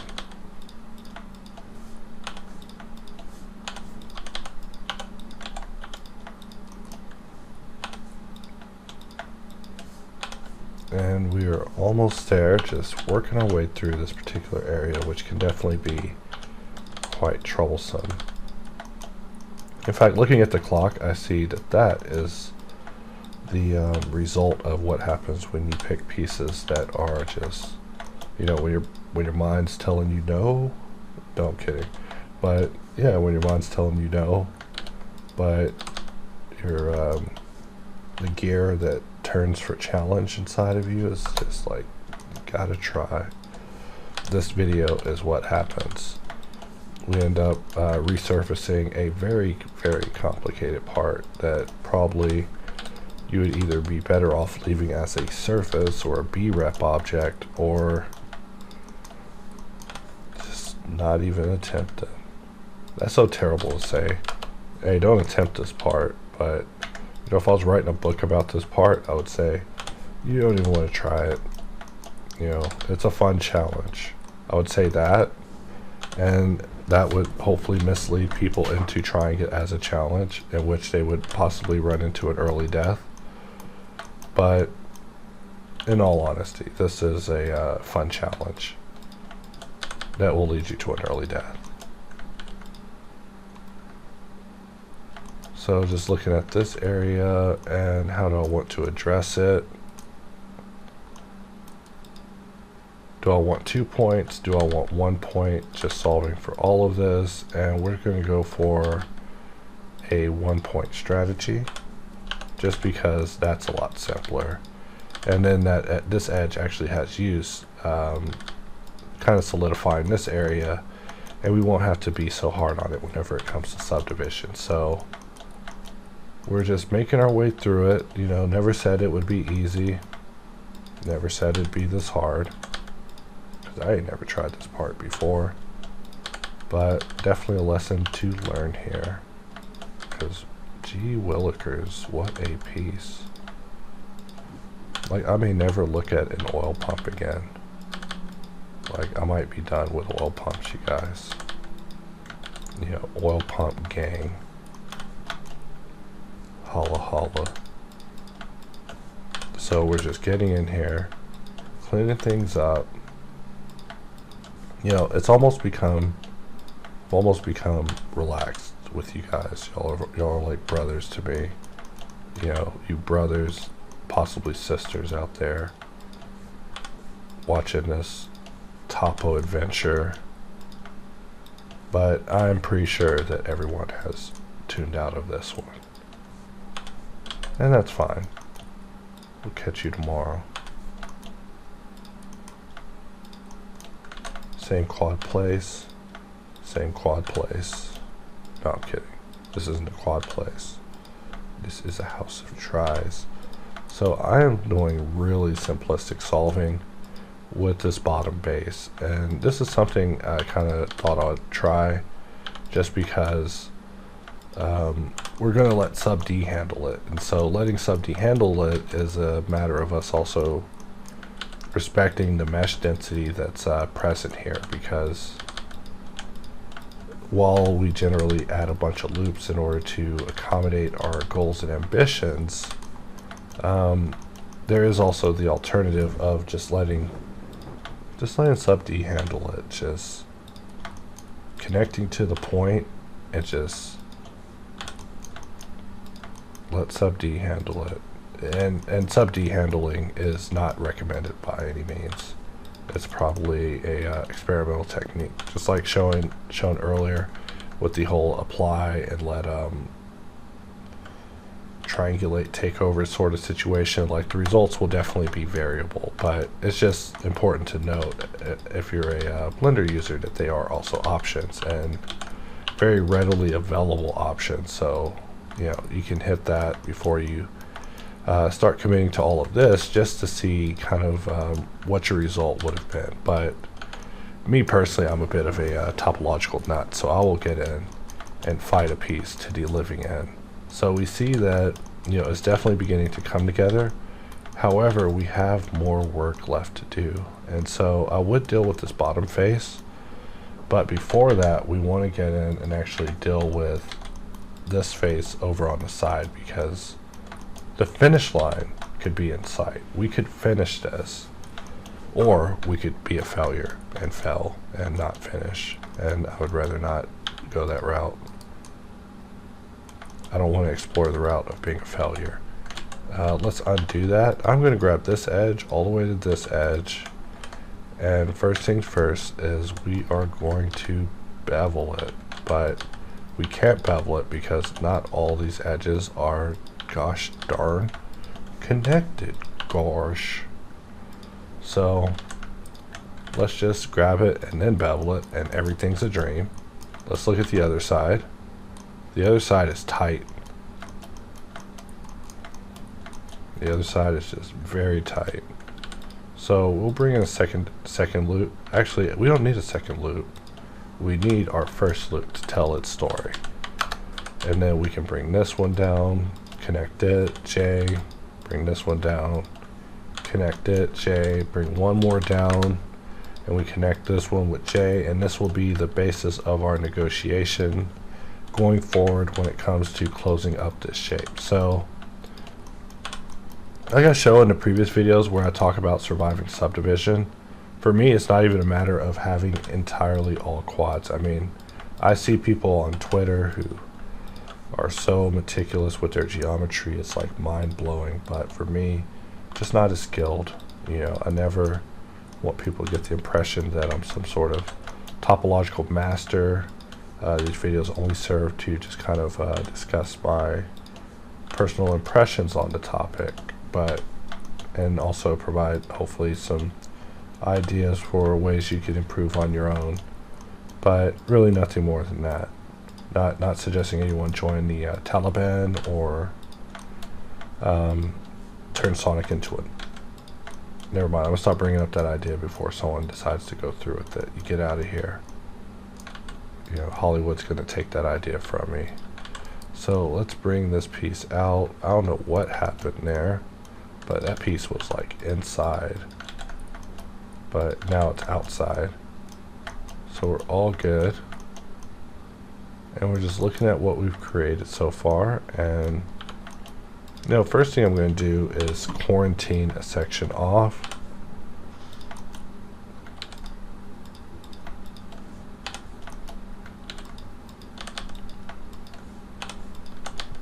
And start just solving this. But obviously I have a little bit of baggage to bring with me on this adventure of solving. So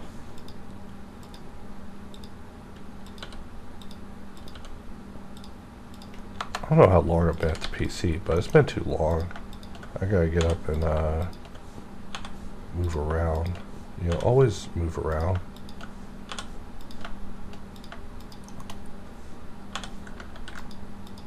No use to hurt yourself over this model that will also hurt yourself. Like, the part itself looks so painful. Like, you know, I don't know if I've made my jokes about clobbering time with burglars with that thing, but dude, if you came into a house and you got hit in the head with that thing, you would forget why you burgled. When you came to, you'd just be like, why am I in cuffs? So I'm going to right click, and we're also going to right click and try that again. So we see that it spans a little far. So let's subdivide again. And we're just adding these edges. Maybe something like that. I mean, these are really extreme solutions, but we just want to keep it localized with our creasing, and we don't want to go overboard with it. We don't really need 3 edges of creasing, just a little bit of creasing.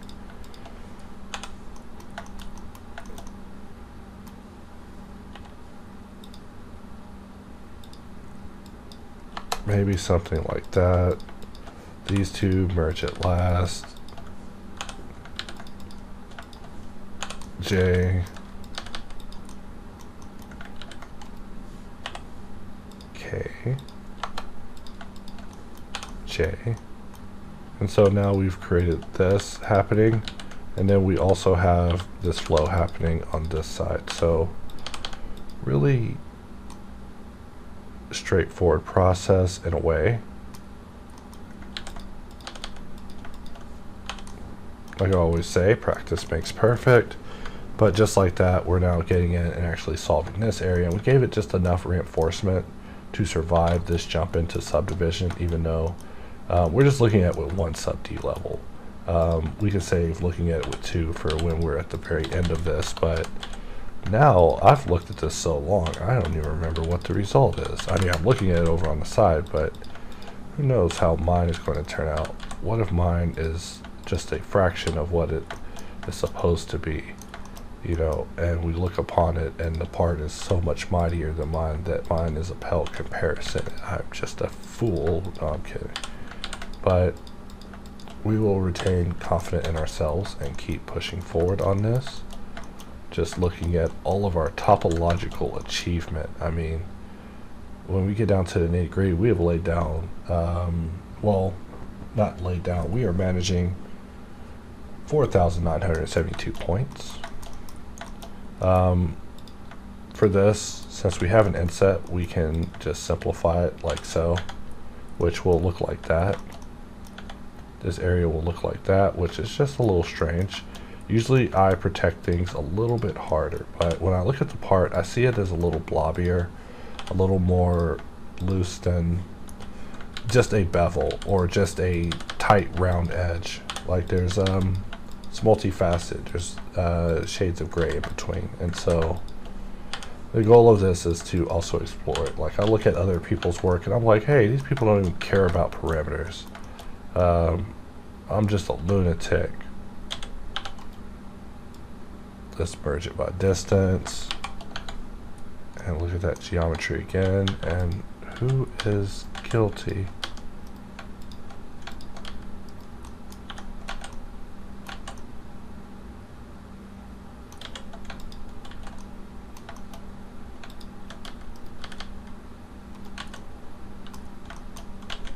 Okay, it's hard to tell, but there is no edge there. But now there is, so whenever we look at a subdivision, it actually looks proper. But yeah, it's just hard to tell. Sometimes you get geometry blind. Like I said, I've been working way too long. Like all this that you're watching is literally me in one sitting, and making it worse, also talking the entire time and being random and fighting out of the zoning out that happens with music. I mean, sometimes I'm in a warm-up phase where I'm able to be a little more talkative and have a little more fun. But once I actually get into the groove of work, it becomes a lot harder to talk because I am a robot. I mean, but it happens. So let us slice across.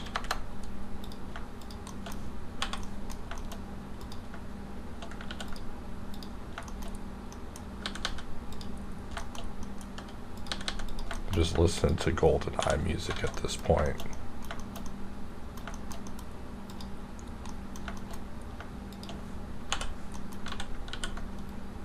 Let's select this. GGE. So now that we have this, we can just bring this in.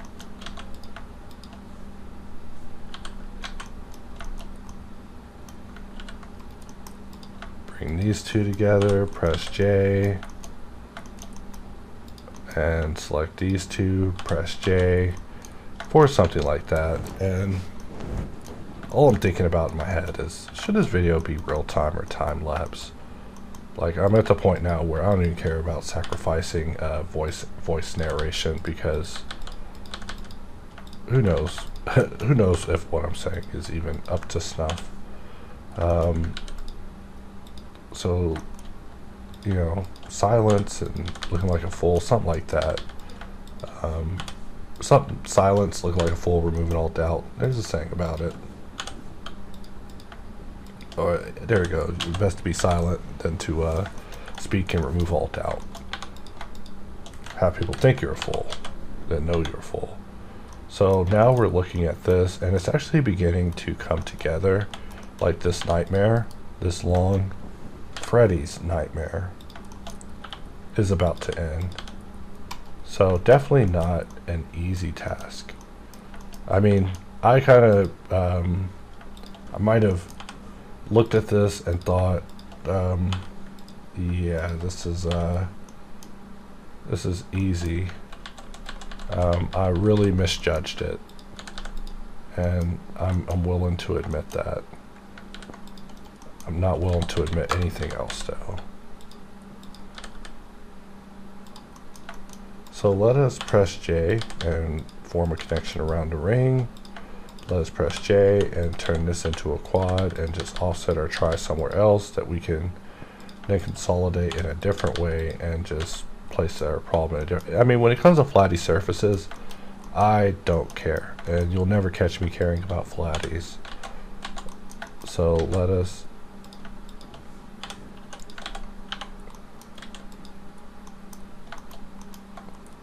alright, and we'll just bring this up and make this connection here. We'll form a new connection here, and same here. And you might be wondering why I'm not reusing these, and it's because they probably belong to someone else and we just don't know it yet. But what we can do is form these connections.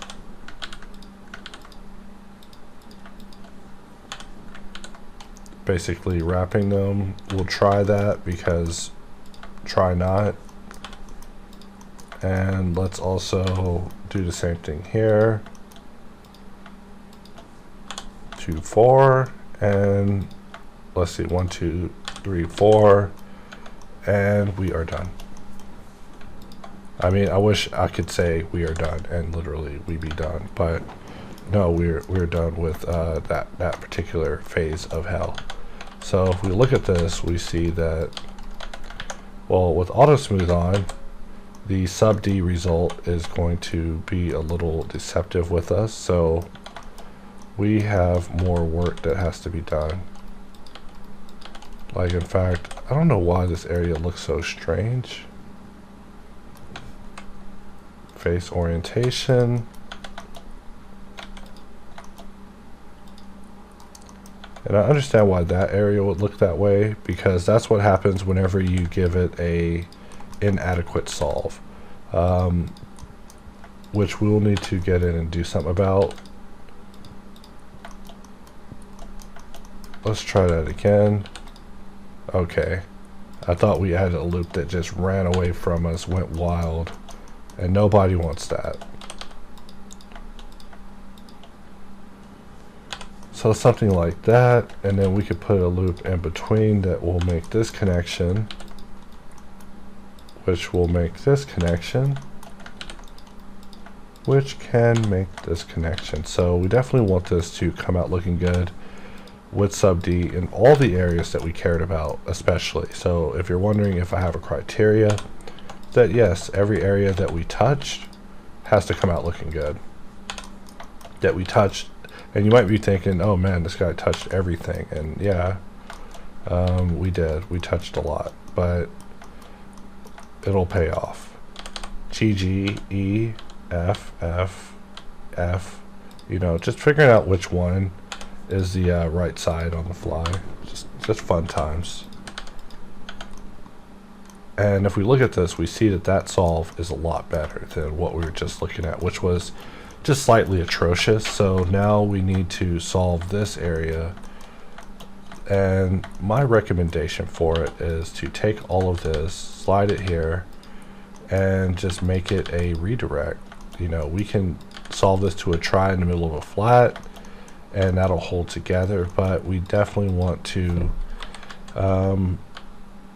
model this to be a little kinder, because it was getting real rough. I mean, we have like a that's the mark that the hawk, that bandit the hawk got when Griffith sacrificed him to the god hen. So we want to get rid of that and solve it for something actually competent there, you know, something like that. And then we see that we're actually getting a fine result there. So a lot of babying the mesh, really analyzing, over analyzing.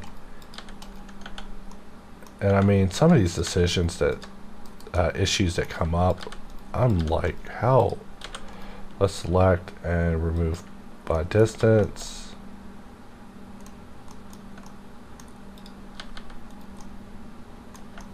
You know what it is this piece needs to come out the bottom and terminate there.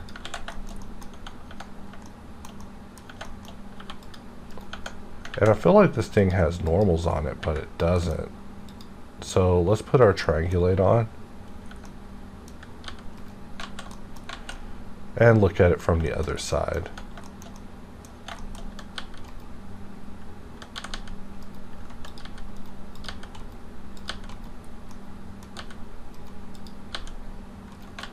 What is this?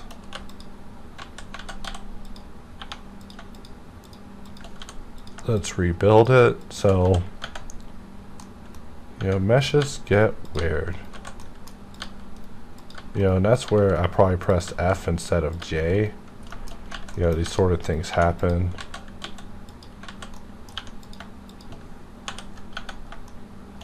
But now we actually have a proper surface happening there. So we can, you know, start to get close to that part where we begin to admire the final result. I mean, obviously there is much correction to be done on the way to the finish line, and we could still be correcting it even after the fact. But the initial goal of just even performing these operations and surviving, that's the first mission. Surviving unto subdivision, which is just an impossible mission.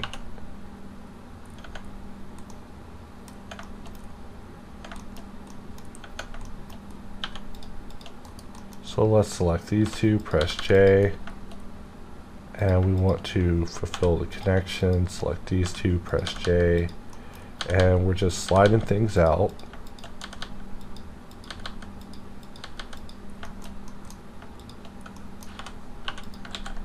Into something like this, and we continue just alleviating this area, even though this area is so questionable because of the sparsity of the geometry. So it's a very hard decision, always. But as always, we gotta get in and make it. So this one, you know, it looks a little round. I guess that's fine. But I do want to reinforce it just a little bit.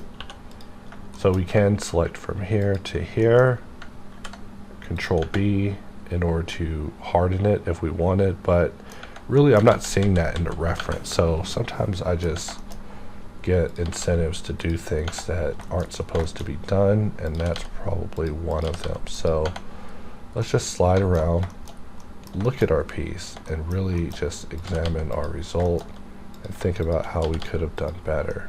Well, maybe not how we could have done better. No need regretting it while we're still working on it.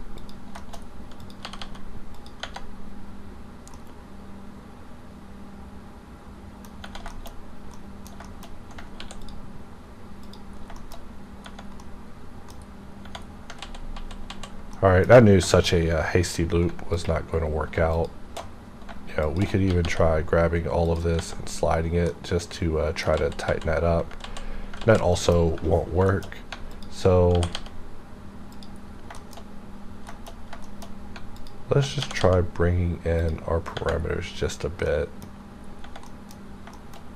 And that's actually too tight. So the question is, how do we get this to have the edges worthy of protecting that corner? And so let's try just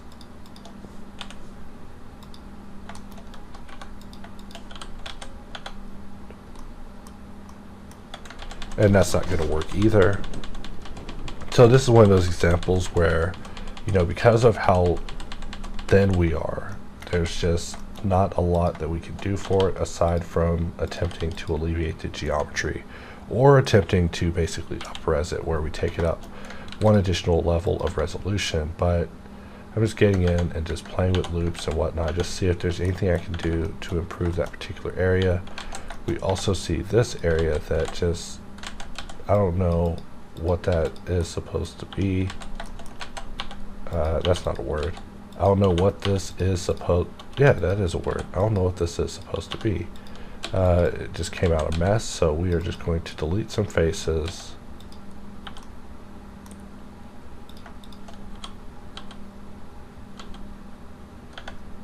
So now we are down to something like that.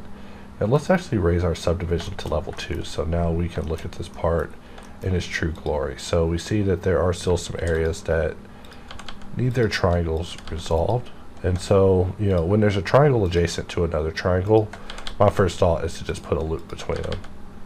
And we're just getting up here, resolving some loops, which We could also be doing with the smooth brush because the mesh is just so light at this point. But the goal was to just get all of these bools to coexist, which is a lot harder than it sounds. I mean, just look at the length of this video. It was a demon. And just simplifying. You know, anytime I have to deal with something, sometimes the first thought that goes through my head is simplify it. And then the next is something topological, sometimes also resulting in a simplification. I mean, I've never been able to get a mesh to just take all of my excuses. In the end, it always comes down to me having to just do some really hard negotiations. So with this one, I'm going to select all the way to here, and we're just going to bring that up so it looks like that. You know, I'm just looking at the picture and how we want to do this. So if we slide it away, we get something a little more relaxed, so that could very well be the case too. And this is what it's like making edits on a subdivision mesh. You know, it's just truly painful, but is a necessary part of the process. Especially, this is why GG exists, so you can get in there and truly get it. So with this area, what do I want to do? I'll press Control-Shift-B in order to add one loop, which we can not do that with.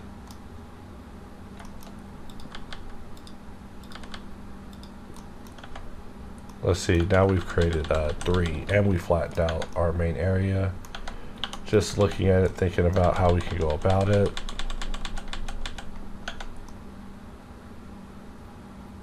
Just a knot facing us right in our face.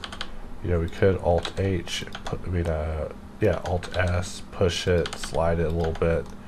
See if there's anything we can do to resolve it, but I find that the easiest way is to just give it what it wants.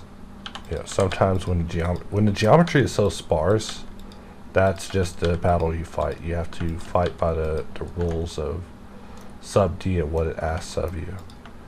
But for now, we are just going to press J in order to slide that across, and then we can kind of segue this into being smoother and at least get our try somewhere that's a little less impactful on the hit. And it looks like this happened with all of these that we created, so it's kind of a pain in the butt. So let's slide this over, let's grab this, bring it in, let's grab this, slide it back, so we get something like that. Let's grab this, slide it out, or Alt-S to push it out on the normals, which isn't the best idea, but it's the only idea I have.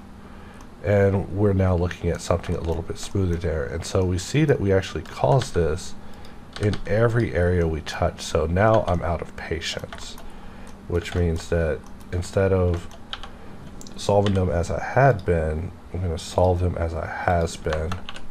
Just kidding, just a play on words, but we are going to start hitting this with some Stone Cold Steve Austin finishers.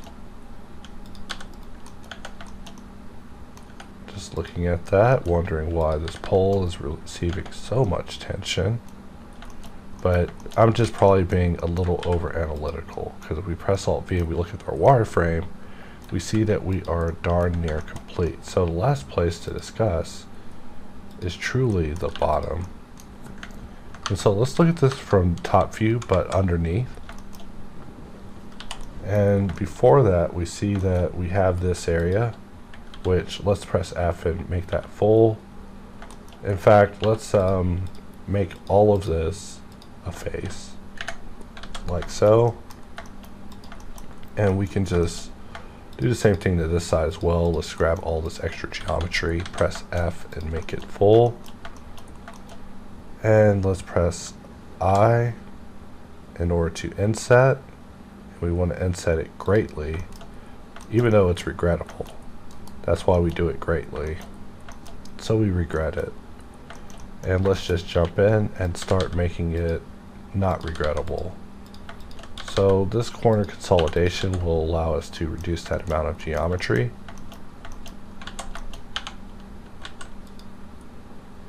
This one is even more extreme because we gotta consolidate several corners at the same time. In fact, this corner is so tight and cruel, and it doesn't have to be. We could actually, no, this corner is actually so tight and cruel, and I kind of ponder why it exists. So if we start relaxing it like so, it isn't so bad. We get something like that, which means that we can actually consolidate it here, well, here on a flat, and then turn it into a redirect just over here off on the side. So making it a redirect will keep it real easy for us. We can just grab these two and just begin dissolving.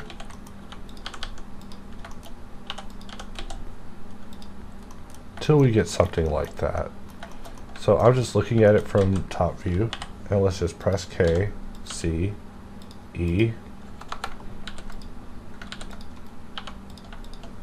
press J, bring these two together, and we will just press K to bring this out.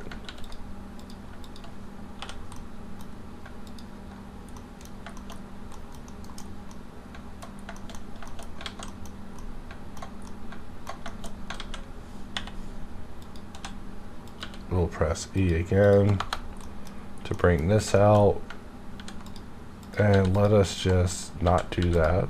We'll add a, you know what, I'm adding one loop cut, and we will just join those two there because we're not amateurs, so we definitely know how to reduce our loops on the fly, just like that.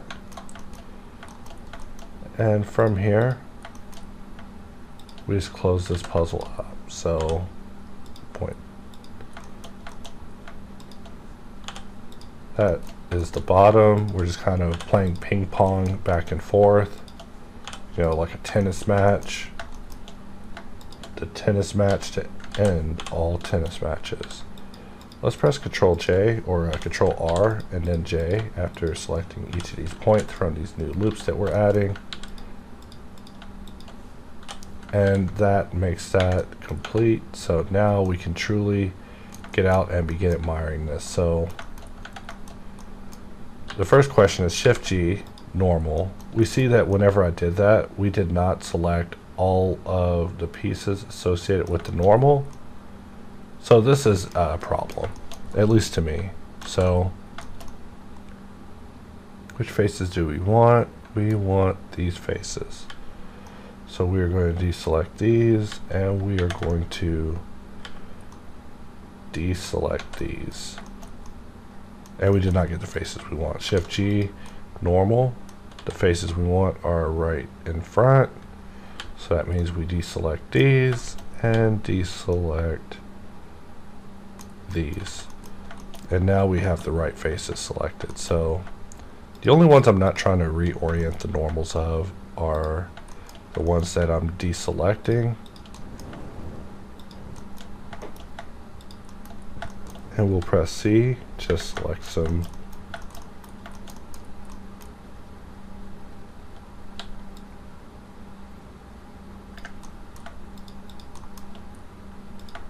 dang it. At least with deselect you can undo, because undoing a meticulous selection is probably quite painful. I imagine it is. Let's shift right click to place our cursor right where we started at, and I'm just going to set it to 3D cursor, and we're just going to flatten to it. So it was a little awkward. Let's turn on proportional editing, maybe connect it only, and let's SY but roll in the wheel. So we want to flatten it to 0, but we want to not roll in the wheel so far that we're affecting too much nearby geo. I mean, I don't know what we're going to be affecting with this, but we don't want to risk it. And so this is the area that we set up here, and all I'm trying to do is just get it flat while just maintaining that amount of curvature, just so it has a particular look to it. So next up is this area is not connected, so it has no counterpart to dictate the velocity of this edge and its transition. But it appears that even having this present was a bad decision. So we could dissolve it, just not exist it. We could also double not exist it and then get rid of this, which will make this have a much nicer transition. But all of these are going to be nuisances until the end because of the difficulty that comes with such a piece. However, I do contemplate how it could be done more effective in the future, so maybe we'll be exploring things around that. So I'm going to place that Shift G normal. These are the only ones that aren't oriented to that, so SY 0, and we're just getting rid of these normal imperfections that happen. And so we were talking about having to add circles, and so one of those areas was actually this one, which here you see me wasting my time adding additional loops on it, because really we are going to make our own circles to place in here. So let's just delete everything. Pivot point to medium point, turn off proportional editing, and let's just right click and just choose circle. Look at it from top view, and let's just have some fun with this circle because we are nearing the end of this, or at least the end of this phase. So maybe something like that, but S Shift Z will bring it up, and let's actually redo that because that is not correct. We want maybe something like that. E Alt S, E again, F, Control B, where we get our one profile bevel that we can easily solve by just closing all these areas up.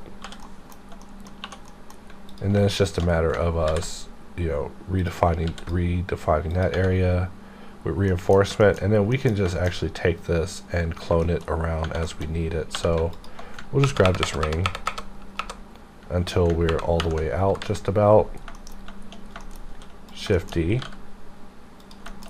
and this is where we want to plug this baby up. So we can now take this time to just delete these faces, select this GZ, make sure it snaps absolutely up to this area, and let's just try to wrap this up.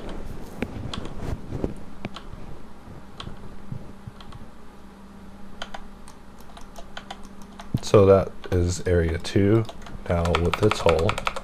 So with subdivision, you got to be a little bit creative with how you deal with certain aspects because of what's available to you, and the amount of frustration you want to either give yourself or avoid, really depending on your goals with it. But just like this, we are now working on some of the finishing touches to this. So with the power of F2, I can just tap F a whole bunch.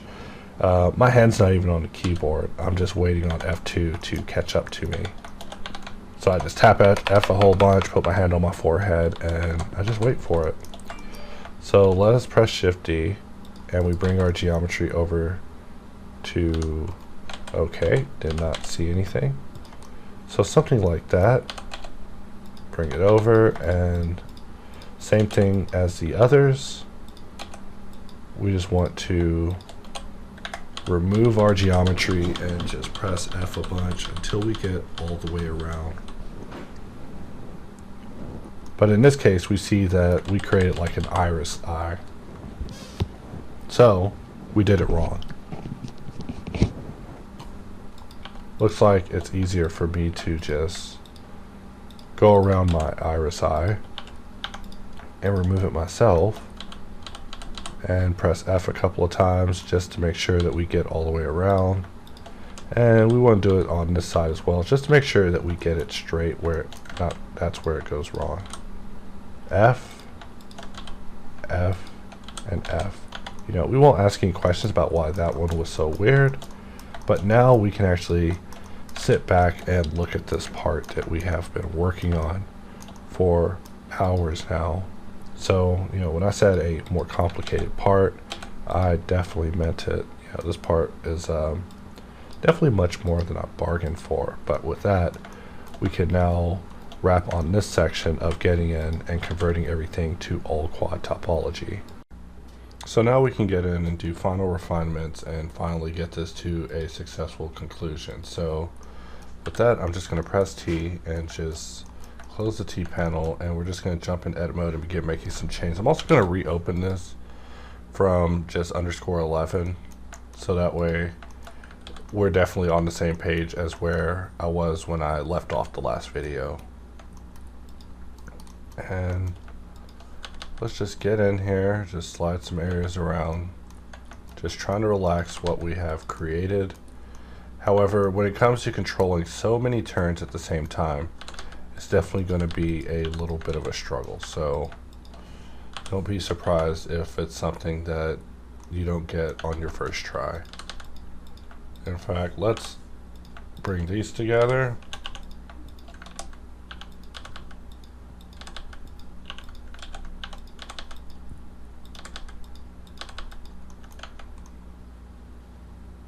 So maybe something like that's a little more acceptable. We'll slide this out, maybe bring this area out, just really round it out. We're really just listening to our hearts here at this point versus our heads, which is what we should be listening to. I'm going to offset this point by 1 loop, placing it there. And let's also just get rid of that. So it's really thinking about what's the easiest way to get rid of it, whether it's placing that issue on an edge, which is what we ended up doing in this case. And really we should you know, use just a little bit of sculpt mode, just because sculpt mode is so good to us. I know this is a really hard surfacey shape to just be grabbing on things, but we're about to be doing the same thing basically in edit mode equivalently. So with this area, we're just going to jump in and maybe try to relax this area, maybe push it out, see if that actually alleviates some of the shading that's happening there. And it looks like it was able to help a little bit.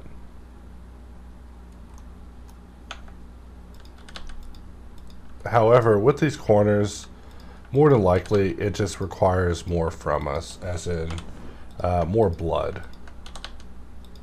We got to get in there and actually just dissolve these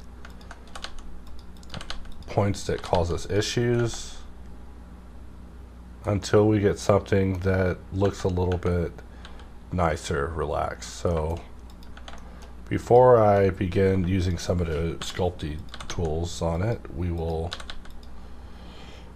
correct the other side as well. So just like before, maybe something like that. And let's actually set ourselves up in front, and we're already inside of grab brush. However, just to confirm, we'll display the T panel. Let's also turn off subdivision, because subdivision just isn't going to be the nicest to us at this moment.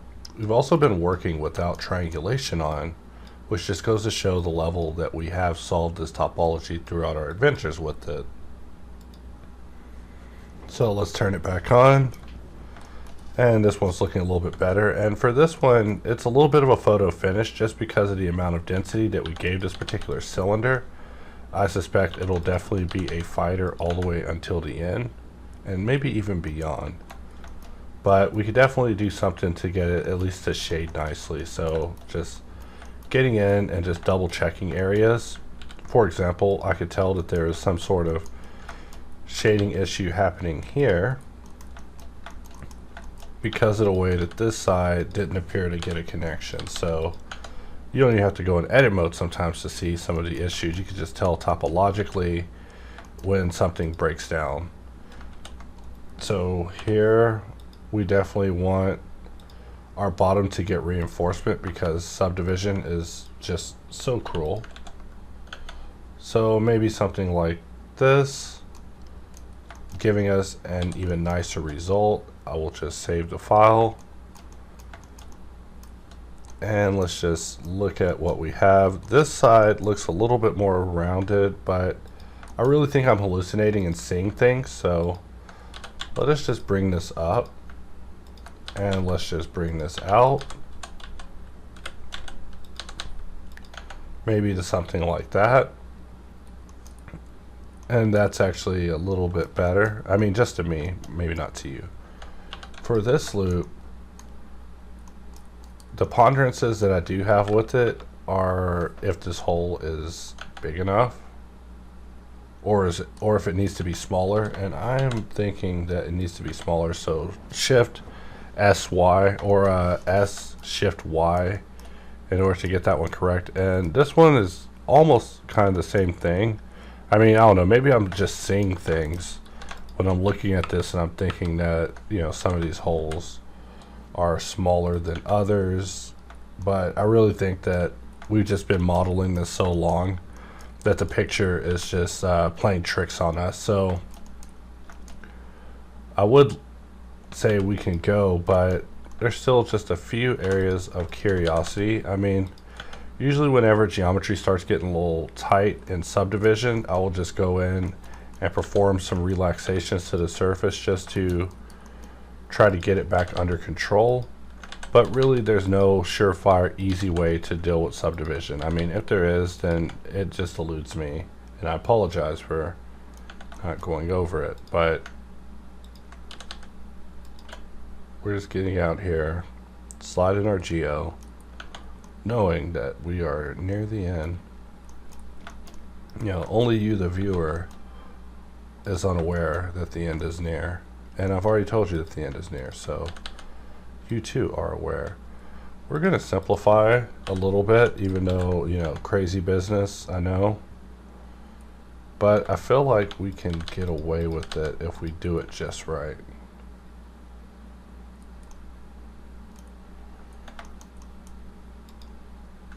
And right here, we can just simplify that into a redirect, but with the critical junction point that that's on, it just gets weird.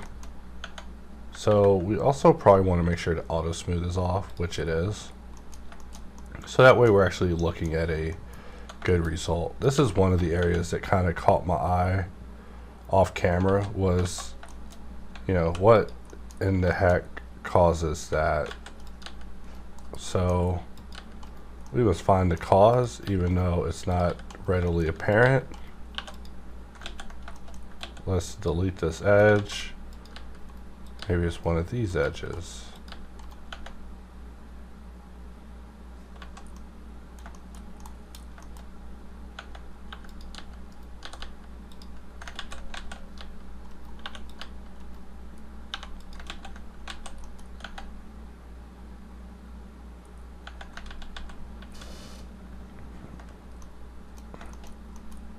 I just have no idea what causes that, but I do see that we have a loose end there, so we do want to tie that up. I should listen to a song called Tie Me Up. Not in the erotic way.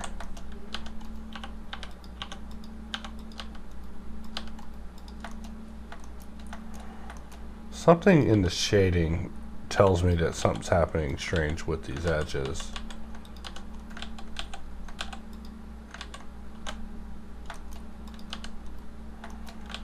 So I feel like it's in the edge because this edge isn't able to dissolve, so there's something strange with it. Let's just redefine that edge and look at it again. And we'll never understood what happened there to cause that shading error, but just certain demonic edges just, they be that way sometimes. It's so odd, but I don't know how to explain some of these scenarios that come up. Just that, you know, these are how I make it through them so I can survive my day. So finally, let's get this last piece in, which is this one in the middle. This one is a somewhat complex piece in all honesty. So let us go back to object mode. Let's Alt-V, turn off wireframe so we can just admire our handiwork. I almost looked at this as a mistake just now, like, I wonder what happened here, but really this is us trying so hard to preserve that particular area, even though, you know, meshes are not surfaces. If you take away anything from this video, is that edges are not surfaces, and that is cruel to expect them to behave that way. So snap selection to cursor, and we're just going to bring this in like so, and maybe Control I, delete faces, and let's just have some fun with it. So I'm just going to model it according to how I'm seeing it on the side, even though I don't think I'm going to do it accurately. So we're just bringing it in slightly, bringing it in more, extrude. I see a bevel in there. I see an inset. This is in no way accurate. I see another extrude, a scale, something like that. Maybe one more, and then extrude all the way back, and we delete the face. And let's mirror this on the other side of this mesh. Oof. But we did do it to this mesh, so that's all that matters. So if we subdivide it, we actually get a pretty good result. And what I was seeing was that every few faces was something like this happening, where basically it was an inset, and then we'd have to grab the bottom edge and press Alt-V. So let's try that again. Alt-V is a art. It's hard to explain, but your mouse direction definitely plays an important role with it. So you want to make sure that you rip it the correct way whenever it comes to ripping. Let us grab this whole area and just crease it. So something like that, and then we can unmark these edges, really making it capable of surviving subdivision, just in case, you know, there's always the alternative of not adding all these perimeter edges, just using very hard creases. So we can just do that in this case. I'm going to R45, apply rotation, and we are going to origin to geometry, X, A,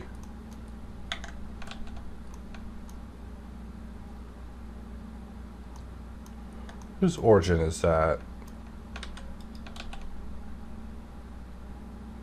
I don't feel that could be correct, but we see that now it is behaving correctly. So I'm not sure what was happening there for a moment. You know, I always feel like there's more work to be done whenever it comes to dealing with mirror. So with this shape, we'll press Q, hit bevel, but we'll press 3 to use a subdivision bevel.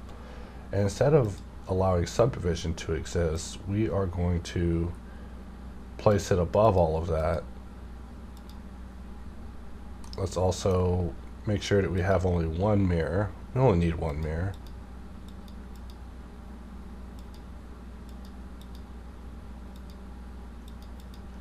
So something like that, with us getting it and dealing with it manually.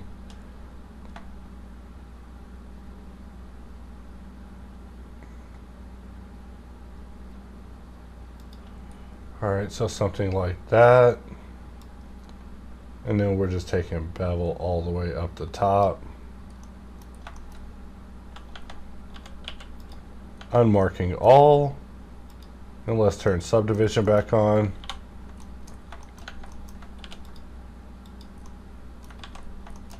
Where's the actual hole at? Right here.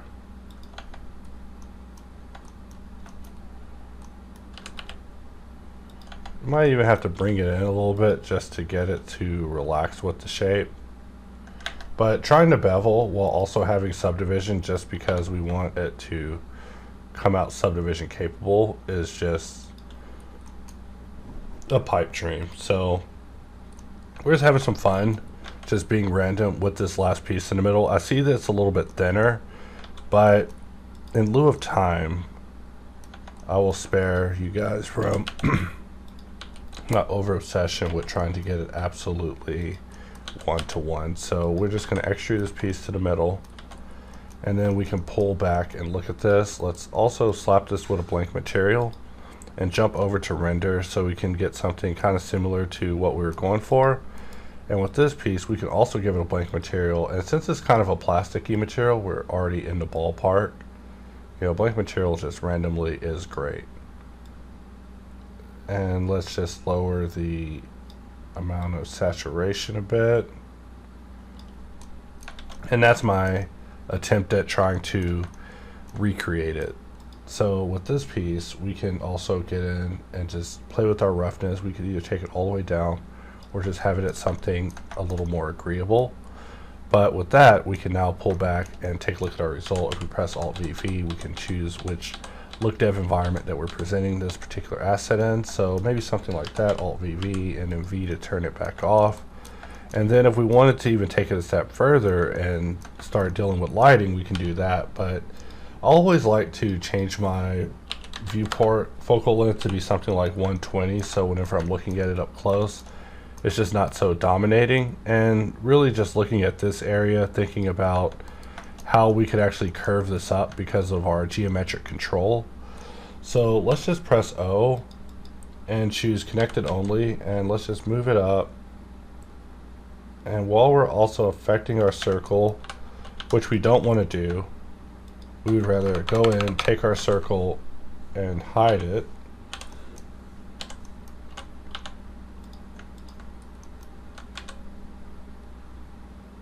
Maybe something like that, just to try to get the amount of curve that we're seeing with the original piece. And where were we? Yes, we were going to go to the top and uncheck 3D cursor and extras, so we could press Alt-VB, and then from here just begin rolling through blank lights until we find one that actually lights our asset in a way that's dignifying for the amount of work that we put into it. We've been working at this for just a few hours now, you know, nothing major, but you know, maybe something. I really like these Martian ones. This one has like a faded look to it, really just spoke to me. But let's continue on our scroll, and there we go, we're back again. I'm just going to click and apply just to keep that one, and now we can just step back and at least admire a result. Of course, tweaking it forever to get it just right. But with that, I can wrap up this video, and I thank everyone for watching.